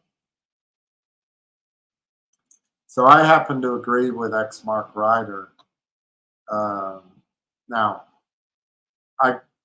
what we don't know, and since FINRA publishes the numbers daily on the reg show exemption, the failure to locates, I don't know why they can't, this guy that doesn't see any corruption in the markets, except for maybe collusion. If FINRA is so blessed, they give us that data. Why don't they give us the data when they close when they deliver, they locate, they borrow? But they don't. So we don't know the numbers. Nobody knows.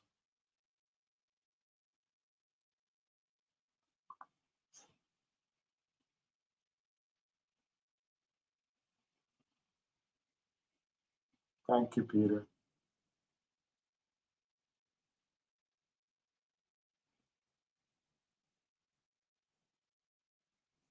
I'm trying to 4 cents when 10 or 11 would have been fair.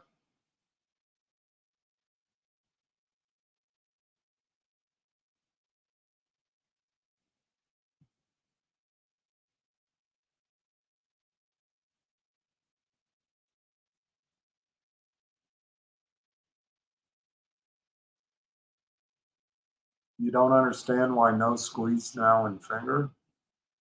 Look, Jim, if you're trying to get people to pay up so you can day trade their money, I don't know how you live with yourself. I can tell you the argument for the squeeze. And I know I'm taking a risk by saying that I don't see it happening, but the argument for the squeeze, Jim, is that there is and I believe there is a massive short position in finger motion. I watched the trading, and I've never seen the covering. And this guy from the Amex, well, says you're not going to see it. Well, you'd see it in the price. You would see it in the price, and you haven't seen it. So I do believe there's a large non-borrowed, non-located, non-delivered, non-received position in finger motion shares. Really large. I saw 100 million in 10 days, so I can believe 200. But the question is, does it really matter? Because they have it all under control. So what could make finger motion go is just the 1.7 million shares short being covered and no shorting. That would make it go. But I think a new contract, Jim, would make it, could make it.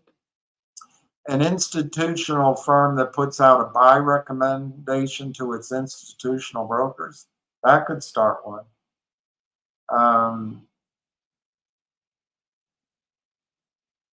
I think the biggest one that could trigger a squeeze would be if finger motion went positive in earnings, and the management discussion in the earnings release talked about how earnings not only would grow from there, but that earnings probably would never, I mean, they don't know any more than anybody, but earnings would be sustainable. They probably never have a reversal again, except in an extraordinary situation. So that could cause a squeeze in finger. I'm not saying that finger can't squeeze. I'm just saying, I guess I'm saying one thing. Stop obsessing about the squeeze. Stop being so nervous about it. Stop. I think Fingers is a good company. And I think the CEO is terrific. Absolutely terrific. Absolutely terrific. Beyond terrific.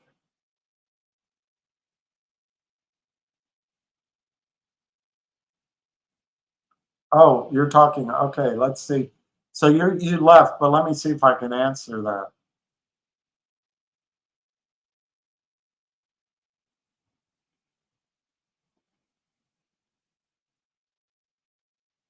Okay.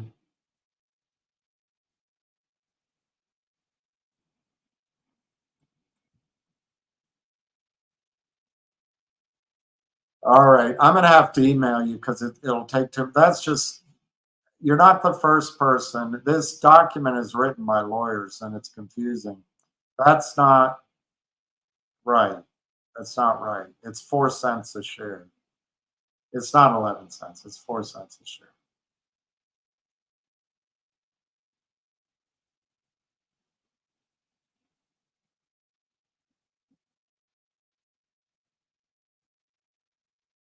Well,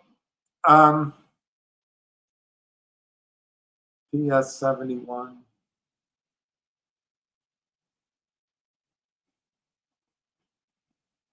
New shares plus old shares divided by. Okay.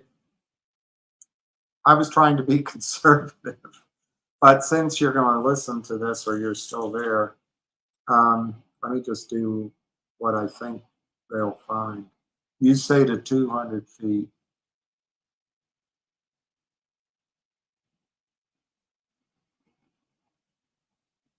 Okay, there. Let's do that. 35.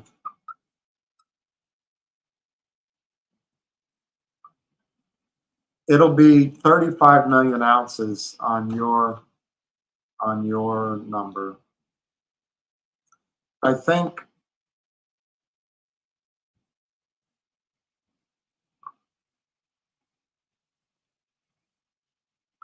if it's successful and they just sell the company, that's one thing.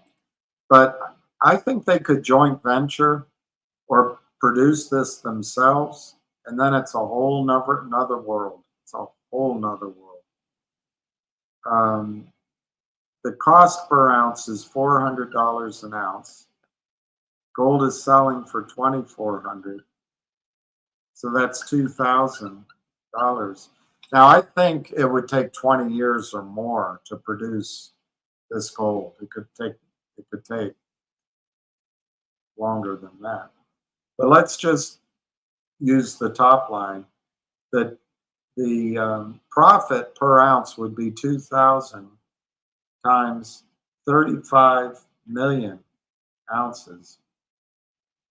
That'd be 70 billion. So yes, PS 71.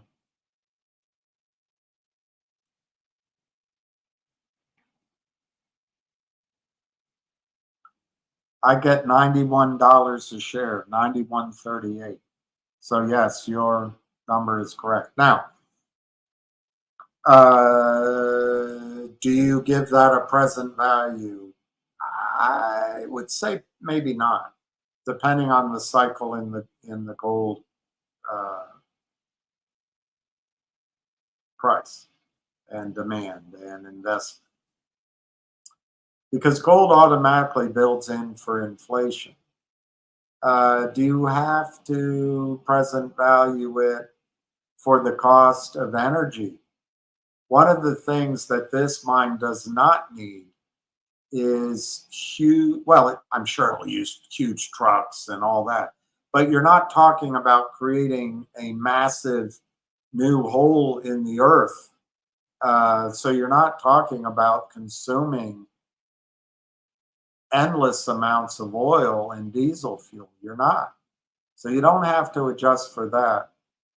There's not going to be debt unless they take on some project financing, but it won't be significant. So I don't think you have to present value for that. I don't know how to do this, PS 71.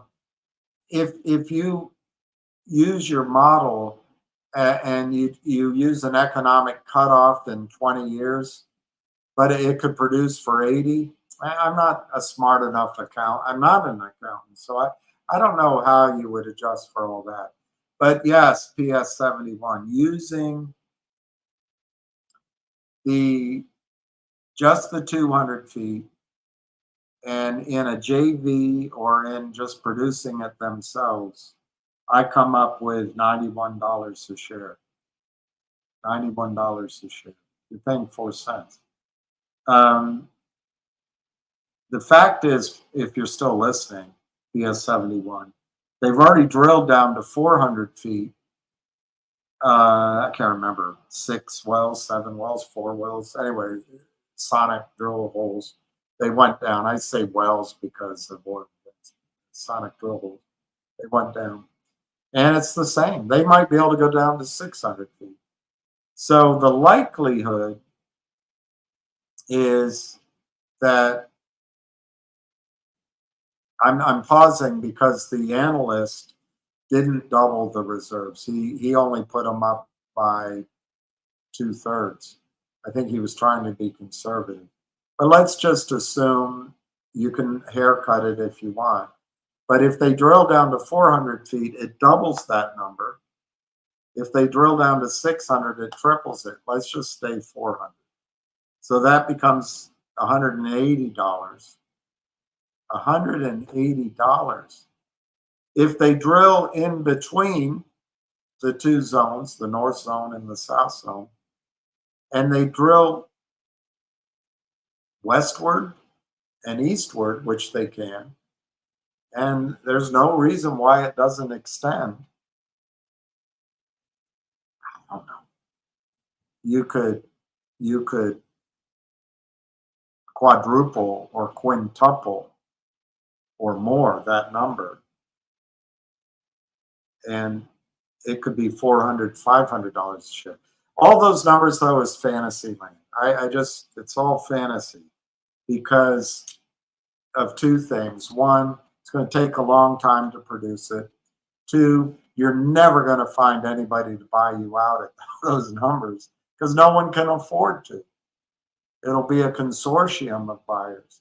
But I like your number, $90. I used $40, but in my calculations, I always came up with a number 80, 90, 100, 100. I just used 40 because the numbers just become so large, they become unbelievable. But PS 71, the resource here is truly massive. The purpose of the funds is to build out the pilot plant and produce the gold. And once that happens, it's simple arithmetic to say, all right, right now they have 174 million tons of resource, 174 million tons of sand. It's just sand. We get 0.2 ounces per ton, and we've drilled down to 600 feet, but let's just call it 400 feet. So now we double that 175 to 350. But using the capital that we just raised, we also drilled in between down to 400 feet. So let's just say that increases it by a third, not a double. That's 466 million tons. And then let's say we drill to the east and to the west, and we doubled that. I'm just saying this to you, PS 71, because the resource is not the problem. It turns out that's a billion tons of sand. It could be 200 million ounces of gold. But you shouldn't focus on any of that. Let's just, like you're doing, keep it at 200 feet, keep it conservative. My numbers are PS 71. You pay 4 cents a share. I'll try to email you because I won't have this. Let me read it again. It's not 11 cents. It's not 11 cents.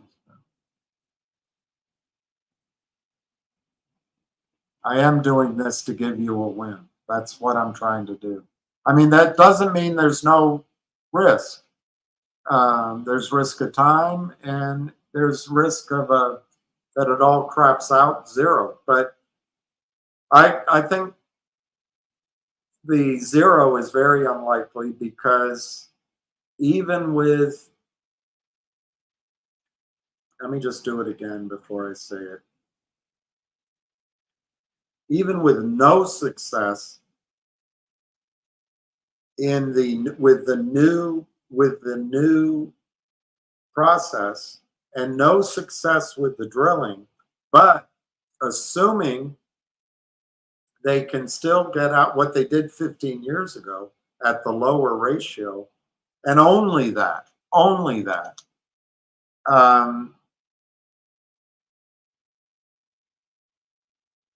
use $100.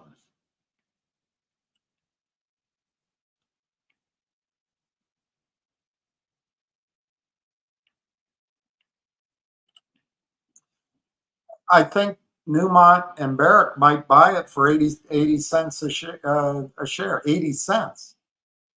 Call it 40 cents. So I don't think zero's in the cards. Doesn't mean I'm right. Doesn't mean I'm right. But because oil prices have gone from 400 to 2,400, because Newmont Gold and Barrick Gold are right there processing similar sand in the Carlin Trend. That is, by an annual report I read a decade ago, 6 years ago, to my memory, they produced that at 0.03 ounces of gold recovered per ton. In this little company, the amount they recovered 10 or 12 years ago using standard, it's called caustic fusion assay, was 0.038. So very similar, a little bit more. And so Barrick and Newmont have a gold productions company called Gold Strike, and they use these huge autoclaves, as I understand it, to process the sand at 0.03. This is slightly better, but why not buy it and process this? So, you know, I came up with 86 cents a share. Call it 40 cents a share. I think that's the downside in this investment, and you're paying 4 cents a share. I'll try to write an email, probably not tonight because it's already 7 o'clock, but I'll try to get an email out. It's not 11 cents. But you're right. I try to downplay the upside. I really do. But since you asked, I'm telling it to you. The upside per share could be 40, 90, it could be 200, it could be $400 a share over time. And if we get into a situation where this stock is trading and gold goes to $20,000 an ounce, oh my gosh. But it all sounds so preposterous. I'd rather focus just on you're paying 4 cents.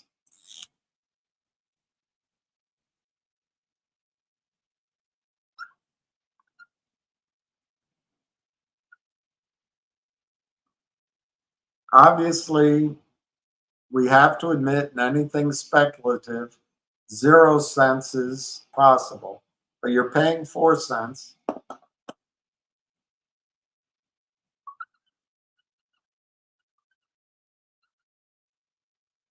Nine months approximately, they're going to drill all over the place, deeper, in between, and outward.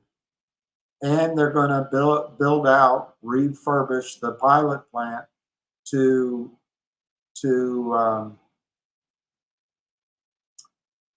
produce gold. And they're going to process 36 tons of material a day. That's their goal for 90 days or so, and just prove it works. So the scenarios that could come, I just showed you one where if that new process for some I can't see why, but if somehow it doesn't work, which I just can't see why, maybe they just sell the current gold in the sand that can be recovered by caustic fusion. And I'm making a couple of assumptions there, but I came out with 86 cents. Let's just call it 40 cents. If the pilot plant doesn't prove up the new system and they don't drill any new wells, they don't drill deeper, maybe the exit is 40 cents a share, not 86. I'm cutting it in half. 40 cents, not 0. I don't know. I mean, just sell the whole thing to Newmont and Barrick, and they truck it, train it to their autoclaves. The other thing is it is successful, and the company just sells the company. I think if you just sell the company, you probably get a lower price just because you want to sell, number one. Number two, it means you're selling it before a commercial plant is built. So there's still that added, well, we don't know that the commercial plant's going to work as well as you think. So anyway, I think that's $4 a share. They just sell the company. But then if they JV or produce it as a public company, they just do it themselves.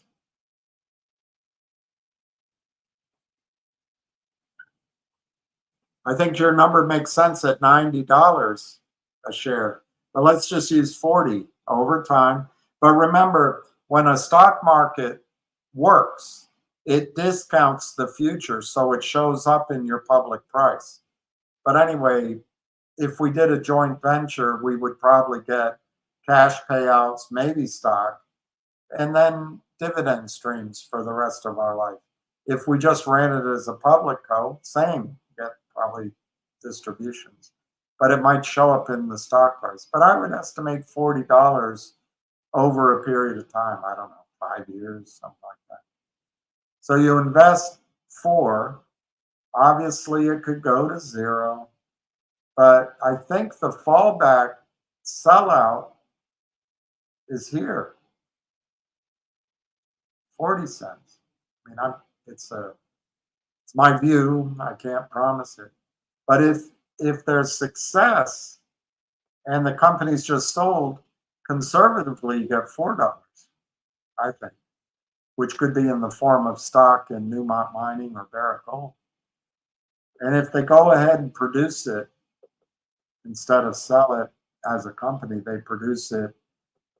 I think your number's right, by the way.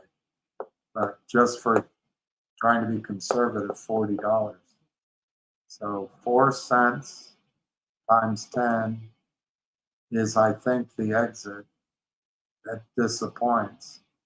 4 cents times 100 is a plausible thing because all the shareholders are pretty old here. They just sell it. But that $4 might come with a participation in an override, a participation, top line participation in sales. I don't know. But anyway, and then the thing I'd like to do is that it remains a public company and produces itself. And I agree with your number, by the way. I'm not trying to dismiss it. But I can hardly believe how high this could be. The next step, though, PS71, is to make sure that the pilot plant works and to drill out the resource. So there's a couple of steps before we get all, but man, the upside is something to dream on. It really is. It really is. I'll send you an email.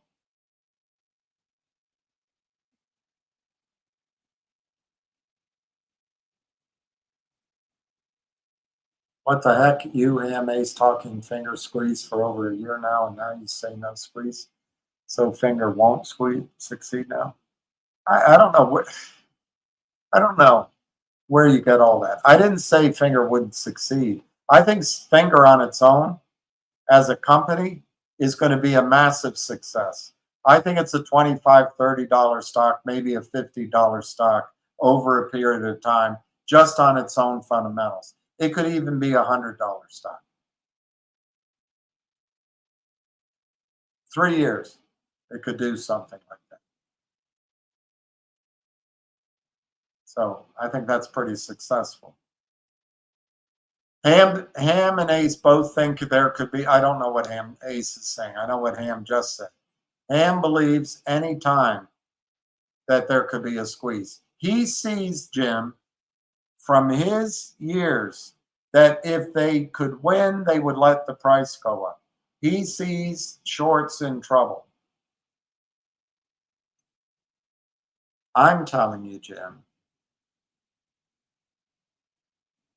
that I think you should look at finger motion as a stock either to buy right now, hold right now, or sell right now. Whatever you want to do, add to at $2. I think it's a stock that goes to $3, $4, $5, maybe $6 over the next 90 days to 6 months. And that's pretty darn good. And I have a high degree of confidence, ceteris paribus, that can happen. If the stock goes like that, and if there's contracts which surprise, if the stock stays at 5, 6 instead of 1, 2, I think a squeeze could happen. But I am not, Jim, telling you to buy finger. I'm not telling you to buy it at all. But I'm not telling you that I believe that there's a big squeeze coming today, tomorrow, next week, a month. I'm just not. I think it causes people to be crazy, causes me to be crazy. And we've done it now for 2 years. And I think it could come. Don't get me wrong, Jim Bob. Don't get me wrong, Jim Bob. I think it can come, Jim Bob. I'm not saying it won't. But if you want me here talking the way you say I did, I don't agree with you that I said that. I don't agree with you. Just don't agree. I was very excited to buy a squeeze early on.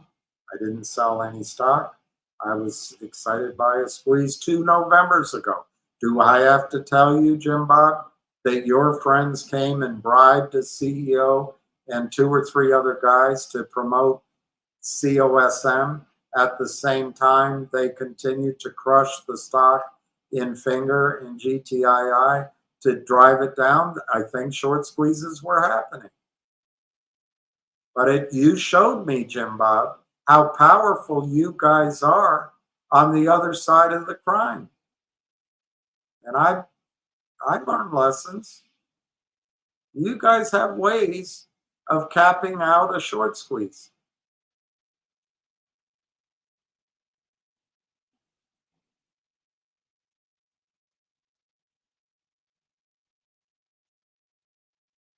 What the hell's happening with GTII? Was everybody supposed to exit?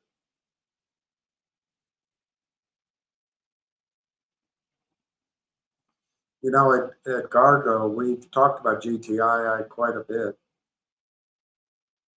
I guess we can do it again. My personal penance.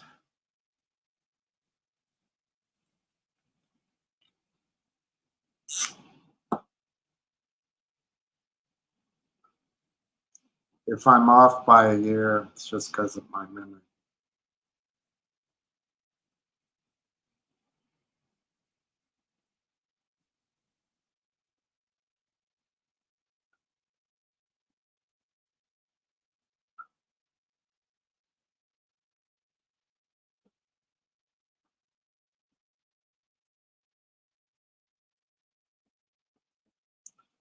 On November 21, GTI, I took a loan that I remember the face value being 72,000. 72,000. It might have been 68,000, but anyway, 72,000. They charged some fees and they had a discount. So I think the company got something like 64,000 out of it. It came with a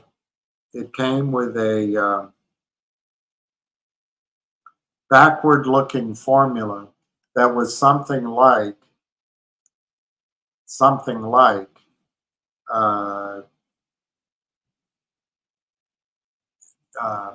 Up Lending at their clients could sell at any time. They could deliver money to the company to receive shares at I'm going to make this up, but it was something like this. The lowest price of the previous 5 days with a discount of 25 cents or something like that. So, or the previous 20 days. So what Power Up Lending could do is sell the stock down. Stock they don't own, created out of thin air. And then they could send that money in for stock that covers all the sales they did at higher prices, but then it's also at a further 25% discount to the price. And that is how they manufacture profits. They shorted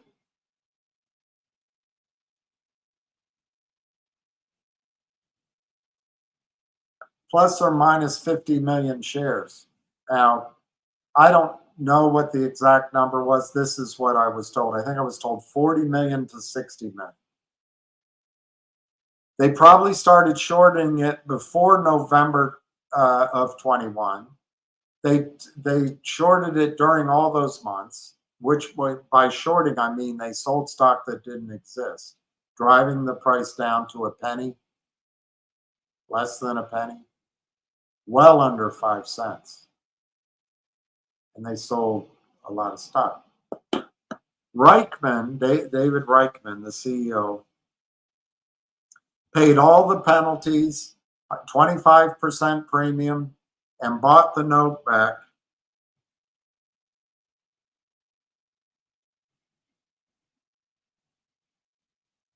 in February of 2022.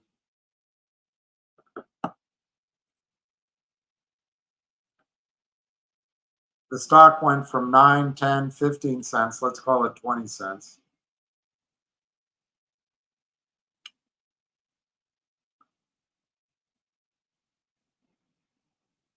to something like $4.40 right away. Weeks, but it just was a whoosh. It sold off.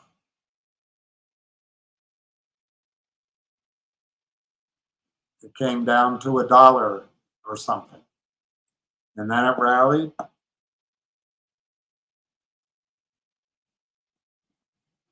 To something like $2.20.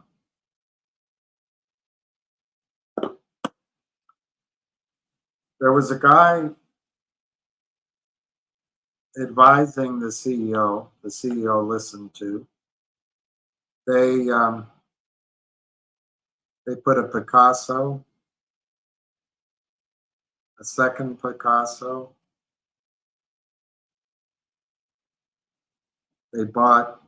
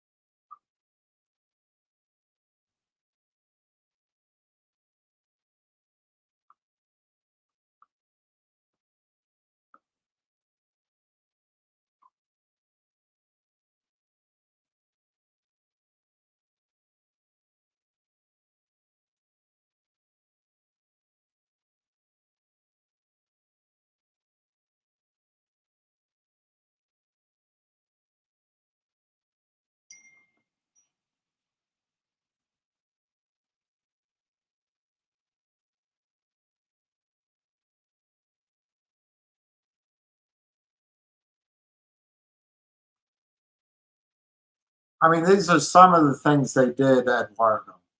They bought one Picasso to distribute. FINRA or the SEC said no. They bought a second during that time. But anyway, FINRA, they said no.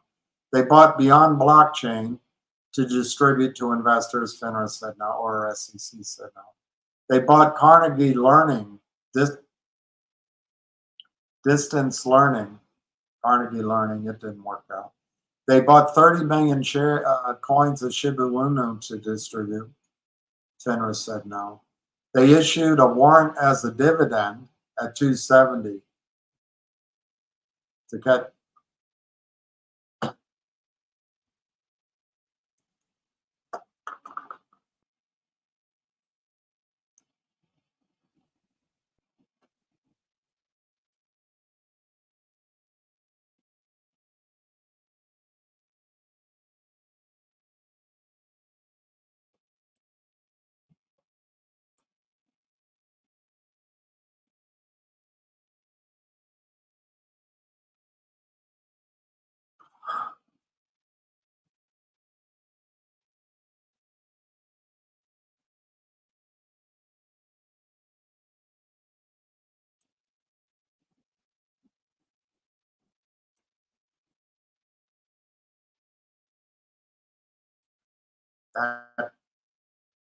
that computer is freezing now, so I'm going to see if this one works. So they did the 30 million Shiba Inu. That was denied. They issued a warrant as a dividend. They entered a letter of intent to buy a law firm. They there was one other thing they did back then. They hired Wes Christian to do a lawsuit and find fraud.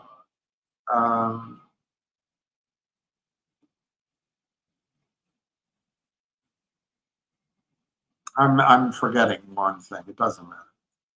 Well, now the dividend, the warrant as a dividend caught the system out.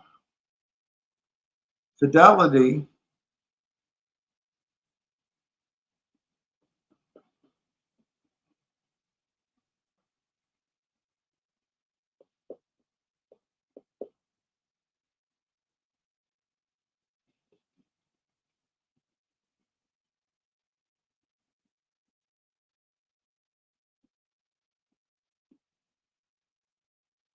was paying 1,000% to borrow stock because they didn't have it because of that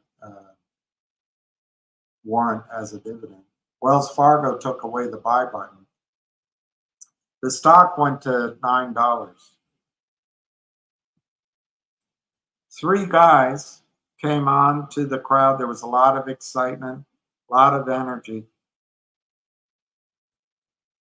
And they convinced everybody to sell GTII to go to COSM, which was a disaster. The first movers made a little money, but the rest it was a disaster. I don't want to get buried in that. So GTII went from $8.97 down to probably, after that was all done, probably down to $2.20, $2.50, and it never recovered. The company then tried another dividend. That didn't work, as it turns out. And Edgardo, if you've been listening, and I guess you haven't, about a year ago, I made it very clear to everyone that I felt there was palace intrigue, or I called it a battle for control of the company, or I called it the whales fighting for the direction of the company over the CEO. And I started telling you, and I made it clear, that I thought the CEO had to go. Well, the CEO, in his brilliance, I think, turned away what might have been a successful mining deal, the Trento mining deal.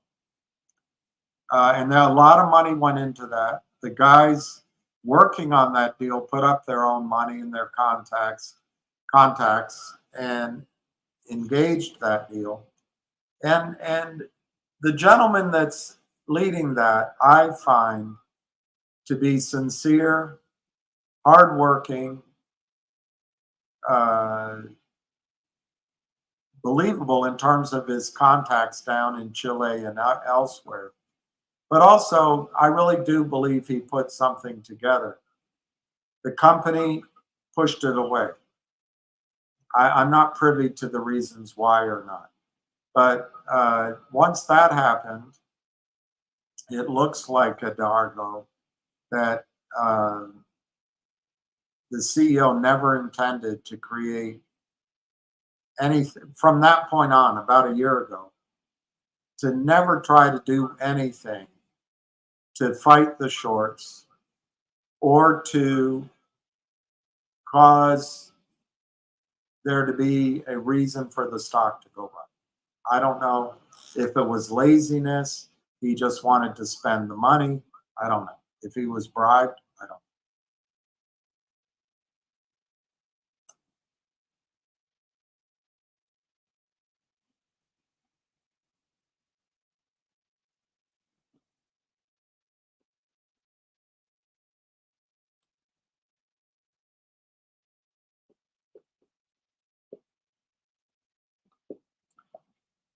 FINRA expelled Alpine. Now, Alpine was the prime broker for these trades. And Alpine took over, apparently, the trades from the Kramers, from Power Up Lending's clients. In the filing, the NSCC said that Alpine was deficient, I'm paraphrasing, because of a large short position in GTII. So we know the short position exists.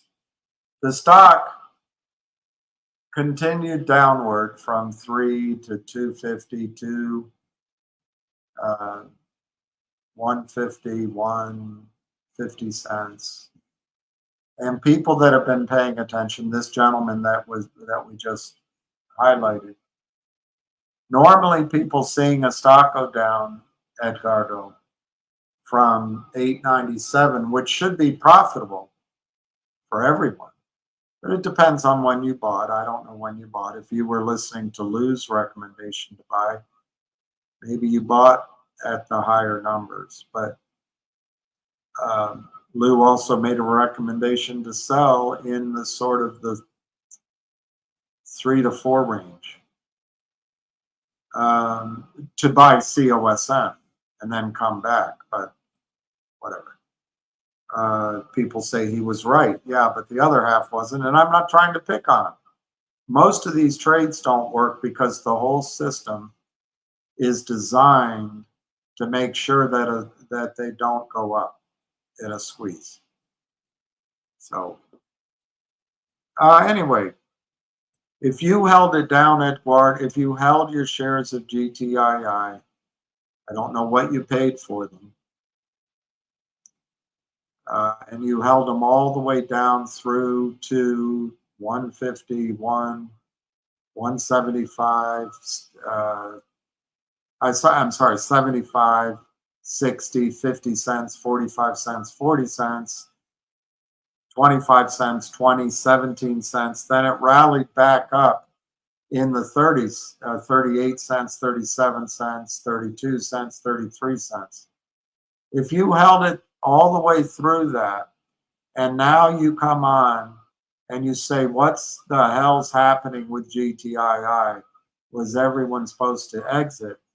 You truly, you didn't put money in this stock that mattered to you. You didn't pay attention to your investment.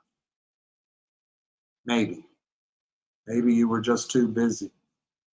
But how you could let something go down from, let's say, 250 down to a penny without asking that question earlier really surprises me. And I said it yesterday and I mean it. If you don't take your money seriously, I don't know how I can help. Now, Edgardo, from last September, October, I started talking to people often, repeatedly, over and over. I don't know what word to give you.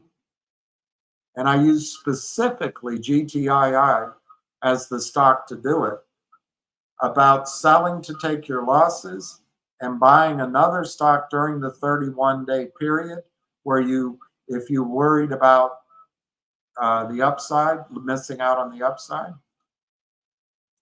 harvesting your tax loss. Now, unfortunately, some of the stocks I gave as alternatives, like Logic, which this Amex guy believes there was no illegal shorting, everything systems in place. Logic, for example, it's down, but if you had made the move, you could have bought back your GTII at lower prices, established your loss, and still probably taken some money off the table. Obviously, you missed all those times I said that. I don't think I could have been clearer, other than coming out and saying, sell, sell, sell, sell, sell, like Jim Cramer. But why wouldn't that make sense to do? Well, number one, I didn't know that David Reichman was not going to make a deal with the whales. The whales offered him a very nice offer to get the hell out of the company. I had been asked at that time to be CEO, and I had said yes.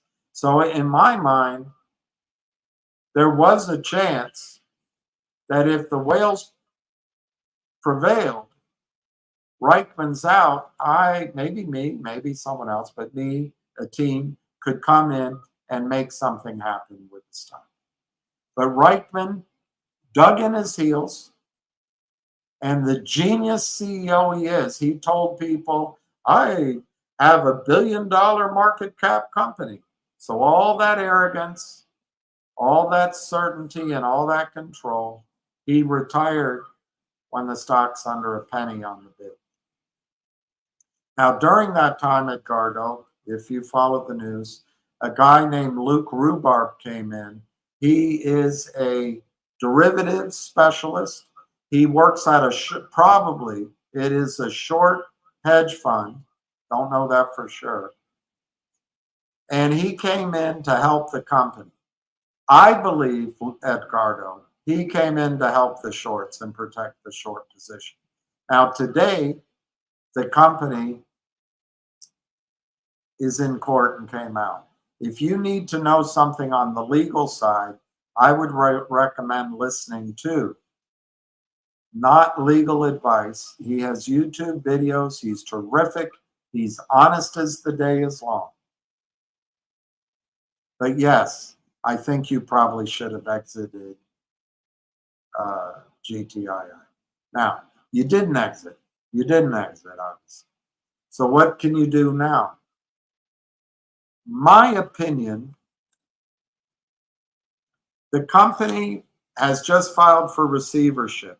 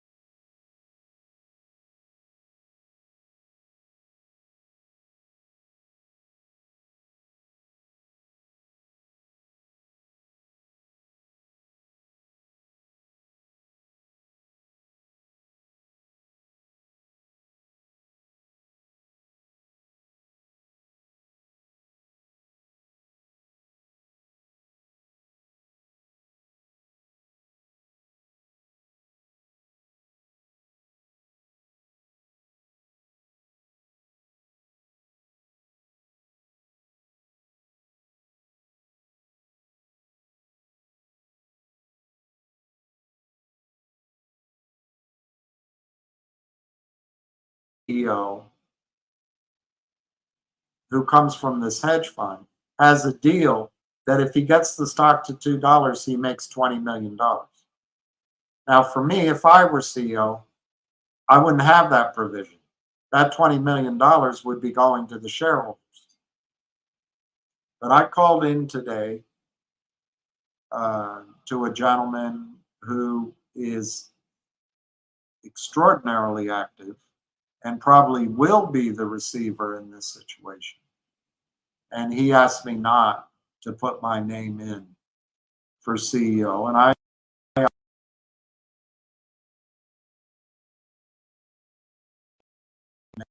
they're going to try to do.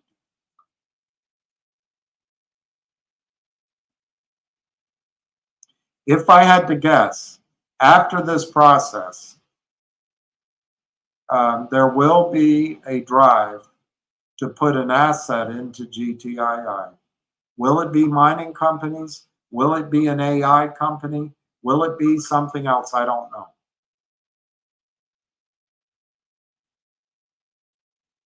Will the short position still exist? Maybe, but I think it'll be completely neutralized. I believe the guy that came in, I'm talking about Rhubarb, came in to inoculate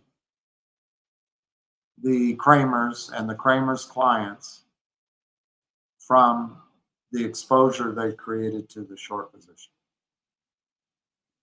It trades right now in the expert market, which is just a thing created by the banks and the shorts, because the CEO did not file his financials.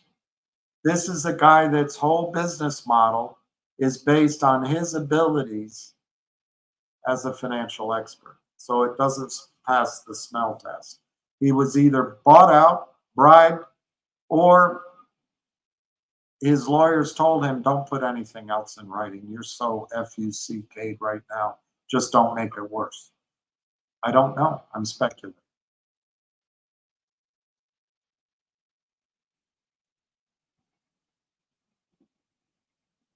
So what can you do?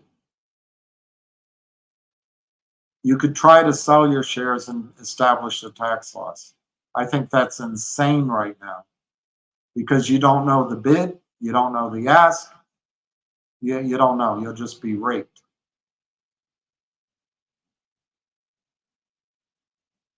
You could wait till the end of the year, December. You could call your accountant and say, look, if I write off this investment, can I do that? Because I can't sell it. And you can establish a tax loss. You could try to buy more shares, but I think that's foolishness. I think you'll have plenty of time in the future if that's what you decide. But you could buy more shares only if you realize that's a long-term strategy, not a trading strategy. And it is possible that once this company gets through here, the whales, and I'm going to go ahead and say this gentleman, the new gentleman, I think want to work to create value in the company. I'm not talking about a squeeze. The Trento Mine guys, I believe, can bring in $15, $20, $25 a share in value. Those kind of things, though, you've got to do it the right way. You've got to have great strategy. And just to throw that out there,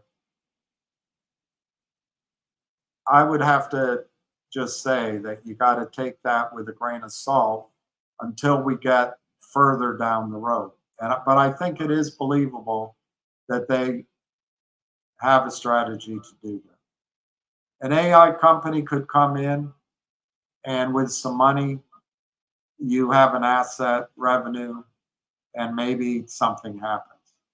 The other thing that could happen is that the whales could try to control the company and hurt the shorts somehow. But I think the shorts will be gone.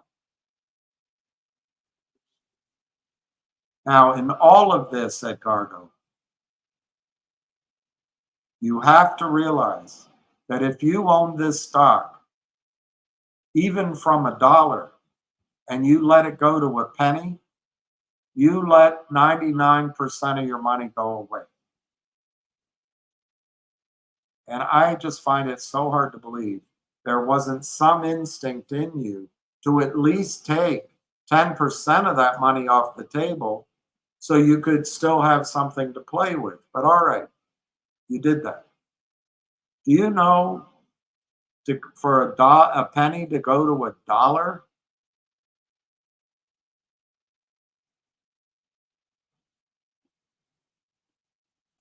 You've got to go up 100x, 100x.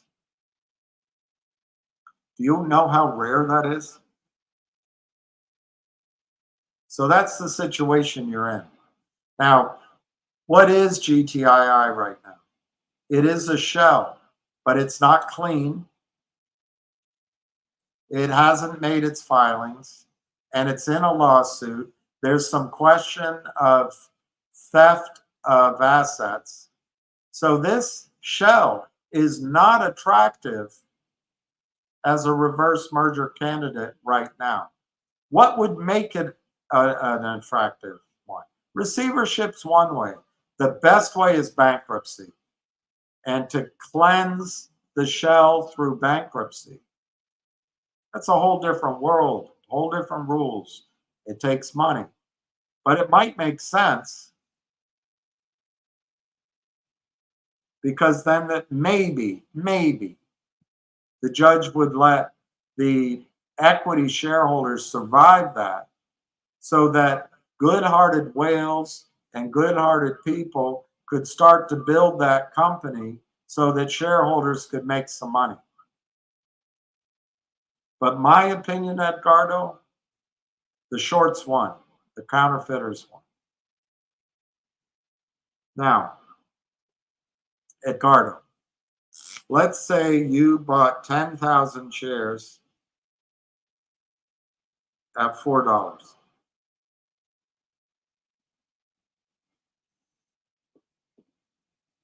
Let's say you bought 10,000 shares at $4. You did nothing, and you lost all that money.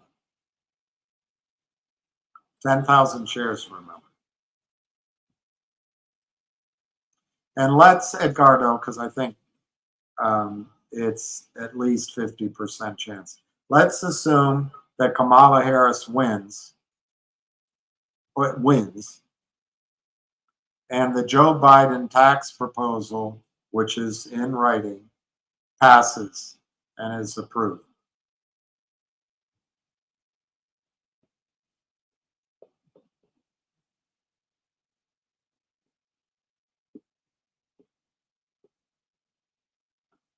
Approximately, both long-term and short-term capital gains under a Kamala Harris administration will be taxed, both long-term and short-term, will be taxed at 52.5%.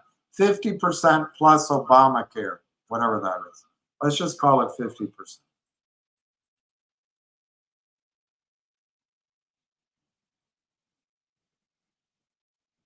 So let's say, Edgardo, you listened to me and you thought, you know what, I'm going to buy 100,000 shares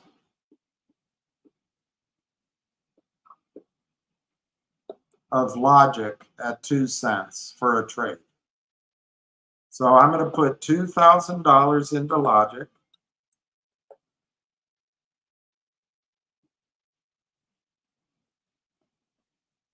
And let's say it goes to 22 cents, and you get out. I can't guarantee that. Maybe it only goes to 5, 10, 15. I can't guarantee. But let's, in this example, say that Logic goes to 22 cents right now. So your profit is 20,000. You take your original 2,000 out, and you have a $20,000 profit this year. Let's say with that money, you buy finger motion at $2.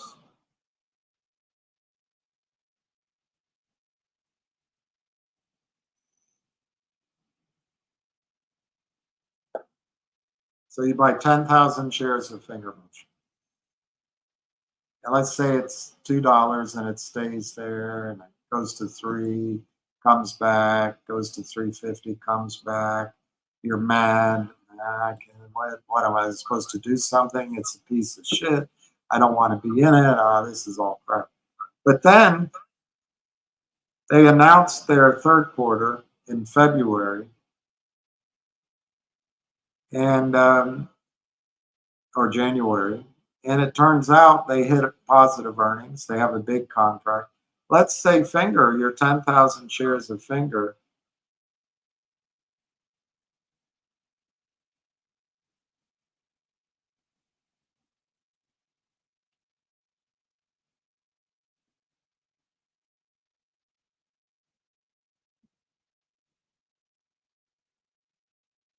go to $6. So you sell your Finger in February for $60,000. Well, you take the 20 grand you paid for it. So for 2025, you have a $40,000 profit. Under Kamala Harris, you're going to pay 50% of that to the federal government. Let's ignore the state.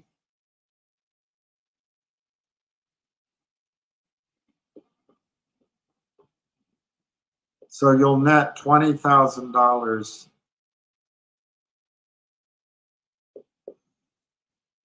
to yourself from that trade. 20,000 in federal tax. You'll probably pay state tax. Okay. Well, wait a minute. You established your GTII loss for $40,000. So your $40,000 gain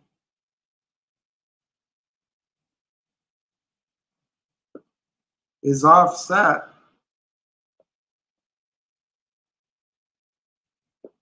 by your 40,000 tax loss carry forward.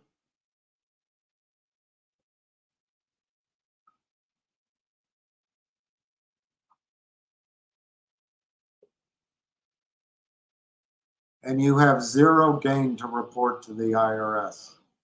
Zero on the 40. So you have 40,000.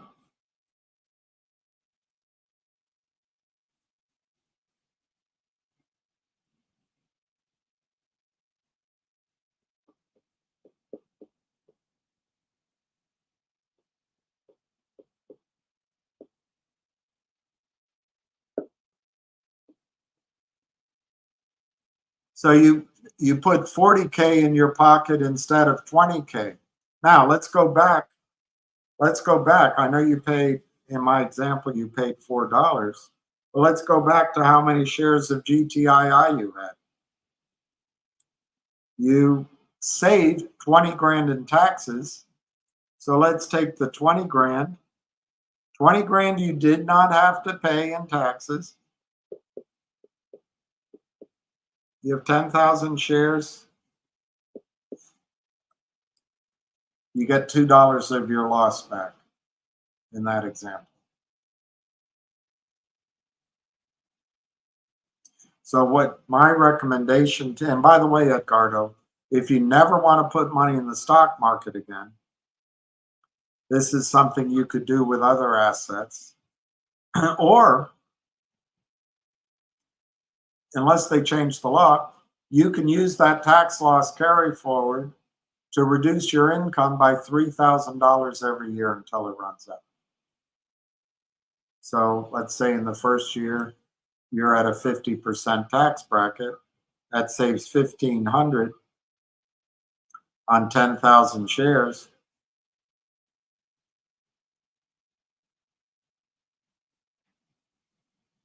It's not much. It's 15 cents, but every year it'll give you that back. So there are ways you can get, I don't want to call it benefit, but you get some of that tragedy of the loss back through tax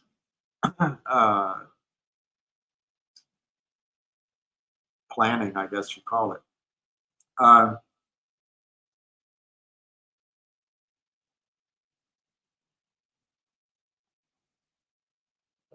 In terms of stocks, I think, like I just said, I think logic at 2 cents can make a trade by September, maybe October, as a trade, just a trade. If you believe their long-term story, which might be good, you know, maybe it goes to 50 cents. But the short term, there's a lot of shorting in the stock. Maybe there's a short squeeze. But I think 2 cents could go to 20 cents, 25 cents. But if it went to 10 cents, you might trade out just to make some money. And then I really do like Finger. I really like Finger. But you might have to wait 90 days. You might have to wait 6 months. But I think it could come sooner. I'm not talking about a squeeze. It could be a squeeze. I'm not talking about a squeeze. So I think you can make 50% on your money, double your money in Finger, maybe more, just conservatively. I like Wolf. It's down. But I think Wolf has finally broken the chains of its trouble. There's some biotech companies out there like the ones I've talked about and others that I think can have a rally. I really do like the miners. I've given, as PS71 has said, I've given opportunity to people that I think, even though it's risky as a speculative play, in my judgment, it has every bit of the short squeeze upside, and I actually think it's going to play out. But you haven't responded to that, so I don't think you're interested in that. If you just want to get out of the market, physical silver, and just ignore everything else. Put it aside. It'll be volatile, so I wouldn't recommend following the price. But I think you could sell silver at $500 an ounce. I actually think silver will go 1 for 1 with gold at some point in a mania. But I think as an ongoing price, you could probably sell it at $500 an ounce in the future. Call it 300. Make 10x on your money. Those are my ideas. But Ham thinks Finger can squeeze. Maybe so. But I think it can give you 50%, 100%, 200%. And that's not bad. There are 2 or 3 other stocks that I've mentioned in the past, but I just can't talk about. I'm going to an oil conference in a couple of 2 weeks. And I will, as I get other ideas, I will give them to you. But Edgardo, from here on out, I think you can wait till the end of the year to write off GTII. By writing it off, you can take that tax advantage. It means if something good happens in the future, your cost basis is 0, so you pay your taxes from that. But check with an accountant.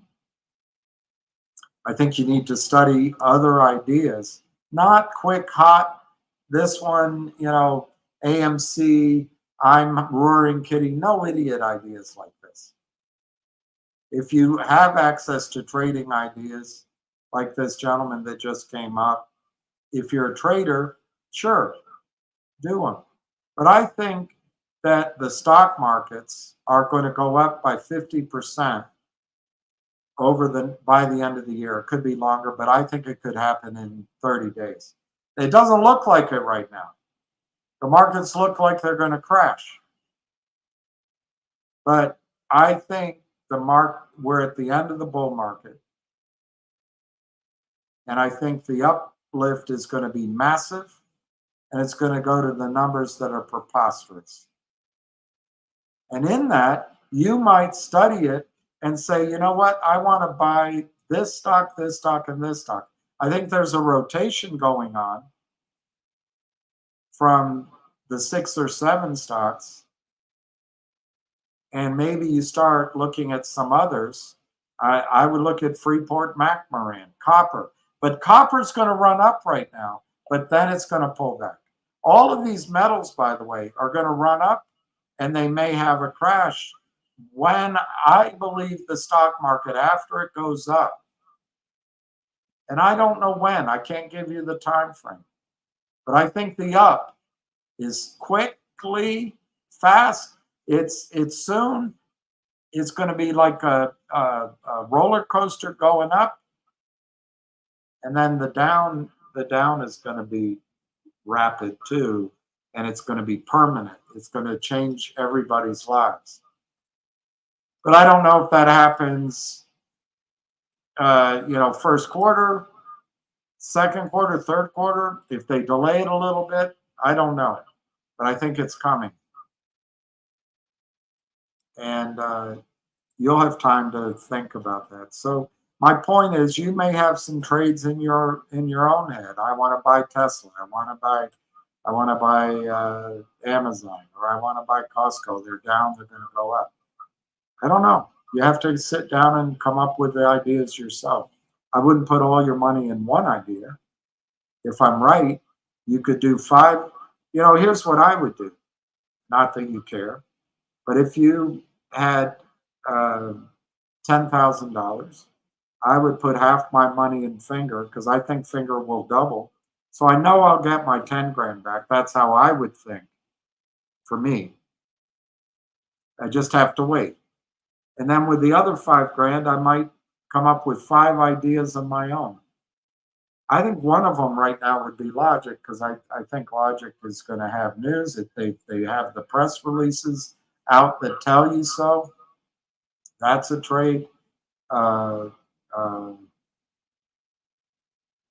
trying to think of some ideas that I feel confident about. I mean, there's some other stocks out there that could have a run, but remember, we're coming into October, and we're coming into tax loss season. So you really have to have good ideas. My single thing that I see ahead, but there's a risk to it, is I think the stock market indexes are going to go up. If you want to buy calls on those, I think you can make money, but it's really risky business. I think Finger doubles from here, if you're willing to give it time. And that's about all I have to say, Edgardo.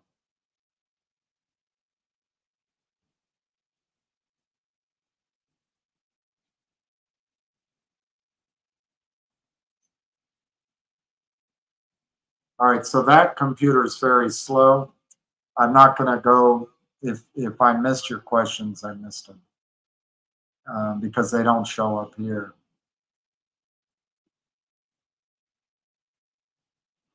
And I'm sorry about it. It's just, I don't, everything freezes. I don't know what I can do about it. So here,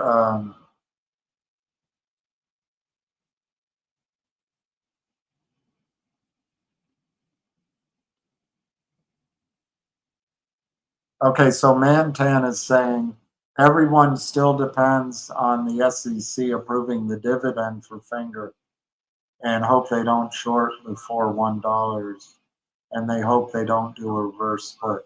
Look, I don't think the dividend means anything at all. Everyone's worried, when's that coming, if that's how you think, that's how you think. The dividend is something that might, just like it did with GTII, catch out the shorts. But please, the company stated that on an interview that they had some questions from the lawyer from the SEC. They answered them. That's what happens. Don't obsess about it. The SEC is going to approve the dividend. Why? Because it's normal.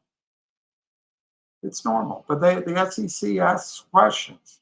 It takes time. Lawyers, goes to lawyers. Lawyers want to look smart. I'm tired of talking about the dividend. But then you hope they don't get below $1, so they force a reverse split by the SEC. Man-tan. The SEC does not force reverse splits. Companies don't have to do reverse splits. Salesmen like Jeff Easton come in and say, oh my God, you're on the NASDAQ. And if you go below 1, you bet you're going to lose everything. You better get back on the NASDAQ. And then their clients sell it down. Well, we can do a 50-for-1 reverse split, and we're going to give you money, and we're the best guys in the world, and you'll still be on NASDAQ. Isn't that great? Okay, let's do it. And then they look at Vocal. Mother of all reverse splits. Man-tan. Finger motion is not going to do a reverse split. I don't see the stock getting down to 1. Anything can happen in a spike. They are not going to do a reverse split. They are not going to raise equity with Jeff Easton or any criminal of his ilk. And this is a good time to say that the entire video is my opinion, it's my editorial, and it's in my judgment. If you believe finger motion is going to reverse split, you shouldn't be in the stock because you do not understand the stock market. I can't believe after hours and days and weeks and months that you still think the SEC is going to cause a reverse split. It's up to the CEO. It's up to the board. But let me be clear, Man-Tan. Finger motion put it in a press release. They are not going to raise money as equity down here. But you don't want to believe them. So you shouldn't be in the stock. You don't believe the CEO. It must drive you crazy. You can't believe the CEO. It must drive you crazy. They're not going to do a reverse split either. But if that's your framework, you can sell the stock now and buy it back after the reverse split, probably at 10 cents. It's not going to happen. It's not going to happen. But if that's what you think, I don't want to convince you otherwise. I really don't want to convince you otherwise.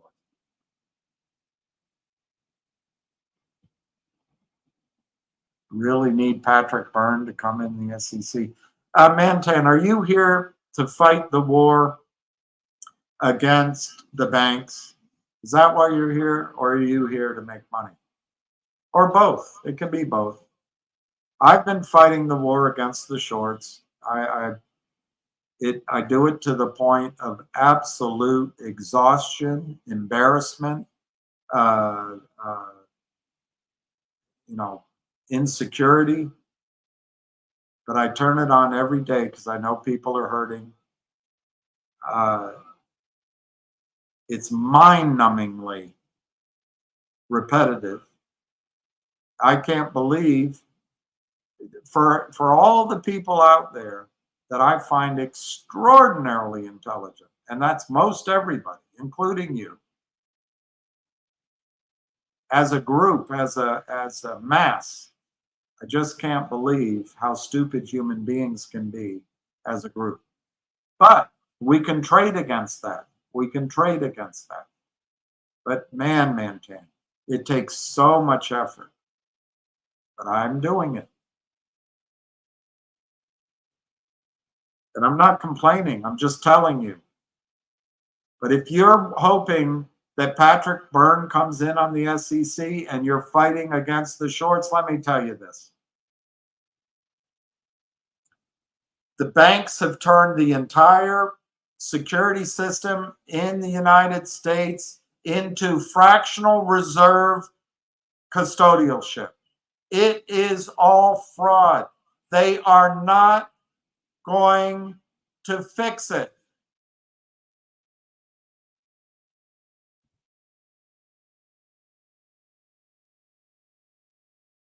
And I don't think Patrick Byrne's going to fix it either. And I don't think Trump's going to be allowed back in office. I think when the market gets fixed, so-called fixed, it'll be after the crash. So you have a choice. You can stand like a victim. You can say, oh, we need somebody. I need a white and shining armor. I need Patrick Byrne. I need Trump. Or you start thinking of how you can trade to make money with the facts you do know. And if you've lost money in one stock, you don't have to make the money back in that stock. The thing is about making money.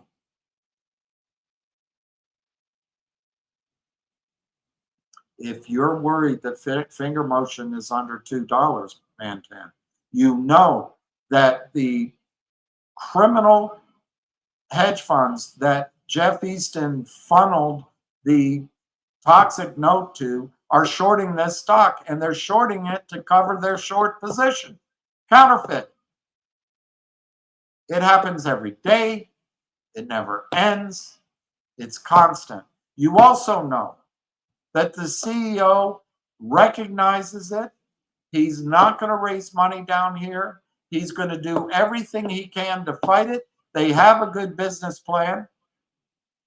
But if you're still looking at finger motion with this kind of idiocy, then you don't understand what you're invested in.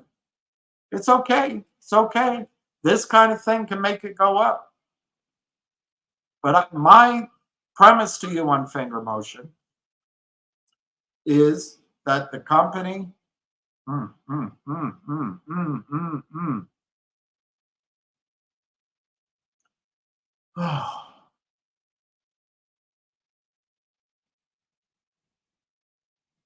the company has something like 35 million in revenue.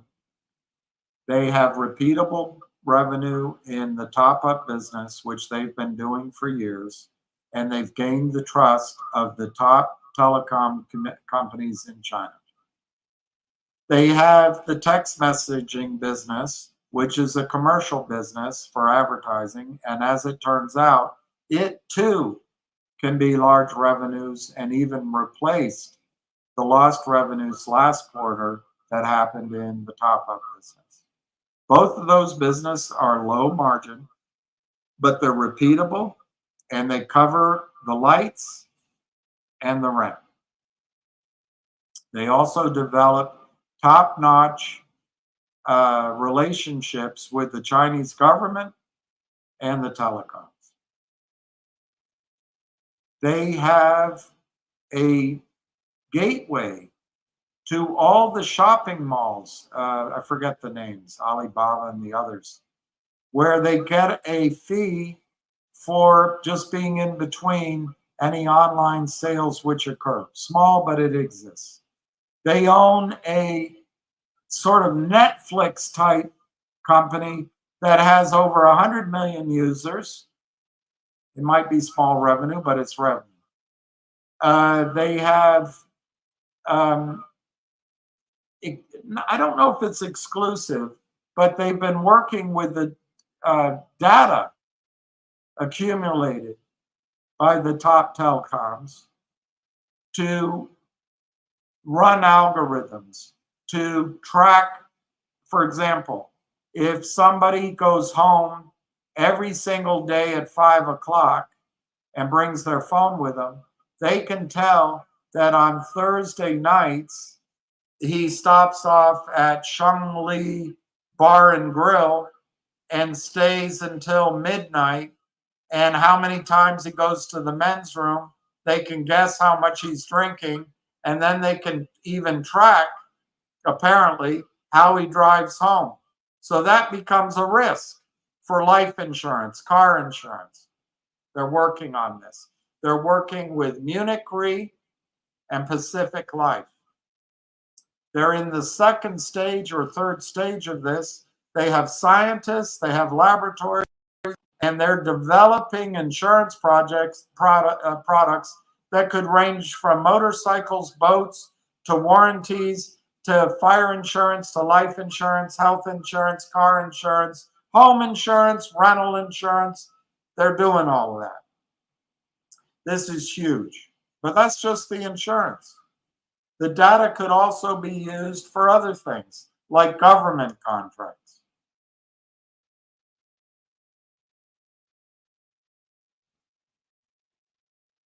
There's a company in the United States that goes by the symbol of SNOW, which is worth $50 billion. Big data. This is big data. They're working on it. When that comes in, it'll come in and never stop, in my judgment. But it's not in yet. But they're working on it, and it's still working on it. They've just gotten a contract to supply the emergency vehicles, or whatever the hell it is, first responders, into the whole country. I think it's huge. Nobody else does. I think it's huge. Because it's only 2 vehicles. But in the contract, in the press release, it says all vehicles in the country. Well, China is not Liechtenstein. It's not Vatican City. It's the 3rd or 2nd largest, maybe 4th, country by landmass in the world. It's the 2nd largest country in the world by population. This is a great contract.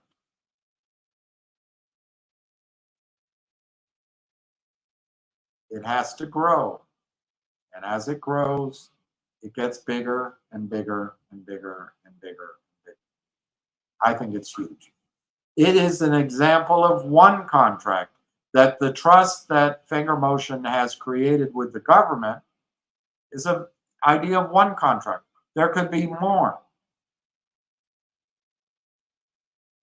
My idea would be, if you live in a country that doesn't want riots or a revolution, why not use the data to isolate when people gather at Tiananmen Square or something? Anyway, those contracts will come.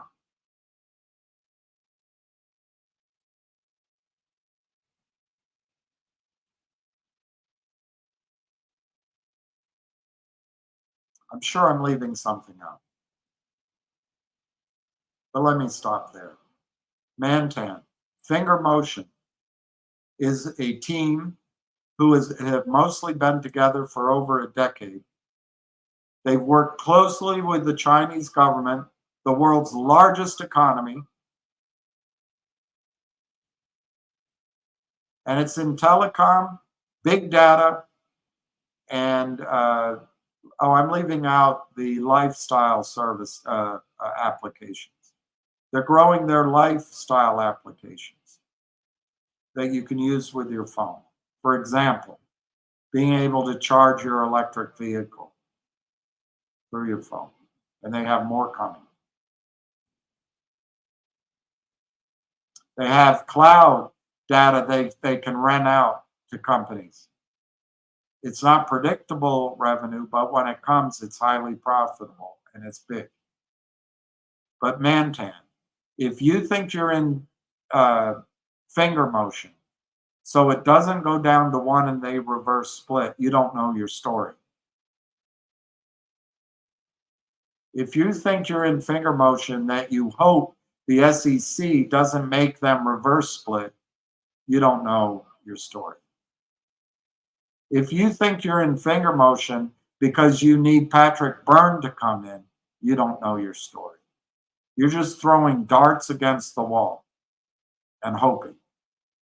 Let me repeat what I said last night. If you don't take your money seriously, I don't know how I can help you. Finger Motion, in my opinion, is a great fundamental story under incredible attack from a corrupt United States security system, but it has a CEO and a team and a business that not only is going to grow steadily, it could grow explosively in the world's largest economy. Is there risk? Absolutely. Is there going to be volatility? Absolutely. Is there going to be disappointment? Absolutely. Is now the time to sell? I don't know. I don't think so. But I tell you, if you're right that it goes to $1, you would love to sell it at $2 and buy it back at $1. But Mantan, that's trading. And I'm not a good trader. Finger motion from now to the end of the year. The negatives are they have to deal with tax loss selling. And they have to deal with people who are skitterish like you. And there's the unpredictability of contracts and earnings, because anything can happen. Those are the negatives. And the ongoing pressure they face from constant selling that's illegal and non-transparent in the world's worst market, NASDAQ.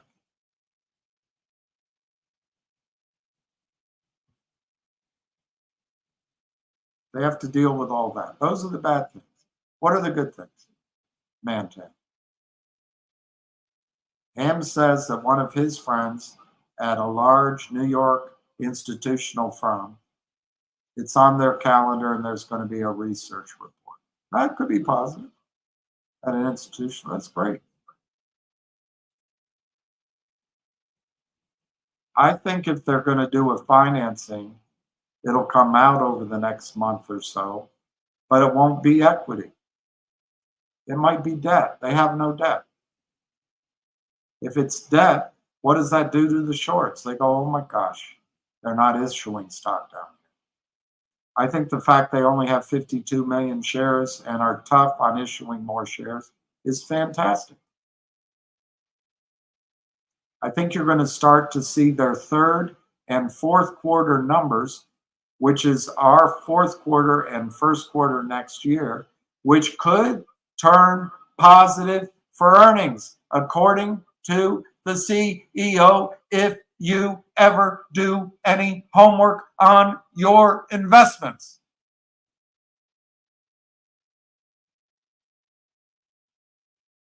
If the company goes positive on its earnings and the storyline around those positive earnings lead people to believe that it wasn't a one-off, and the earnings are going to be positive for quarters and quarters and quarters to come, the stock should anyway, the market will discount those forward earnings. But the shorts will start saying, oh my gosh, we better start covering.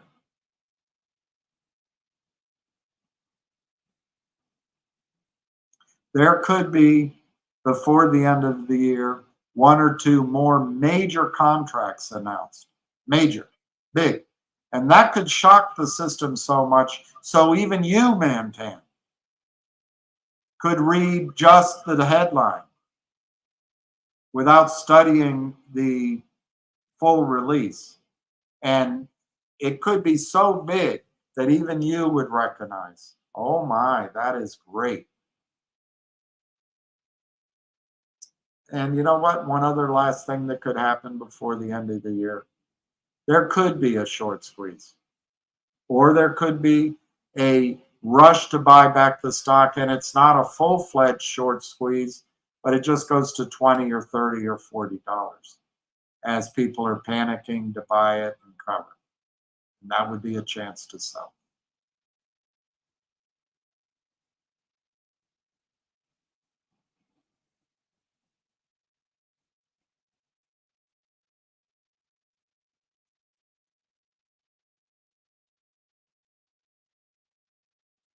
Yeah, I wish, Nunya, I had more, but I think we're going to have time. All right, John says, always buy platinum, silver, and gold. Yeah, from a reputable source. It can be counterfeited. It can be counterfeited.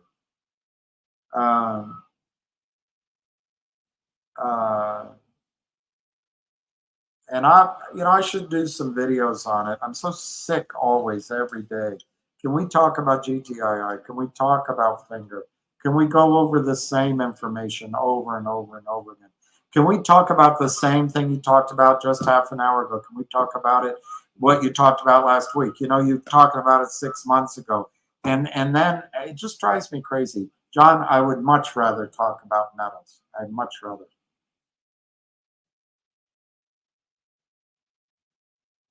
Phil Haynes, stop yelling. You're going to have a heart attack. That's actually good advice. That's actually good advice, Phil Haynes. I've got to stop doing it. Jim Bob. I'm a common person just like you. I'm down because of finger. Oh my God. Jim.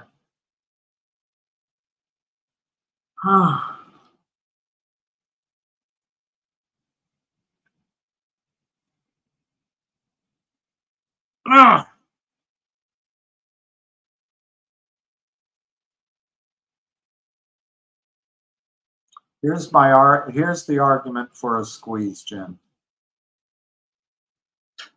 Over time, there's a short position, maybe as high as 200 million shares short. I saw them sell 100 million shares in 10 days. They didn't locate. The real short is 1.7 million. Just go with the real short. Call it 2 million. Say there's some counterfeit. Just call it 2 million.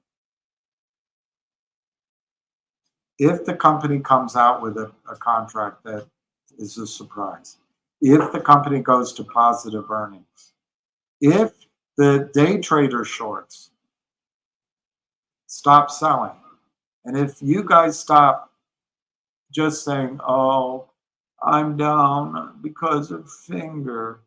Look, I don't know what you paid for finger. I know you couldn't have paid more than, well, no, that's not true. You could have paid $15 for finger 3 years ago. So I don't know what you paid for finger. If you own it down and you're down, sigh. One way to stop sighing is to sell it and never look back. Take your tax losses. A second thing to do is to study the company and say, you know, I like that story. I'm not going to worry about it in August when every trader is away from their desk, they're on vacation, and when the shorts are at their maximum strength. I'm not going to look at it. I'll wait until their third or fourth quarter earnings. But if you can't do that, I don't know. But you could decide to hold it. And I don't know what you paid for it, but from $2, I think it could go to $3, $4, $5, $6 before the end of the year. Did you pay more than that? Don't know.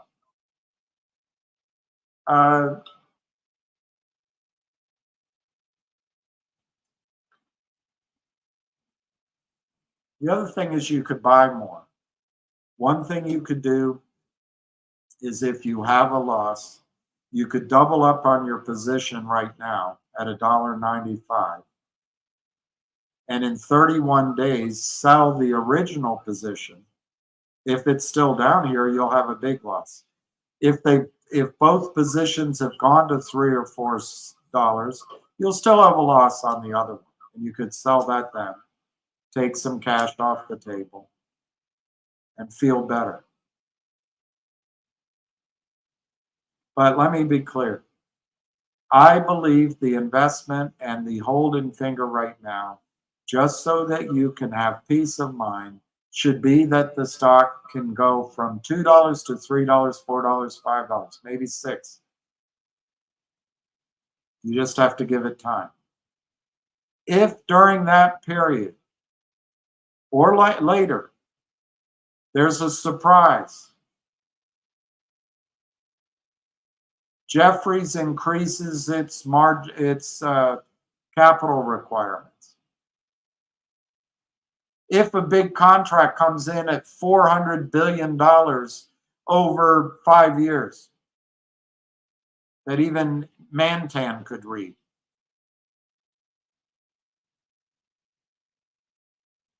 If the company turns positive in its earnings, if a research report comes out that causes buying institutionally, if Adina Friedman wakes up to the abuse in the NASDAQ markets, don't count on that. If the company announces that they raised money through debt rather than equity,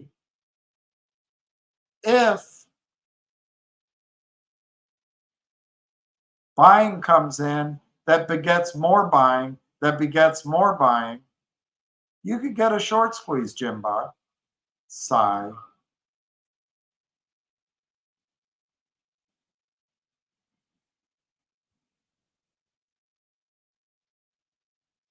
Jim Bob, Ham is basically saying he'll quit if Trump doesn't win. What does that tell you about Ham's temperament and character? Nothing. I don't think he'll end up quitting, but I think it's his way of tolerating every day doing the same thing over and over again and saying to himself that's the goal. But I have a feeling he won't quit. But Jim Bob, thank you for being such a caring, important person, helping everyone else here. It means a lot to me, Jim Bob.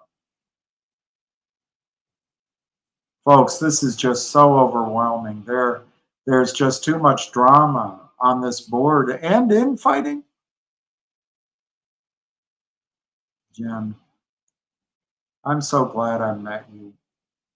I don't think the only one that's being intemperate is me. I don't see any infighting. But I'm so glad you're here, Jim. It just is wonderful to know that there's human beings like yourself that care for anonymous people so much. I really appreciate it.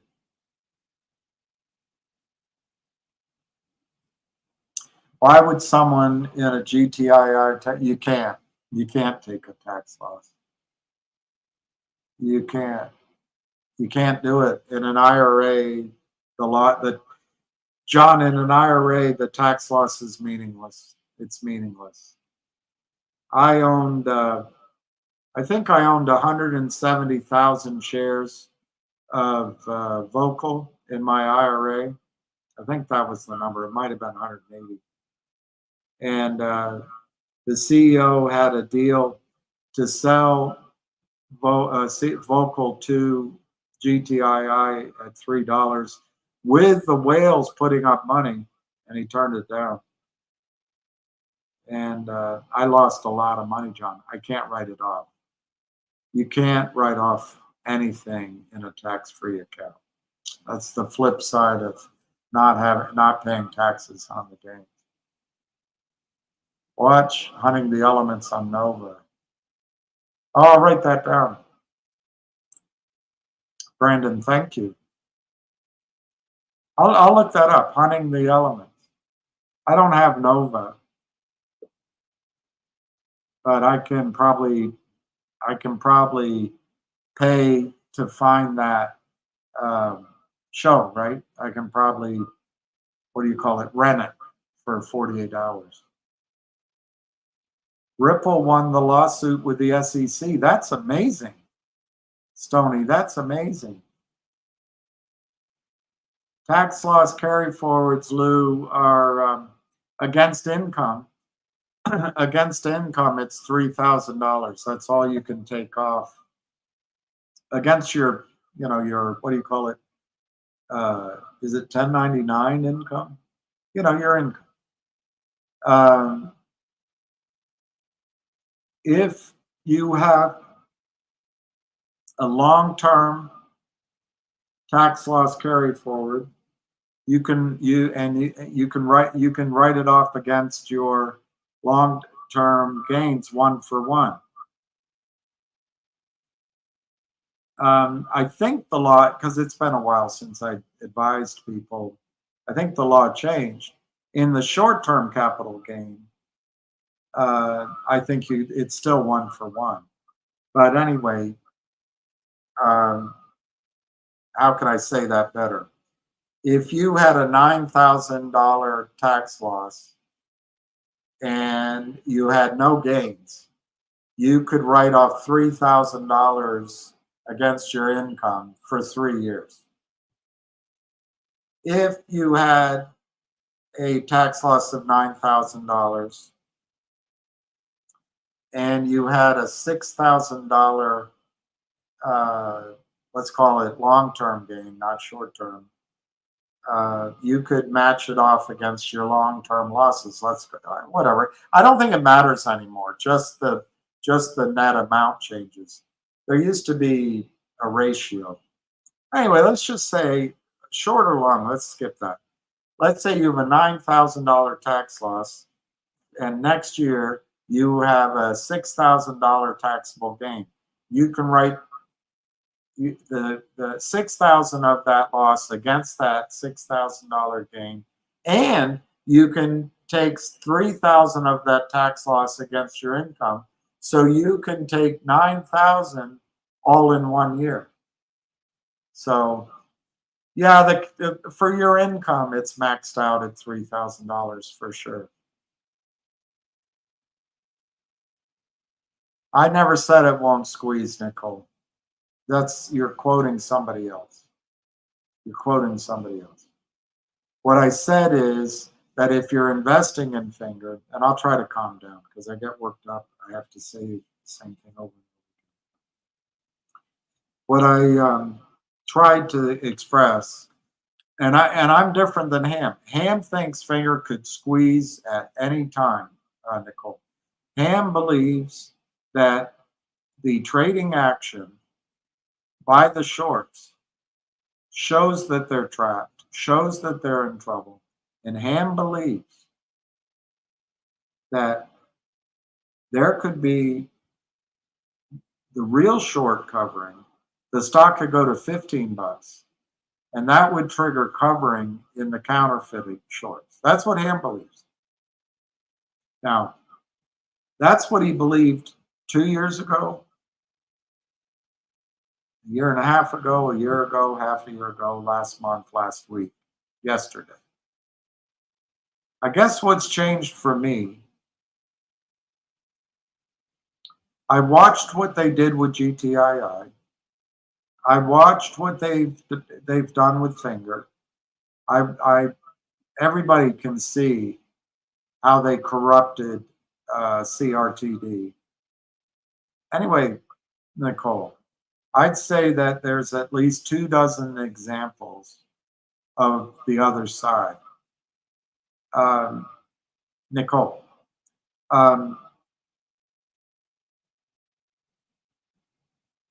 I no longer believe, I never did, but I'm going to say it, blame it on myself. I no longer believe that any one stock, they're not going to help us with Finger. I'm going to go to the SEC tomorrow, but they're not going to do it. So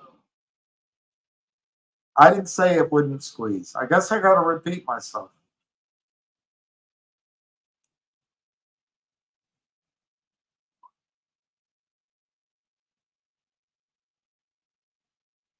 I think August will be dead just because the stock market is dead. September,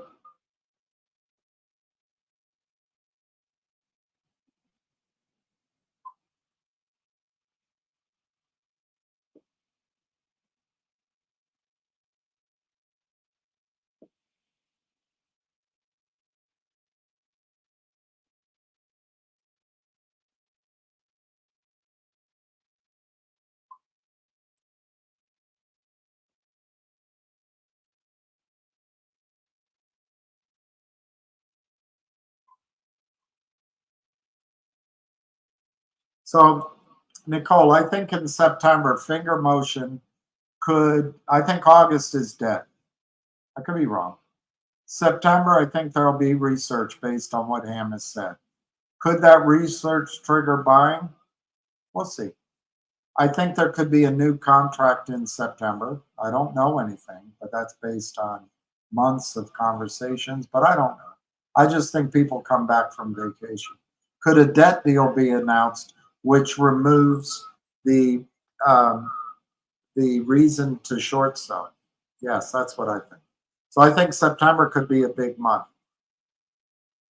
Nicole, if finger motion were, because of these reasons and maybe something I can't think of, if finger motion were to suddenly trade up to $4, $5, $6, $7 a share, which I think is possible, and it traded on volume, I believe it could trigger the real short 1.7 million to cover. If that got out of control, which it could, the stock could go to 10 or 15. Now that could spill over into the prime brokers asking for more collateral, and that could go higher. Now, to offset that, what I've learned, Nicole, is finger motion went to 17. It went to 9. And they got it both times. They got it to come back down, or maybe it was over 9, but they got it both times to come down. So I have to acknowledge that they're powerful and they can sell. I saw 100 million. They can sell tens of millions of shares that don't exist, that are fake. They can sell them all at once and constantly. They can stop a squeeze and nobody cares. So in my mind, what was really believable to me 2 years ago, even a year ago, I got to start saying to myself, you know, maybe the best that can happen here in Finger is we can trigger a massive rally from $2 to $20. 10 times. Maybe it goes to $40. I don't know. I'm dreaming. 20 times. But I have to acknowledge what I've seen with my own 2 eyes in stock after stock after stock, that the criminals get to CEOs. They bribe the CEOs. They convince the CEOs they can do a deal. CEOs believe them. The criminals can sell 100 million shares that don't exist into the market without blinking. The SEC does nothing. Adina Friedman does nothing. Nobody does nothing, if that's good English. Nobody does anything. So I'll stick by it, Nicole. I think the reason to own finger motion right now is you can make 50% on your money. You might make 100% on your money if it goes to $4. If it goes to 6, you make 300%.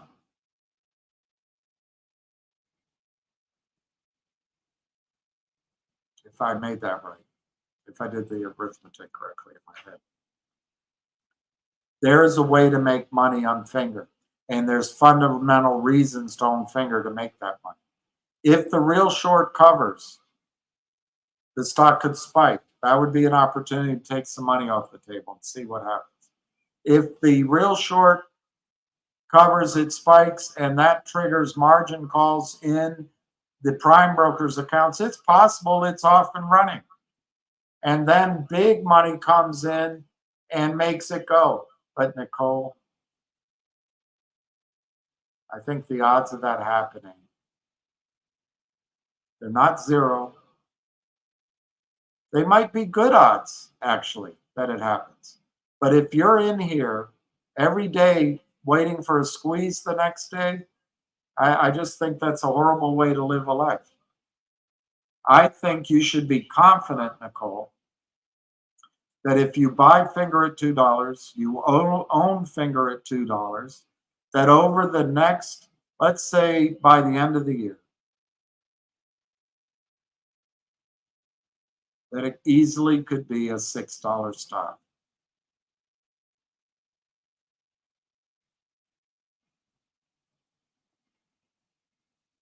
And that's pretty exciting to me. $4 stock is pretty exciting. And while it is doing that, the company is going to be beefing up their SMS, their text messaging, their top up. They're going to be beefing up their big data, their insurances. They're going to be beefing up this contract with the government. They're going to be beefing up their lifestyle app.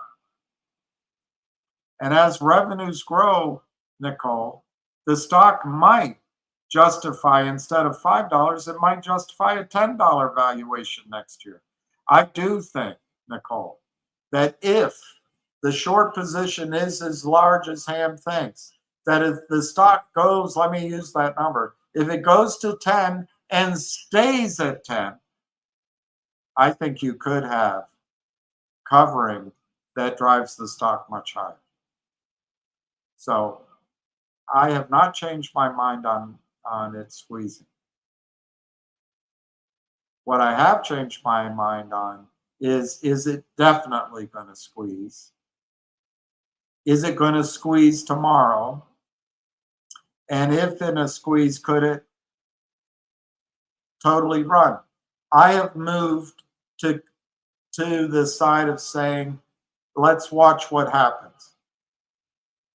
But Nicole, if you listen to him, and he's got a lot more experience with this than I do, there's 250 million shares short.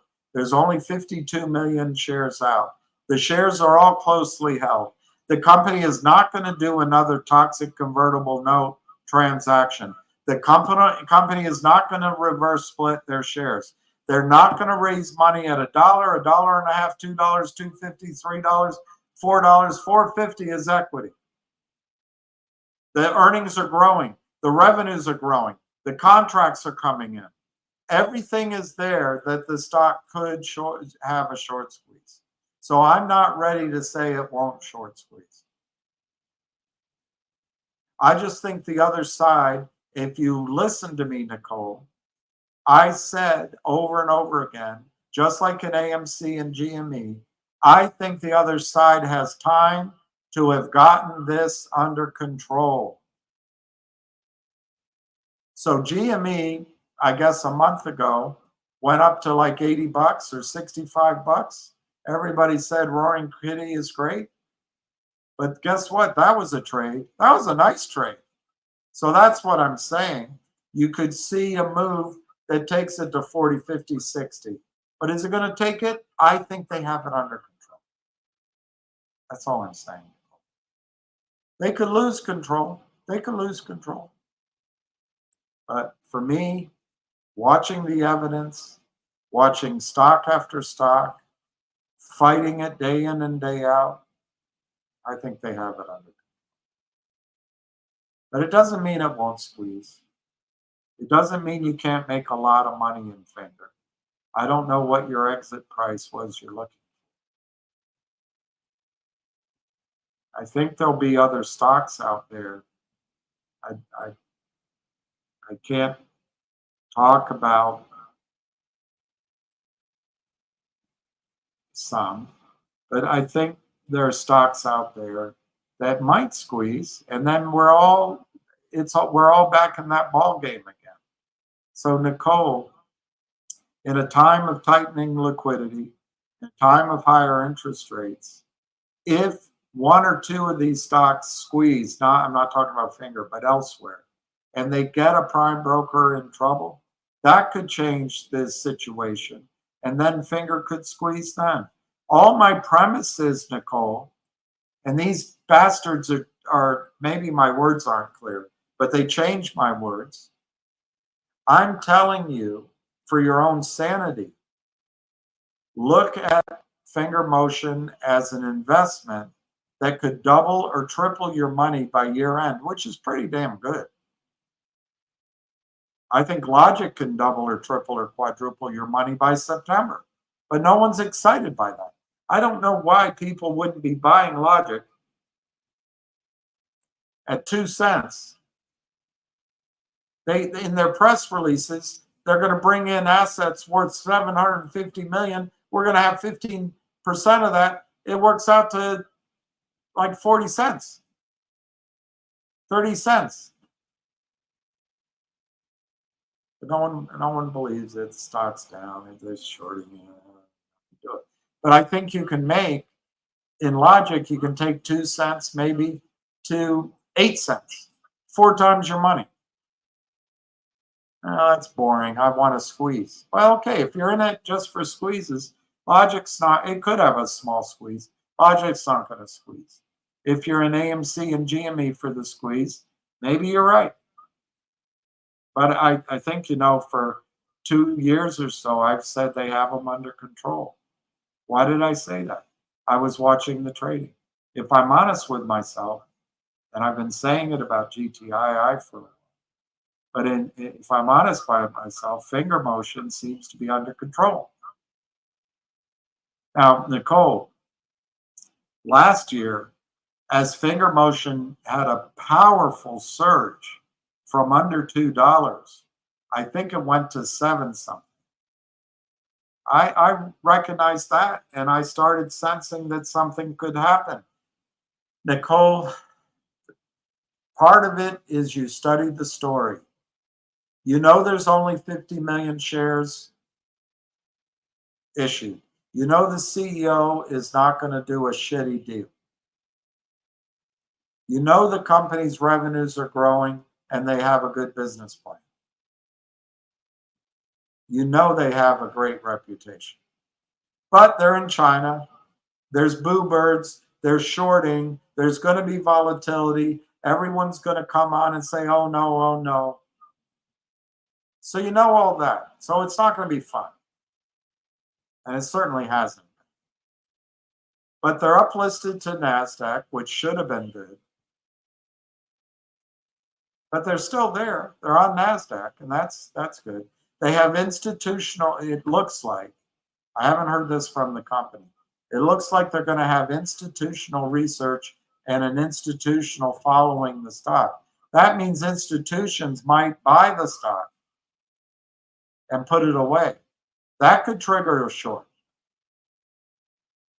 But right now, I don't see anything that's going to make it squeeze right now, tomorrow, Monday, Tuesday. But sentiment, trading can change on a dime. The market will give you signals, and we could wake up one day and the stock's trading at 5 with 1 million shares in volume. And I'd come on here and say, oh no, here we go. Looks like it's going to go. But that's the markets showing that that could happen. So, Nicole, I started out with this point, and the boo birds and the shills came on and said, I'm saying it won't squeeze. I'm not saying that. I'm not saying that. I think finger can squeeze. But I think from a point of sanity, you have to recognize that it is a fundamental story, a very strong story, which might take 90 days, 6 months, 9 months, a year, year and a half to play out. But if this fundamental story does what it says, this could be a $10, $15, $20 stock on its own. And a squeeze could happen then. But I guess, Nicole, I feel like I'm running out of time, personally, and to tell you that the bull market is coming to an end. And if you want, as a successful woman, and I don't know if you're married and family, but if you want to be a successful single person or family, independent, and survive the financial crisis coming, we are running out of time to look at alternatives. And I guess I'm not willing to bet it all on finger motion. Finger motion might squeeze tomorrow and go to 200. It maybe another stock squeezes next week and goes to 100 that's in the same field, and it spills over to finger and it goes to 50. But I don't find that much of a survival plan. I had hoped, Nicole, that GTI and finger would have had their squeeze last November. And I got worked up, and I just point out, I know what happened. I'm not picking on Lou. I'm not picking on Frank Benedetto. I am picking on the CEO of COSM, Gus Fliakos, and whoever the shorts were. I'm picking on them. But they stopped the squeezes. I think in retrospect, that was our chance at squeezes. They stopped them. Could it have materialized? Did they have another way to stop it? Maybe. They stopped GME. They stopped AMC. Citadel bailed out Melvin Capital. I don't know. Maybe that wasn't going to happen. But there are stocks that are going up, Nicole. And I think if there is a stock that could have a squeeze, finger is one of them. But Nicole, finger is not GTII. It is not COSM. Finger has a CEO who understands the market, understands that Lynn Capital cheated him, understands that Lynn Capital's clients shorted his stock. That's my opinion anyway. And he understands that he should never do a toxic deal and he shouldn't reverse the stock. Jeremy Frommer doesn't understand that. Jeremy Frommer came out and said Jeff Easton is a champ. And so Jeremy Frommer raised more money with Jeff Easton. They did a 500-for-1 reverse split, and reportedly he's doing another one now. They destroyed equity because Jeremy Frommer can't see what's happening. But Jeremy Frommer has some old penthouses. He's got a pretty darn good, I think Jeremy Frommer has a pretty good creator platform. I like it. I like it.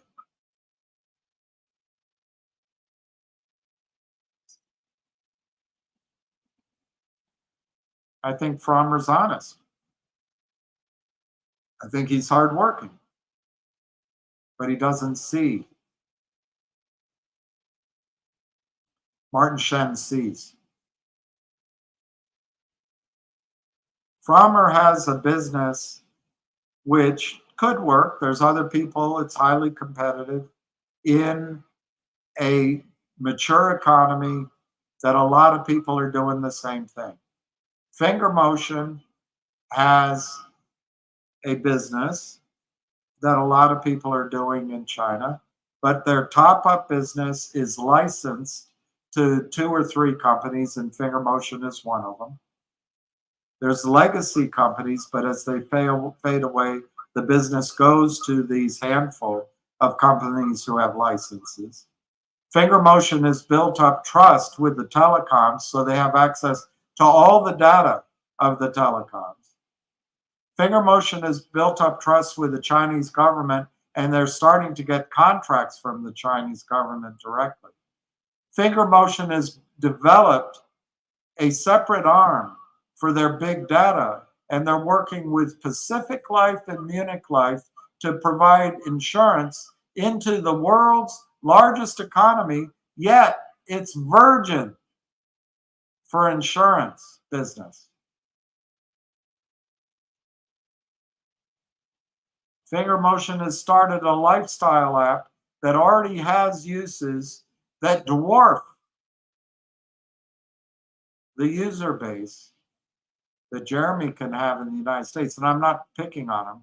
It's just that we're we are a mature economy.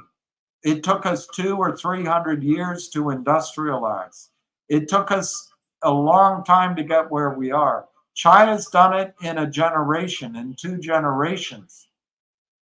The opportunities are still infant. There's not much competition.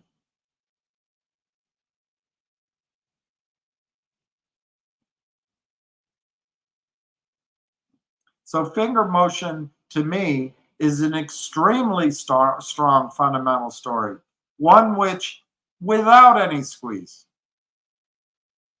and with some good luck, and some clarification, and some focus on the high revenue, big deals, it could be $100 stock 5 years from now.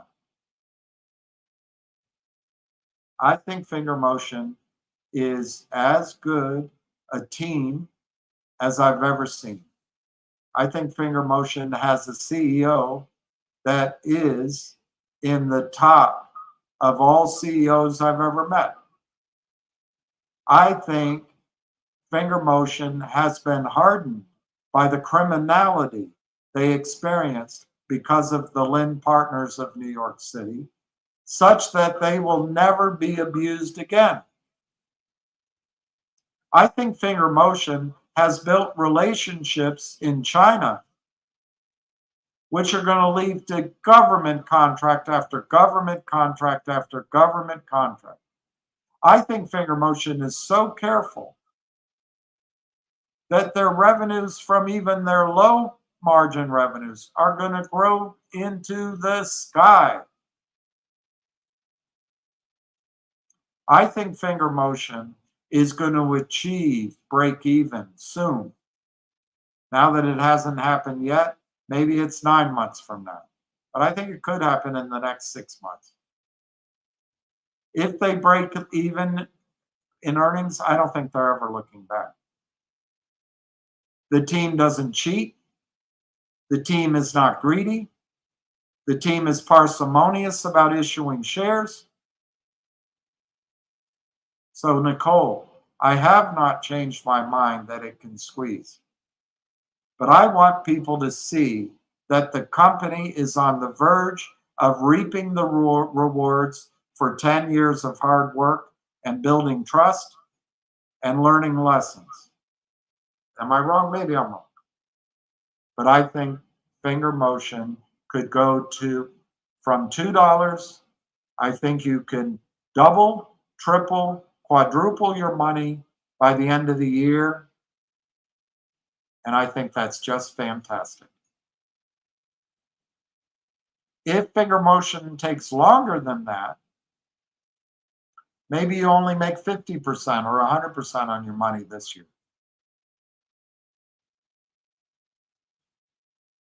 I think next year, as the hard work and the earnings picture comes into sharper focus, finger motion could be a $10 stock.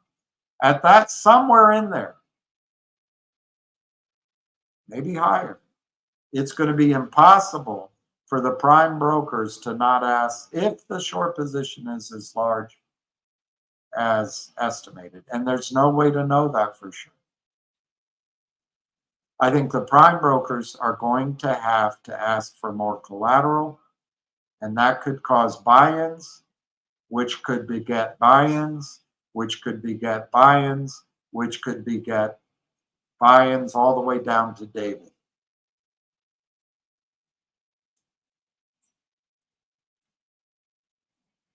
That could cause the short squeeze. So I haven't changed my mind. I'm just recognizing that I think the idea that there's a compliance officer who gives a crap is not there. That there's a regulator who cares, they're not there. If the criminals are gonna buy themselves in, they're not there. Is your broker dealer gonna ask for a receipt? That's not happening. Adina Friedman couldn't care less.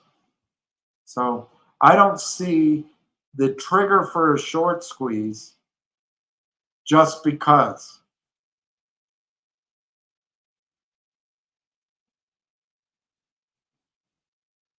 What I see is the fundamental story is going to attract buyers.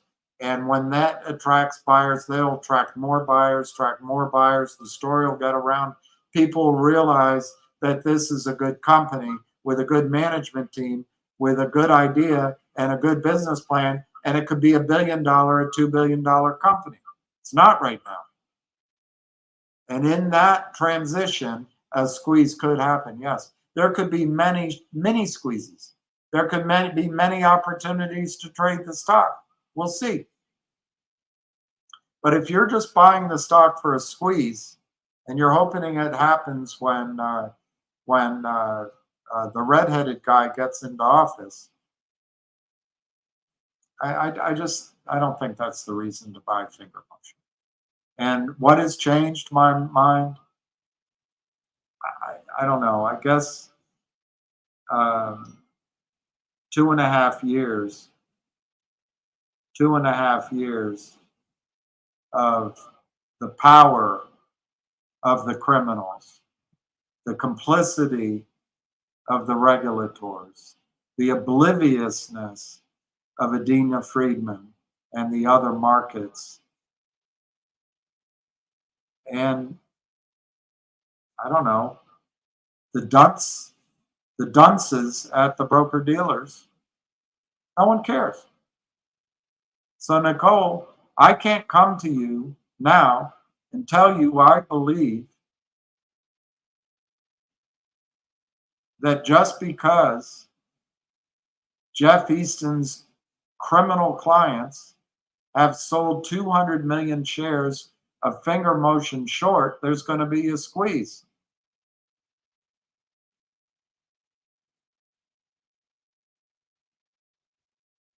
Somebody sold 1 billion shares of Northwest Bio. Somebody sold estimated 1 billion shares of MMAT. Someone sold 1 billion shares of MULN. The rumors are in MMTLP that the counterfeit shares are as high as 2.5 billion.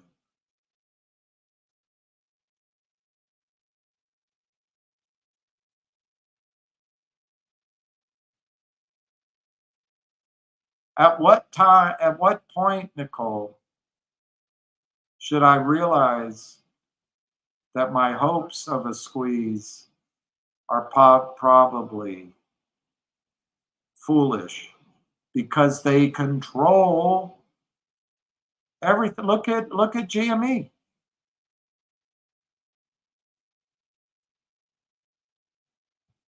It ran to 65. He took $1 billion out. The jerk that came on TV, oh, listen to him, he's really good.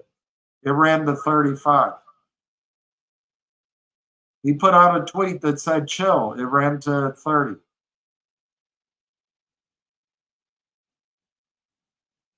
Some other signal came from him and it ran to 28. The company took $4 billion out of the market. Nicole, I think the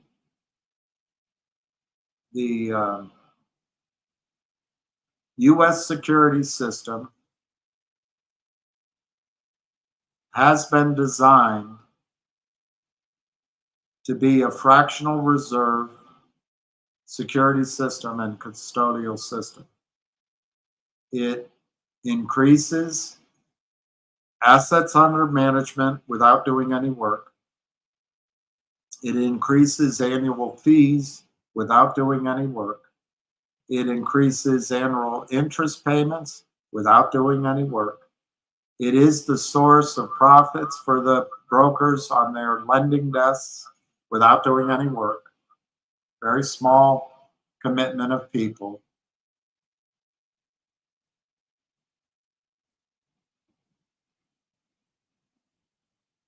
It increases commissions.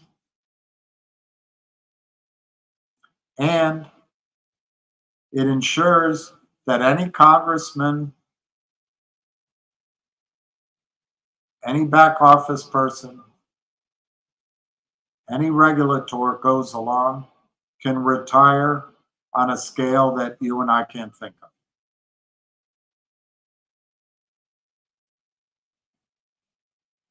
The only risk to this river, this flood, this cascade of cash, the only risk is if they settle the trades. They're not going to do it. They're not going to settle the trades. The only other risk is discovery. They're not going to let that happen. Now, to repeat myself, Nicole, when Frommer was presented with this same set of facts, he said that these guys, after intensive study, he saw no evidence of short selling. So he did a deal with him. He destroyed his company. MMAT, when they were warned by senior people not to do a deal, the board listened to the lawyers who were probably hired by the shorts anyway. They did the deal. They destroyed the company. CVM, which is a good company, constantly takes the deal because the guy's motivated about the drug, not the share. He doesn't understand it. The only company I know out there, no one wants to hear Logic, but I think the CEO of Logic has learned a lot too, but no one wants to hear it. But Finger is the only CEO I have had dinner with, and I've interviewed, who has told me that he won't do the deal. And he's told you in press releases. And he's focused on his business growing.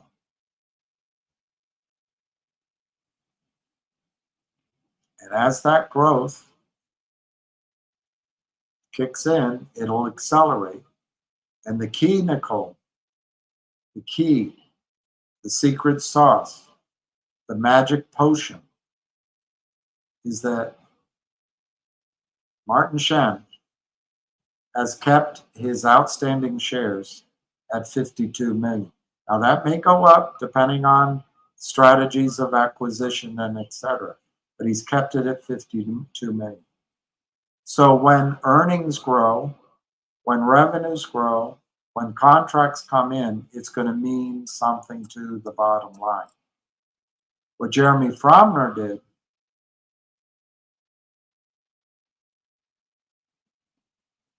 it means when new earnings come in, he's going to sell half his assets just to stay afloat.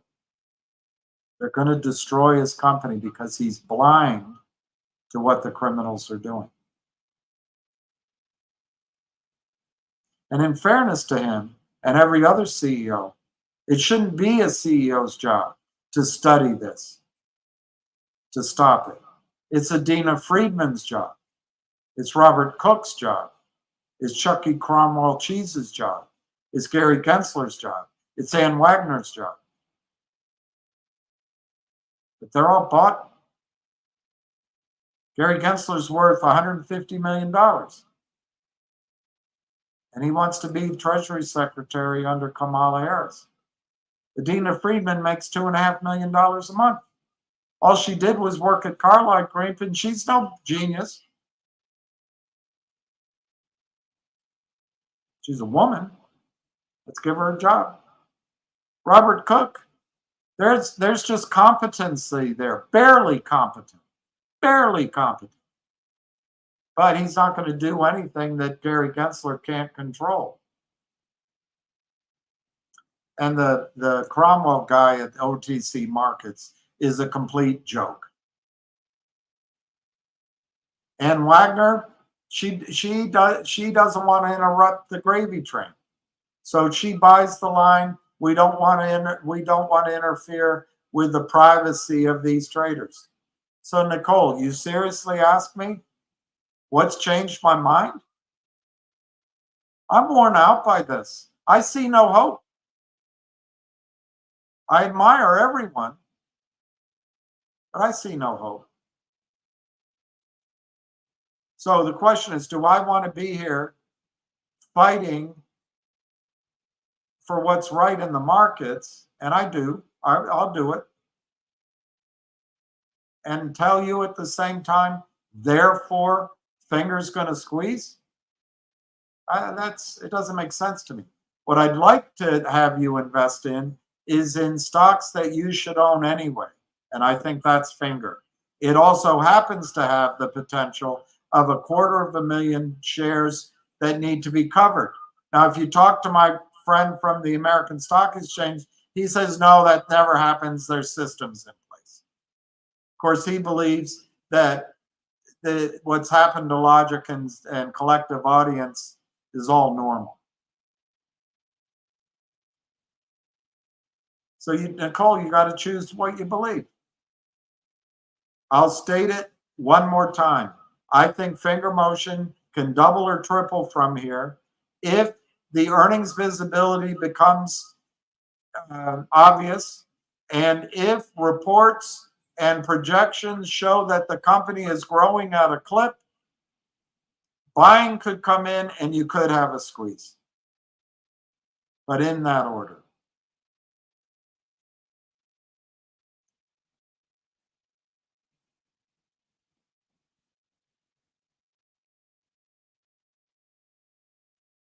Hey, Raven.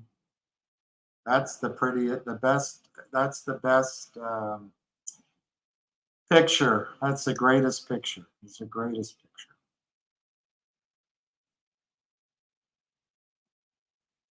My hair looks good from any angle. Lyrical, thank you.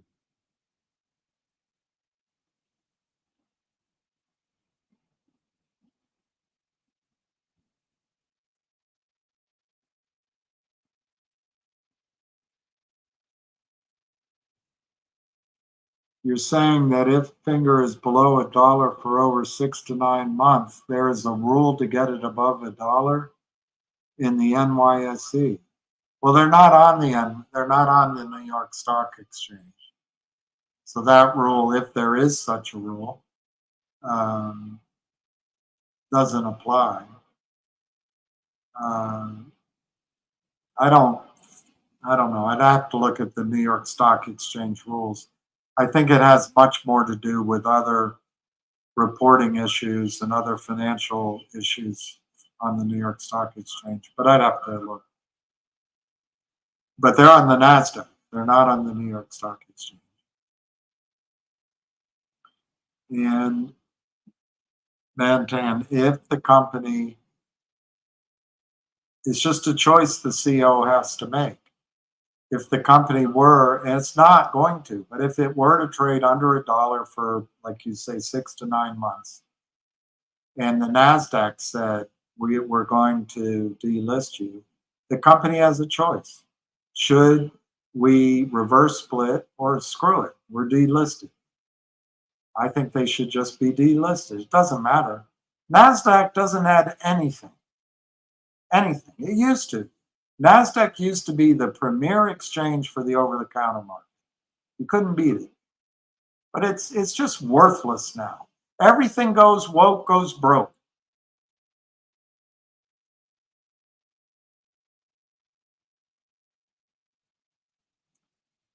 Okay, so Mantan, you bought it at $4. It's at $2, so you're already stuck. There was a guy on here, I'm forgetting his name.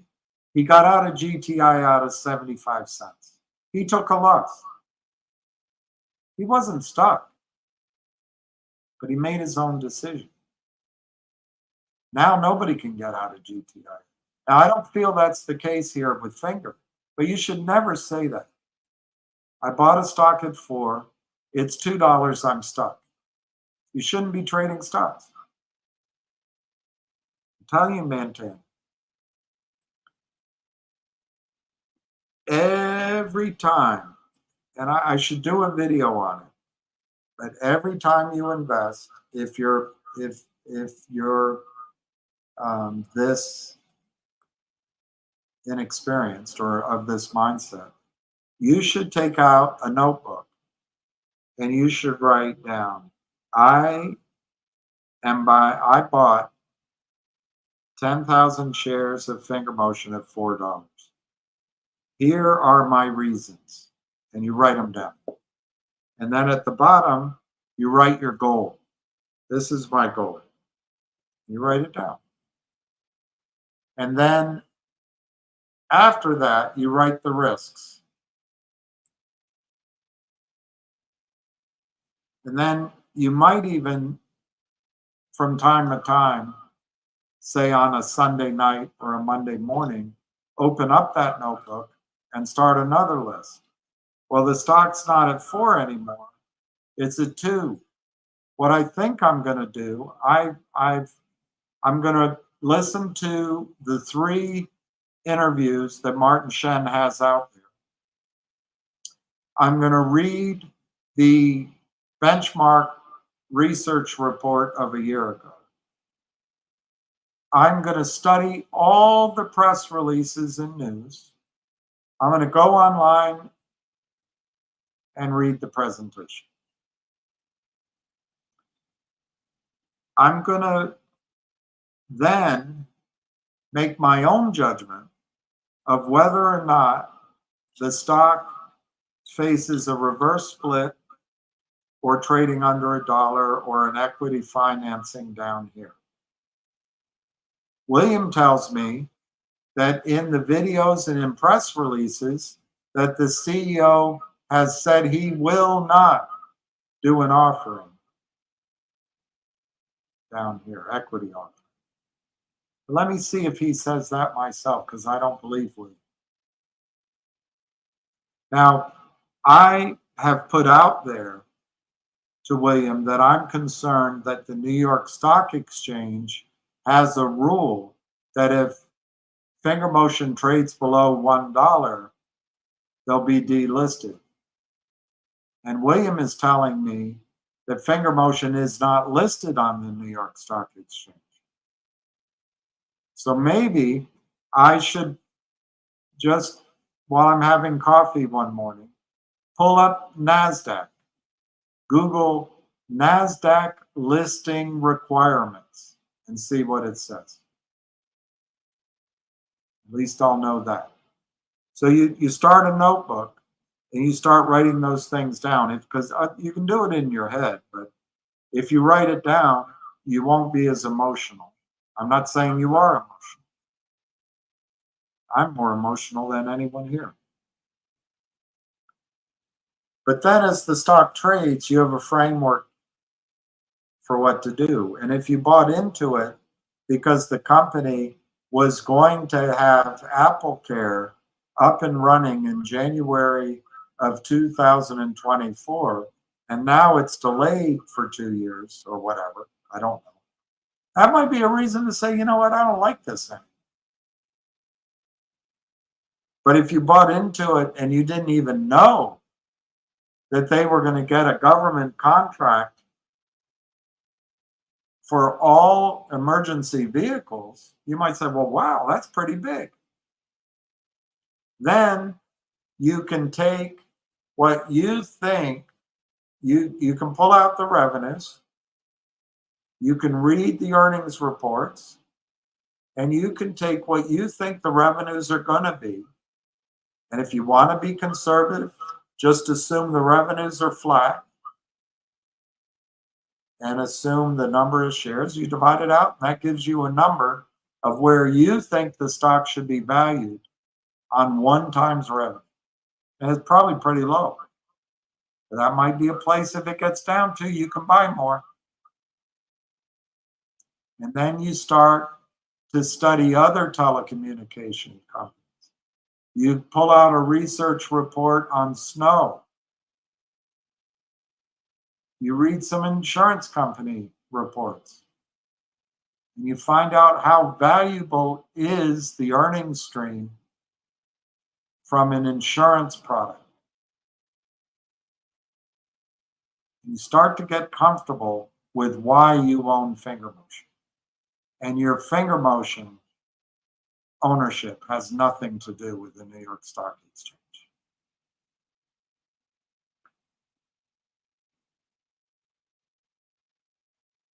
Oh, it's on YouTube. All right, I'll see.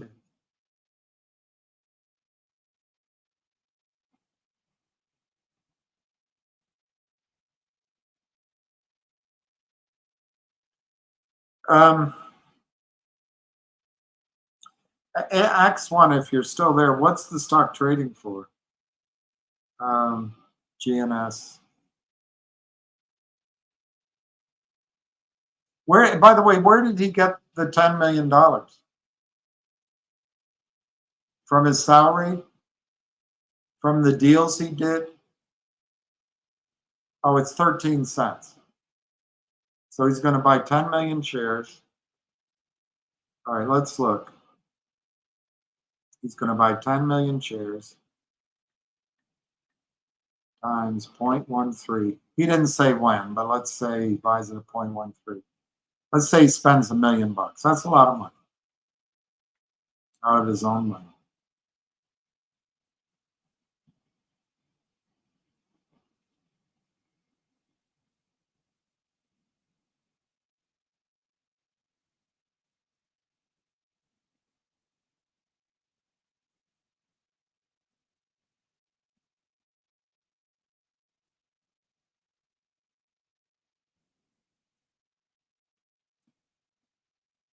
Can't find my glass. There.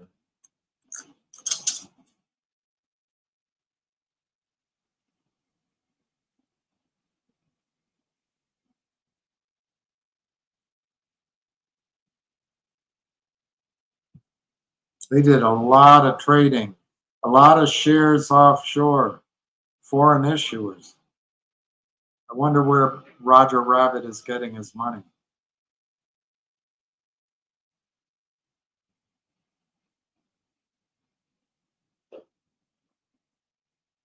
I don't see a 10K.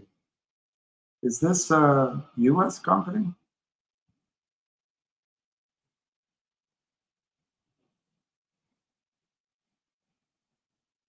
A lot of foreign trading. I'm telling you, there's money being made in this stock offshore.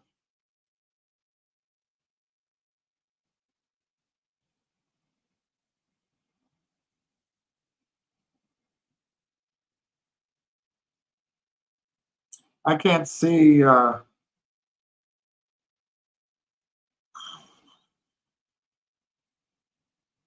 annual. It's not an annual report. They can't file their Form 20F. They're doing so many foreign issuer, foreign issuer, foreign issuer.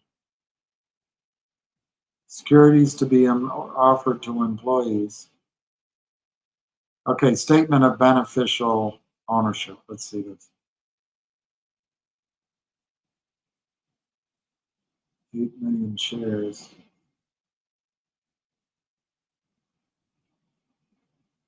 Roger Hamilton, 8,300,000 shares. Aggregate amount, 8 million shares. Percentage of class represented, 8.53%.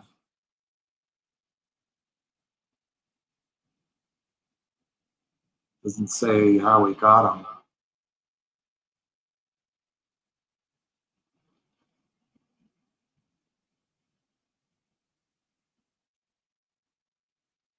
Well, X1, maybe it's a good sign.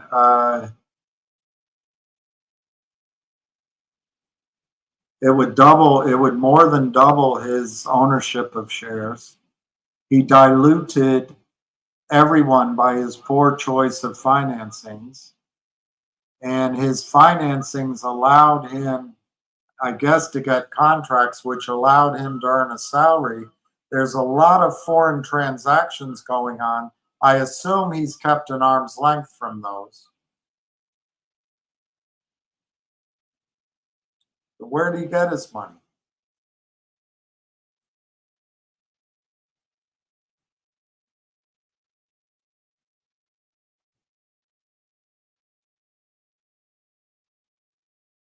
$10 million share buyback.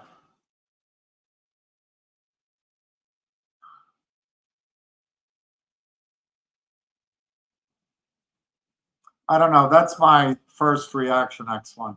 On the other hand, he's fighting the only way he knows how. It would be better, as far as I'm concerned, if he gave the money to the company himself and bought the shares for the company, not for himself. But he's fighting it the only way he knows how. And I've you got to give him credit for that. But hey, it was stupid to do the financings. Really stupid. But it kept the company alive. It meant that he's the CEO. And anyway, let me leave it there, X1. All right, possible he was approved. Well, I bet he has to be X1. I bet he has to be quiet because I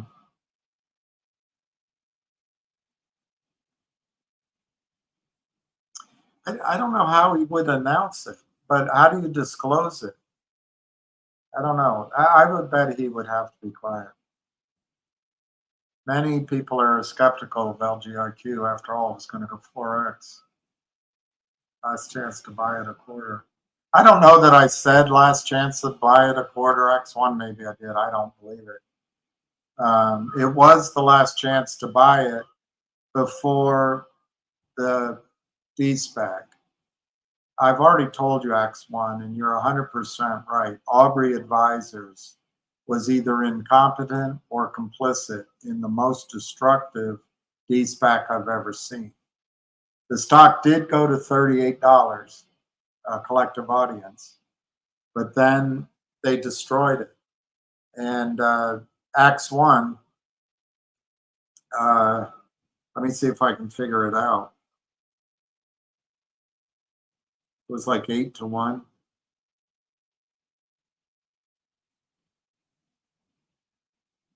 8-1. So divided by 8.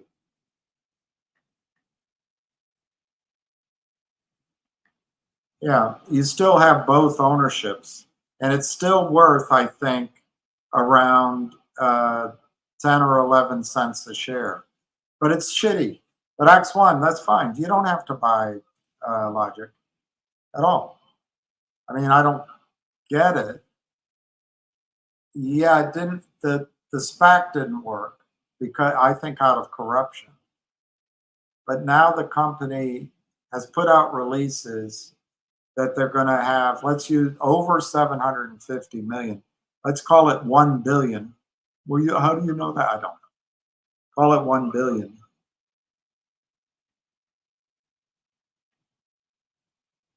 And they have like 280 million shares outstanding.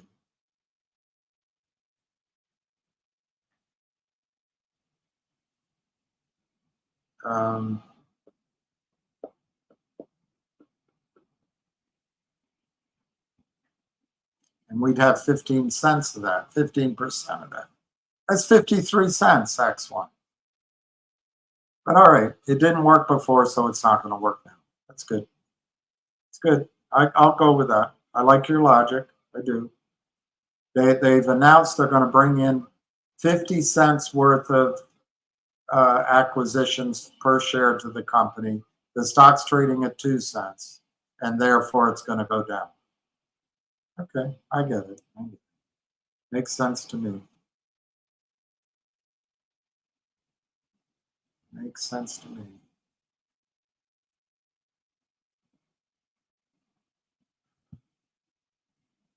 I like that idea, Kryptonian. Hey, Jenny L. I hope you're well. I hope you're well.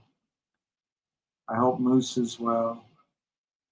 I hope your husband stands strong next to you. I hope your kids are there. And I hope you have no pain.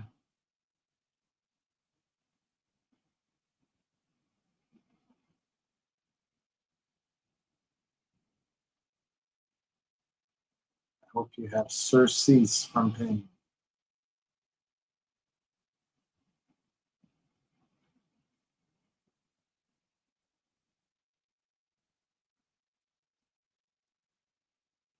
hope your mother is watching over you. And I hope the birds are singing at all the right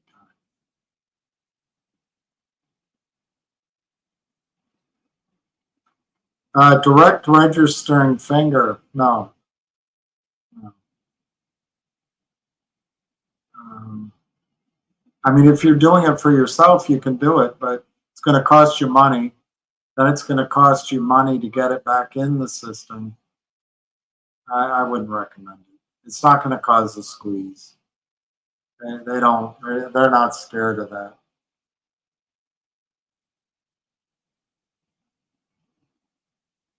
Wow, 188. That's amazing. RW's like me. He got in at 202. I always overpay. All right, so here Stephen disagrees with me. That's all right. Finger and Trump. I agree with you about Trump and BJT. Disagree with me about Finger, Trump, Burn. I forgot what I said. I agree with you about Trump and BJT. I don't know. I can't remember what I said. But I do think one thing I think about BJT is it shows the current thinking about the likelihood of Trump to get into office. It's like a little betting monitor. Stephen, I forgot what I said. So sorry. All right, here's not legal. Thank you, Morty. Not legal says hearing in Nevada is over. Okay. It's like the MMTL's baseball song. They gave all the info to FBI. It was then given to their New York office. Then they gave it to the DOJ.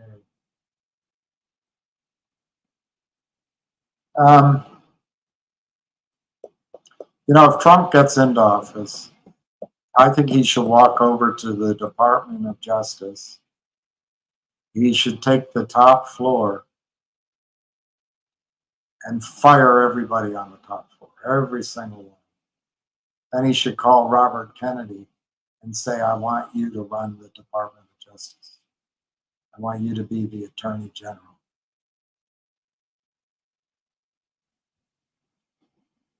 I have $100 to invest on Tuesday. I don't know about DJGC, if you like it.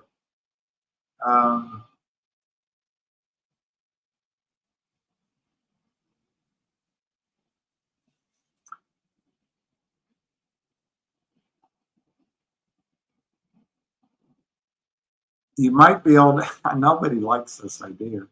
You might be able to buy 5,000 shares of Logic. And if you could sell it at 10 cents, you turn $100 into $500. That's one idea.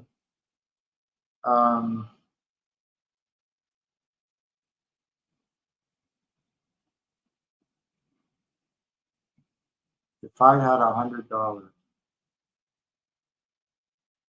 to buy one thing,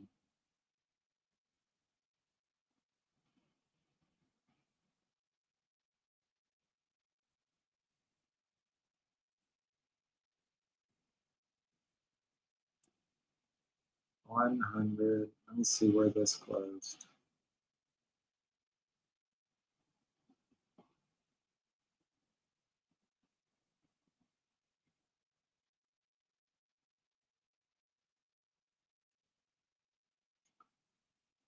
Donna.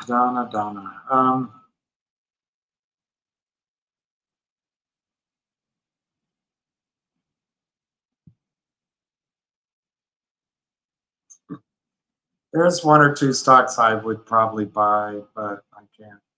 I'm not in a position to say it. What else?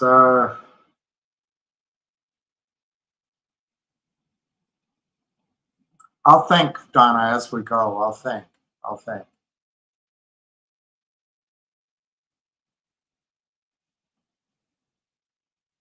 I will think, Donna. I will think. I will think, Donna. I will think, Donna. I will think,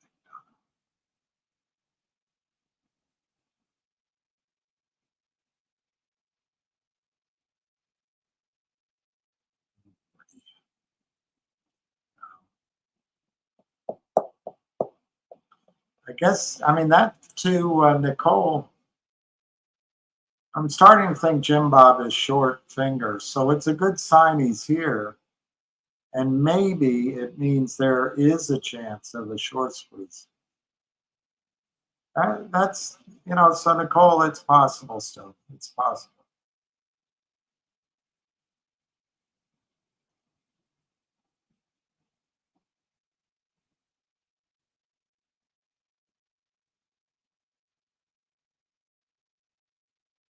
Oh, so he made the announcement.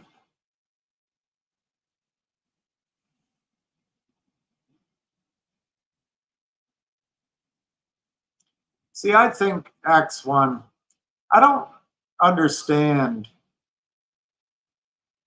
if you're the CEO of the company and you screwed everything up, why do you have a right to buy stock at its lows? I assume it's the lows.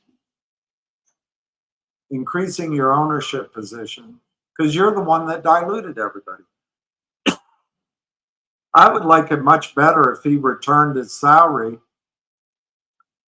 but I couldn't find his salary on the SEC. I'd like it much better if he gave $1 million back to the company, told the company to buy the stock, put the stock in the treasury, and that would reduce the outstanding shares. I'd like that better. I think he's being greedy. I think it's self-enrichment. And I think all of his decisions have been for himself. But that's my bias. It's my bias. He's never done anything good for shareholders, ever. I think he's a blowhard. But if he made that announcement, it makes sense he's quiet, I'll tell you that.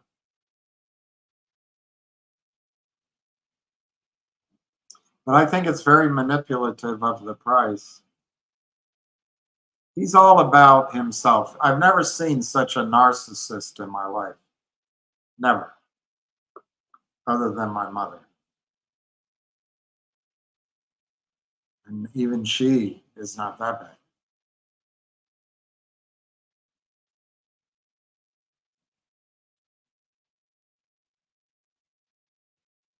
Yeah, PS71. I never trusted the man with 3 first names. And I thought he was a complete jerk to come on our space calls and on YouTube saying, this is my $1 billion short fight. He talked to him, and then it was all his fight. All he was doing was trying to get money so his stupid contracts became live and he had a real company. He didn't care about shareholders. He still doesn't care about shareholders. Something stinks about, yes, he's announcing it, but that's all about his narcissism. Something stinks about buying 10 million shares after everybody else got screwed at much higher prices. I'm going to come in and be the great guy and buy 10 million shares at 10 cents. Well, it's all your decisions that destroyed people's investment. Why do you get the opportunity? You're the only guy still with the capital. Everybody else lost their investment capital. Why do you get to buy 10% of the company?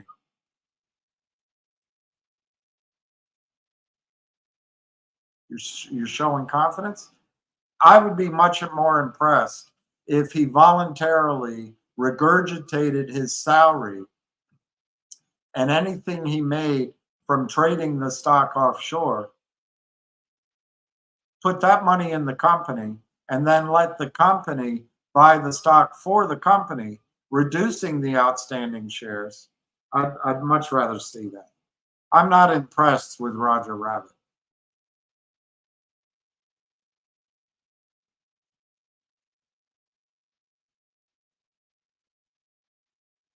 And he's all, let's not talk about him.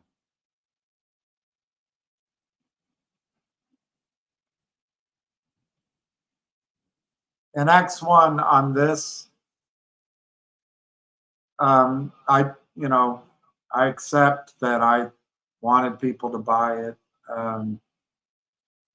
That was when you could get the collective audience alongside. And the thing is, Aubrey Advisors screwed that up so much that I think they did it on purposely. I think Aubrey Advisors and their clients took $100 million out of the market. And you can blame that on me, but I don't know anyone at Aubrey Advisors. I was assured by the same guy that works at the American Stock Exchange that this was going to be a clean deal. The stock was going to go up, values there, same crap. And the fact was that they counterfeited shares to a volume that destroyed both collective audience and logic, in my opinion. And I think Aubrey Advisors should be out of business and should be sanctioned for incompetence, for malpractice, at a minimum. Everything goes on. Oh, they're great guys. They've got great cars, great offices. You should see their house.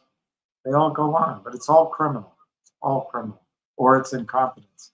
And if you're charging that kind of money and you're putting that many people's futures in hands and you blow it up, how many doctors would be allowed to kill their patients by accident for very long?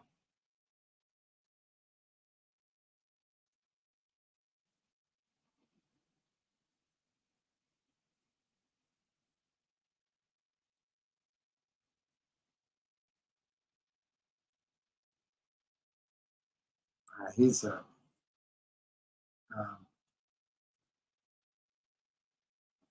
Ryan. This guy up here, X1, doesn't like logic, but I like logic, and I will answer that. Look, there's no question that when I first, ouch,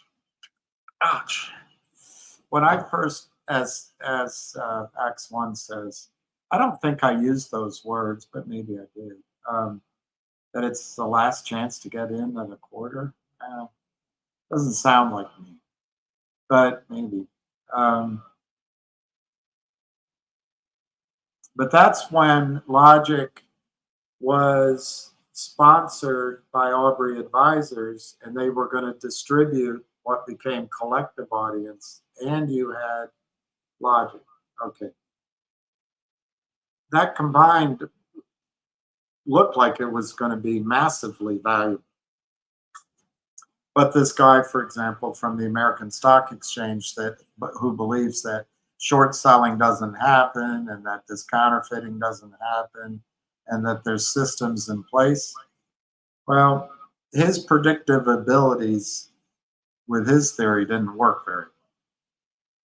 But I've often been wrong myself, so we can't get annoyed. I just wish people could recognize that there are no systems in place. Aubrey Advisors is either incompetent or corrupt, in my judgment.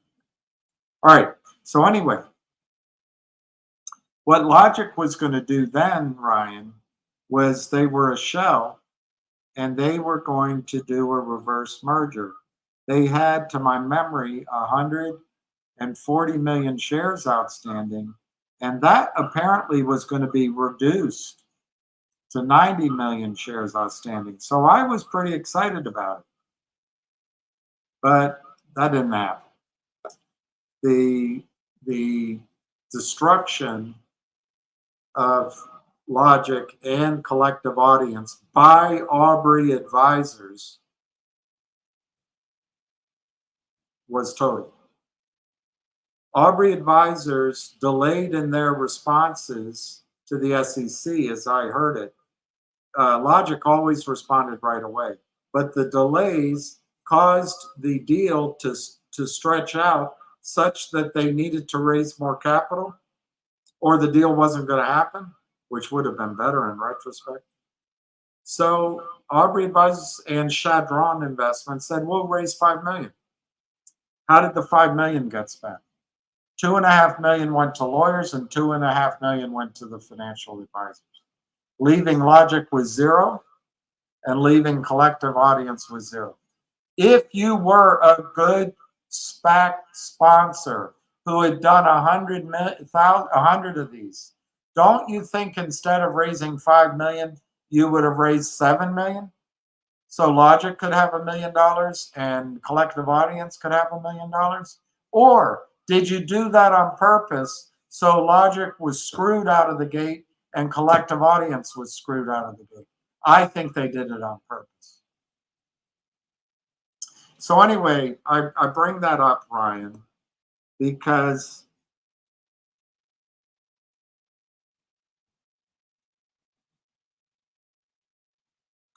now Logic has 300 million shares authorized. Let me check on Yahoo.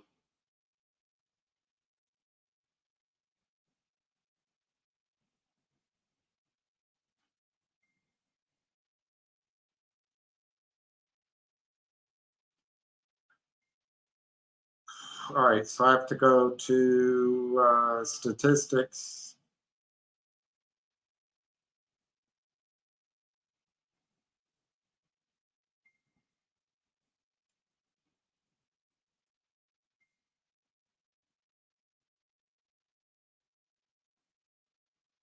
Okay, it says shares outstanding, 232 million. I don't like that number, Ryan. Let me go to OTC markets.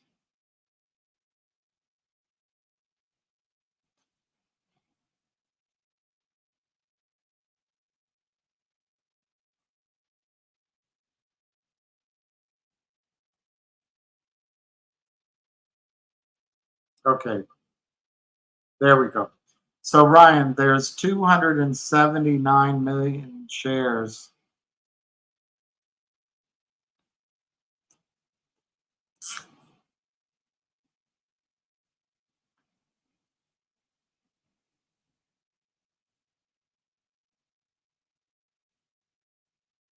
outstanding.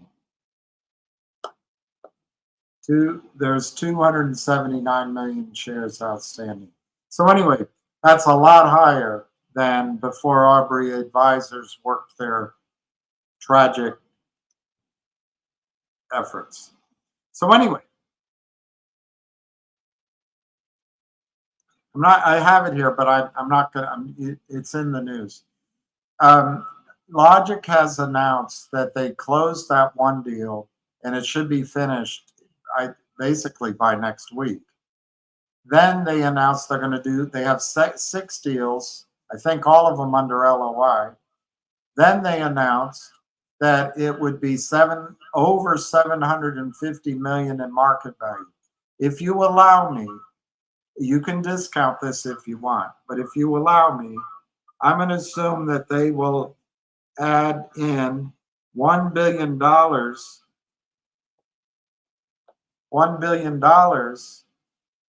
worth of deals. Now they just said over 750 million. So I might be overestimating, but it's 6 deals. Let's just use that. All right, now I'm going to use the 300 million shares, not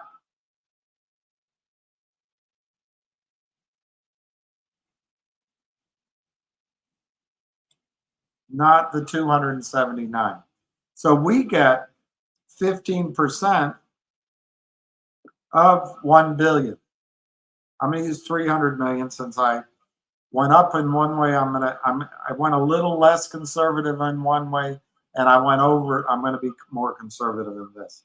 So we get 150 million in value to our shares, and you divide, you use 300 million, that's 50 cents a share. This is for logic. And they put this in a press release. They didn't put this arithmetic. It's my arithmetic. So what are the risks? The risks are, this is arithmetic, but the risks are they issue more shares than, I used all that they can issue, with 300 million, and that they do this maybe slowly over the time. But if they do it all at once and we get 15%, it's 50 cents a share. Now, Aubrey Advisors is gone. All that you have left is a shell. It's clean, no lawsuits. They have their filings. They have some cash because they issued some shares. And they've already announced one deal, and they've announced more than 750 million. So Ryan, what I think is going to happen before August 15th is you're going to see an announcement, or on or around August 15th, you're going to see an announcement about this one deal being finished. Why? Because that's in the press release. And then I think you're going to see LOIs announced. My guess is out of 6, maybe you see 1 announced before the 15th, and maybe you see 2 or 3 right afterward. I don't know, but you're going to see announcements. So I don't think it's over. They are selling. There has been a massive shorting in Logic. Massive shorting. Let me look if I can find the numbers on FINRA.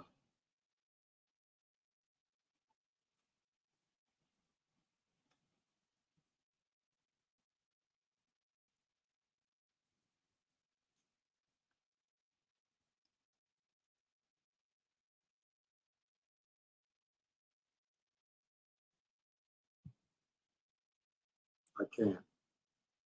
I forget the website. Short. Let's just see what comes up if I put in short.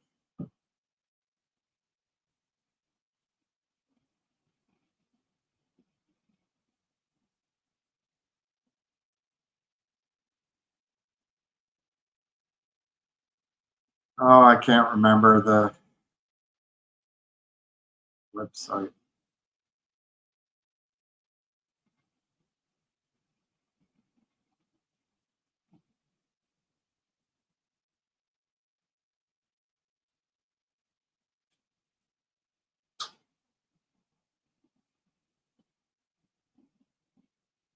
I don't know if you can see that right here, August 7th, right here. Look at how much was shorted. There's a huge shorting going on, and that looks like 700,000 shares in Logic. And Ryan, I think here's what they're trying to do. They're trying to get the CEOs that come in to negotiate with Brent so that Brent has to issue a lot of stock. So that $1 billion that I told you about in my example, instead of being worth 50 cents a share, they would love it to be worth half that. I don't think Brent's going to fall for that. I don't think so. But I think that's what they're doing. I'm very optimistic on Logic. I think they're going to announce several deals, and I think Brent is going to use the arithmetic, not the stock price, to make the calculations. I think he's going to convince the CEOs to go along with that. And I think the stock's trading at 2 cents. The value is 50 cents. Listen to X1. Just say it's completely, everything I say is wrong. Just because it didn't work last time, it's not going to work this time. Okay. Do you think if the value is 50 cents, the stock's at 2 cents, do you think the shorts are going to be able to get it lower? I don't. So let's say it just goes to 5 cents. Let's say it just goes to 6 cents. Let's say it goes to 10 cents. That's a nice trade. And that would be worth doing as a trade. Now that's short term. I'm starting to get excited by the longer term commitment Logic has to building a medical company. It's in the press release. And I'm starting to think a year from now, 2 years from now, it could be a 50 cent, a $1.50 company, and you're paying 2 cents now. Now, the risks to that are if the new management gets sucker punched by Wall Street, if the stock market crashes, but this is healthcare. And the baby boom generation needs healthcare. And the other risk is that somehow, when they do acquisitions, they screw up the allocation of shares. But on the positive side, like I just said, it's healthcare, it's baby boomer, it's many companies, and it looks like many more to come. There's revenue, there's cash, there's going to be cash flows. I'm actually getting excited about Logic for the longer term, but I don't want you to get focused on that. Right now, as a trade, say from now to let's say to end of September, October range, I think you can buy it at 2 cents, maybe sell it at 20 cents. It's a nice trade. Maybe you sell it at 10 cents. I would be inclined anytime it ran up to sell, and then you can tell X1, William got one. Just kidding. Your average is 0.019. Yeah, my average is, I bought more, so my average, I bought quite a bit more, so my average is low. But in my IRA, my average now, it was 35 cents. And I bought some at 2 cents. So, literally I spent $200, nothing. So I got my average like down to 20 cents.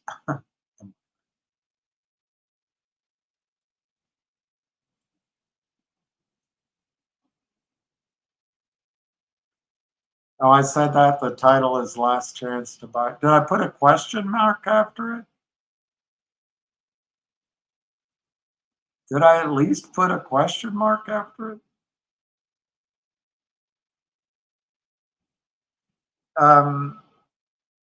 Well, if I put it that way, I believed it, but I'm sure in the video, I must have itemized the risks. And I think since then, I've been the most disappointed by what Aubrey Advisors did to the company. I think I really am the most disappointed by that.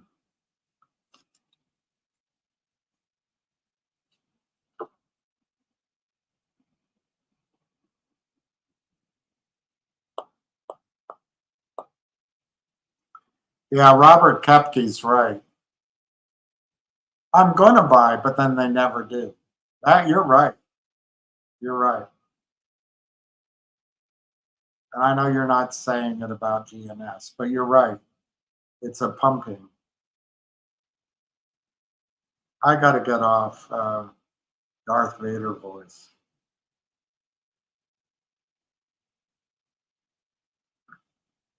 Celeste, I am your father. I can't do Darth Vader. Oh, I know.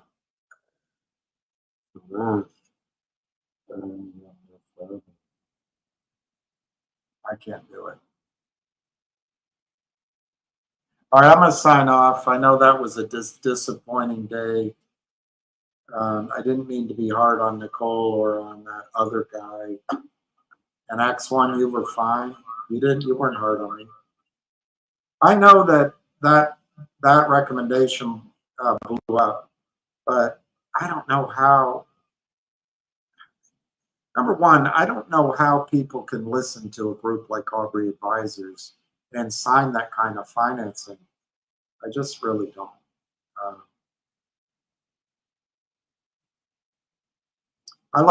That's another one I lost quite a bit on. It's not over with though. Acts 1. Acts 1. The one thing it's not over, for me anyway, I still have my collective audience shares. So, and I really think the CEO of collective audience is good. He's got a hard task ahead of him.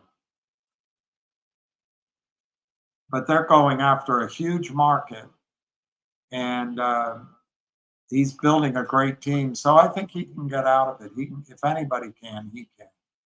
So anyway, it's not over with yet. All right, so I'm glad Jenny came on, and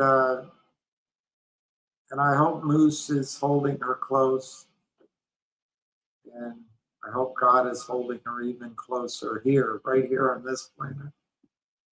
And you know, there's a lot of people out there working hard. Richard Hoffman, Anna, Junk Savvy, Busy. There's a really smart guy on Junk's calls. Begins with a J. 100%. Danny, I think his name is. Ordinary Angler.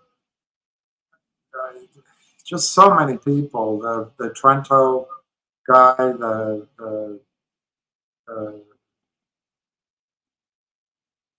You know, the lawyers. Anyway, Mark Bazile. Anyway, there's so many people to be thankful for and to think about and hold in your prayers or thoughts. So I'm going to sign off, and we'll probably see each other tomorrow.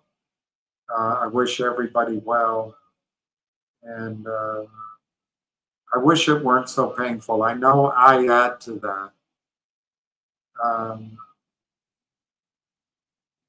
I hope you hear in my, and I know people want to chase short squeezes, but I really hope that you hear that I don't think we have much time left, maybe to take advantage of some upside in the market.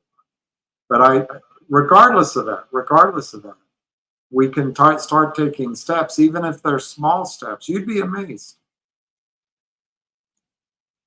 You know, just a little bit of gold, just a little bit of silver. Mining shares could buy a house. You never know. We'll get there. Anyway, so we'll catch you later.